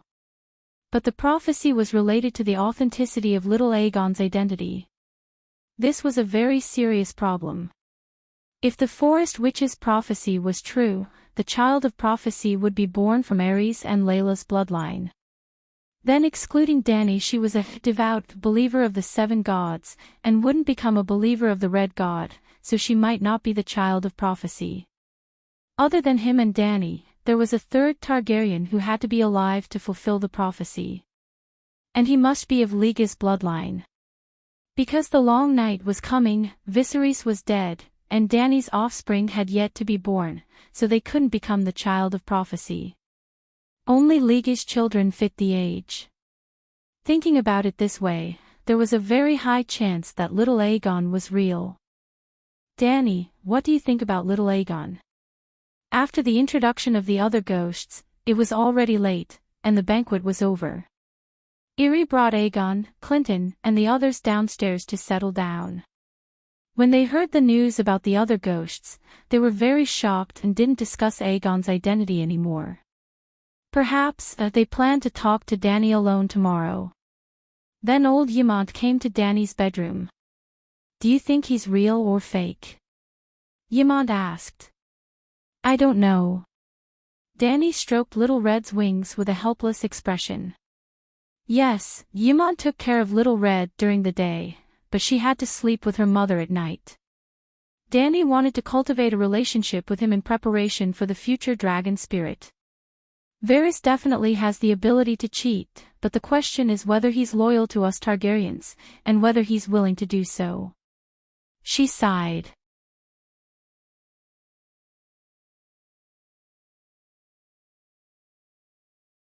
Chapter 424. There were two people in the Westeros that Dany could not see through. The first one was Stannis. Everyone said that he was resilient, upright, fair, responsible, and adhered to his duties as a minister and a ruler. After a few days of contact, Dany found that the guy was indeed stubborn, inflexible, and determined. He had a bottom line compared to most of the nobles of the Seven Kingdoms. More importantly, Erlu had fallen to such a state, but many nobles were still loyal to him. The nobles of Stormlands, the nobles of Riverbend, and the vassals of Dragonstone Island. The most classic example was Davos, the Onion Knight. The Onion Knight could be said to be the last knight with true chivalry after Aerys. During Robert's reign, among the Rodden Westeros knights, the Onion Knight was the only shining point. Loyal, fearless, trustworthy, sincere, wise, loyal, dedicated, then, the Onion Knight was completely loyal to Stannis. This did not mean that Erlu was like the Onion Knight and had chivalry. But at the very least, Erlu had some qualities that made him charismatic. But Erlu killed his brother, and Erlu sacrificed Lalo. Facing the Dragon Queen, who rode alone to the wall, the shadow in his heart began to stir. Actually, just killing his brother alone would never be enough to clear his name. Erlu seemed to have a split personality, which Dany could not figure out. The other man was shrouded in a layer of mist, a half-man. It was Varys, the eight-clawed spider. Dany did not know what he wanted or what he wanted. According to the plot of the last season of Game of Thrones, Varys wanted peace. He always stood on the side of the Westeros and maintained the stability of the Seven Kingdoms by himself. When the Mad King went mad, he betrayed him and joined Robert, who brought peace to the Seven Kingdoms. When Robert declined, he joined Lannister. When he saw that Joffrey and Cersei were even crazier than the Mad King, he joined Dany and Lys. Then, when he saw Dany Rhys burning the Westeros nobles who were unwilling to surrender with her dragon flames, he discovered that she had also awakened the mad blood and was unfit to ascend the Iron Throne and become the king of the Seven Kingdoms. After that, he planned to work with Snowball to get rid of the queen and help Snowball ascend to the throne. In the end, he died. As a traitor to Dany, Rhys died under the dragon flames. Varys' death became another example of Dany Lilith's brutality. At the same time, the dead Varys was almost whitewashed as a saint in Journey to Power. In his eyes, there was no king, only the interests of the people. Whoever was good to the people, whoever could make the Seven Kingdoms better, he would support that person. In fact, Varys became the vanguard of weakening the monarchy, denying the divine right of kings, and advocating democracy and equality. What the fuck? According to Dany's thoughts, the plot of Journey to Power was too different from the real world. The plot could not be trusted, but the character's personality should not have changed and could be used as a reference. Then, could Varys' personality be used as a reference in Journey to Power? Unfortunately, she could not do it. Firstly, Varys was a foreigner. He was a Lys who grew up in the free cities. Why would he care about the life and death of the Westeros? Could it be that the Westeros were the center of the world, the lighthouse of civilization? In terms of technological level, cultural development, historical background, and political system, the Westeros were not as good as Volantis or Braavos. What center of civilization? That did not make sense.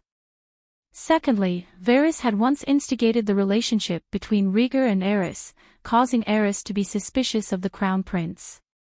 At that time, there were indeed nobles who secretly discussed launching the Great Council, planning to let the increasingly crazy Aerys retire early, but Rhaegar refused. Varys' instigation forced the wise and powerful Prince Rhaegar to stay away from the court, unable to participate in the politics of the King's Landing. The country was falling apart day by day, and Targaryen's rule was in danger. Finally, when it came to dealing with Viserys and Dany Lys, Varys did not act like a loyal Targaryen minister at all. A truly loyal minister would be like Sir William Darry, raising the princess and the prince well, giving them a peaceful and prosperous life, teaching them etiquette, reason, knowledge, and martial skills.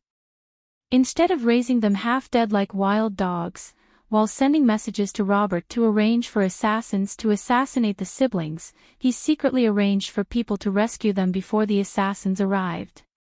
Back and forth like this, unsurprisingly, the once gentle second brother went crazy, and the once lively and lovely little princess became autistic. Well, Dany's second brother, Viserys, was once a sensible and refined young man who cared for his sister and was well-educated and reasonable. The former instructor of the Red Keep, Sir William Darry, raised the prince so well that he was almost a second Rhaegar. But no matter how good a person was, being hunted from the age of 13 until the age of 23 would awaken the family's mad blood. Finally, looking at the Westeros now, were they better than the time of Aerys? Obviously not. Ethics collapsed, the economy withered, the government was paralyzed, and the people had no way to make a living. The Westeros today were a few hundred streets worse than the time of the Mad King. It was still the same old saying, no matter how mad the Mad King was, he would not torture the country or the people. He was also very diligent and thrifty. The national treasury was abundant, and every family had surplus food. "You have warned me many times that Varys cannot be trusted," Dany said. Old Ymont nodded and sighed. "Although I was at the Great Wall, I have been paying attention to the King's Landing. If not for Varys' slanderous words in front of your father, the Spring of Error would not have happened." "Then do you think Little Griffin is Aegon?" Dany asked again. This. Ymont hesitated at first, then his expression became certain. "There is at least an 80% chance that Aegon is real, and he is even the legendary child of prophecy." Old master, are you not acclimatized?" "Your brain, no, Astapor's climate is warm, not much different from the old town. It is very suitable for an old man like me to retire." Ymont shook his head, and told her about how Liga had written to him and told him that Aegon was born on an alien planet. If the prophecy is true, then there must be someone of Liga's bloodline who survived. "I am guessing that he is Aegon." The old scholar concluded solemnly. Danny looked at him strangely. The old man had guessed correctly. Liga did have a posthumous child, and his bloodline was indeed the child of prophecy. But he was not Little Griffin, but Jon Snow from the Great Wall. Old Master, let me ask you something. Danny thought for a while, and decided to give a little spoiler, in case the old man really poured his heart out to the unknown Little Griffin. You really think Liga kidnapped Lyanna? She asked. That counts as abduction. Old Yamont's expression changed, and he said hesitantly, with Liga's character, I did not believe that he would do that, but this is the truth, and everyone knows it. Danny shook her head, and said, Liga is handsome, noble, melancholy, gentle, and powerful in martial arts. He can play the piano, sing, recite poems, and paint. There is no girl in the Seven Kingdoms who does not love him. Lyanna is a little girl from the north who has never seen the world. How can she resist the temptation of a man of the highest quality? If Liga is really interested in a woman, why would he need to snatch her? My second brother Viserys, at his craziest, would only use his good looks and those flowery words that no one would believe to trick a woman's body. Forcing a woman is too low class. How can Liga do something like that? Could it be that they are in love with each other? Yamont said in a low voice. Let me ask you again, how long has Liga and Lyanna been together? Danny said. Almost a year has passed since he abducted Lyanna and appeared in front of the world again. After Yamont finished speaking, he was stunned, and a complicated expression of shock and absurdity gradually appeared on his face. After a long while, he said in a dry voice, Are you saying that they might have an illegitimate child? Danny shrugged, and said with an indifferent smile, A man and a woman alone together for a year, they can't just look at the stars and the moon every day, can they? Actually, I am very puzzled as to why no one in the Seven Kingdoms has ever suspected the illegitimate child. Could it be that you have all been brainwashed by the three-eyed crow? This. Old Yamont came to a sudden realization. This is really possible. If the illegitimate child is the child of prophecy, the three-eyed crow might have really sealed off the news about him to protect the identity of the child of prophecy. When Danny saw the old man's expression that said, It's not that we are too stupid, it's all the three-eyed crow's fault for distorting our minds, the corners of her mouth couldn't help but twitch. Let alone the three-eyed crow, even if 10 true gods worked together, they would not be able to influence the minds of millions of Westeros, she said in annoyance. Then why didn't we think about the illegitimate child? It can't be that we are all idiots, right? Old Yamont retorted. We are all idiots. Danny wanted to say this. The old man's expression turned grave, and he said in a deep voice, The more I think about it, the more I feel that something is amiss. There are too many loopholes. There should have been 3 white knights by Liga's side, White Bull Fajiro Hyder, Dawn Divine Sword Arthur Dane, and Helen Castle Sir Oswyr Hone. But when he appeared at King's Landing, he was alone, and he left the white knights in Dorne's blissful tower to look after them. His expression changed drastically, and he spat out a name in disbelief, Lyanna. Liga asked the 3 white knights to look after Lyanna, but why? And Ned Stark, he brought people to Blissful Tower to look for his sister, but he only brought back Lyanna's corpse. All the white knights died in battle, and I'd kept silent about the battle. How did Lyanna die? Yamont slowly closed his eyes, and after thinking for a while, he slowly opened them again. A look of disbelief flashed across his blue eyes, and his lips trembled as he said, Jon Snow. When I'd returned from Dorne, other than Lyanna's corpse, he also brought back an illegitimate child. Lyanna died in childbirth, and the child is Liga's. 7 levels of hell. The old man held his head, and moaned softly, No wonder, I feel an inexplicable sense of closeness to Jon. No wonder, Jon's birth mother has always been a mystery, and Ned Stark never mentioned that woman, and did not even mention her name to Jon. This is not normal, it is not logical, why didn't we suspect it before? A handsome man and an adult woman have been together for a year, both of them are healthy, and both of them desire each other. What can they do? What can they do? Giving birth to an illegitimate child is a matter of course, why didn't anyone think of it before? Three-eyed crow, blind in river one. It's all him, he's the one who's controlling everything in the dark. Old Yamant said through gritted teeth. Old Yamant's reaction shocked Danny greatly. She did not expect that the old man would instantly discover the truth with just a few hints, and she did not even give any more hints. It was completely based on the old man's wisdom and experience. Could it be that the old man's IQ soared after he left the Westeros? Danny, did you already know about John's identity? Old Yamant suddenly raised his head and stared at Danny.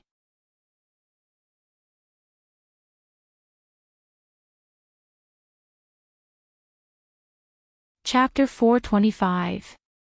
Danny, did you already know about it? Yamant's eyes lit up, and he looked at Danny. Know what? I don't know anything. Danny had to deny it, of course.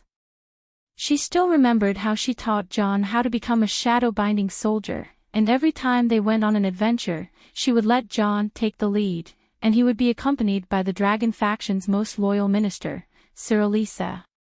She also dug many holes in the Great Wall. Night Watchers couldn't participate in the Seven Kingdoms politics, and she also praised the Night Watchers' glory to the point that they would be crushed if they fell. She also reinforced the belief that if one wore black clothes, he would be a Night Watcher forever. The Night Watchers' power couldn't be used for private purposes, and they couldn't fight for power for some people or some kings. She also destroyed the Child of Prophecy's sanctity and cut off the Child of Prophecy's ability to summon heroes, unless it was to defend the Great Wall and fight against the deviant ghosts. There were many more holes, and Danny would look for every opportunity to dig holes. There were so many holes that she couldn't remember them all. This was why she couldn't admit that she already knew about John's identity. Since I entered Dorne, the three-eyed crow controlled my thoughts and twisted my will. So, what could I possibly know? I almost couldn't come back, and it was you who kept reminding me to leave the Great Wall. Did you forget? I even neglected the most basic safety, and I was rash. It was the three-eyed crow who controlled me. At that time, I didn't even have the most basic rationality, and I couldn't control what I said or did. How could I deduce John's identity with the rich experience and profound wisdom you accumulated over 100 years? Danny's words were reasonable, and her voice was filled with grievances. When Yamant heard this, he felt guilty. Danny's thoughts were controlled by the three-eyed crow, and even an old man like him had his vision obstructed by a layer of fog for more than 10 years. If he hadn't left the Westeros and escaped the three-eyed crow's range of control, he wouldn't have been able to deduce John's identity. Everything was the three-eyed crow's fault.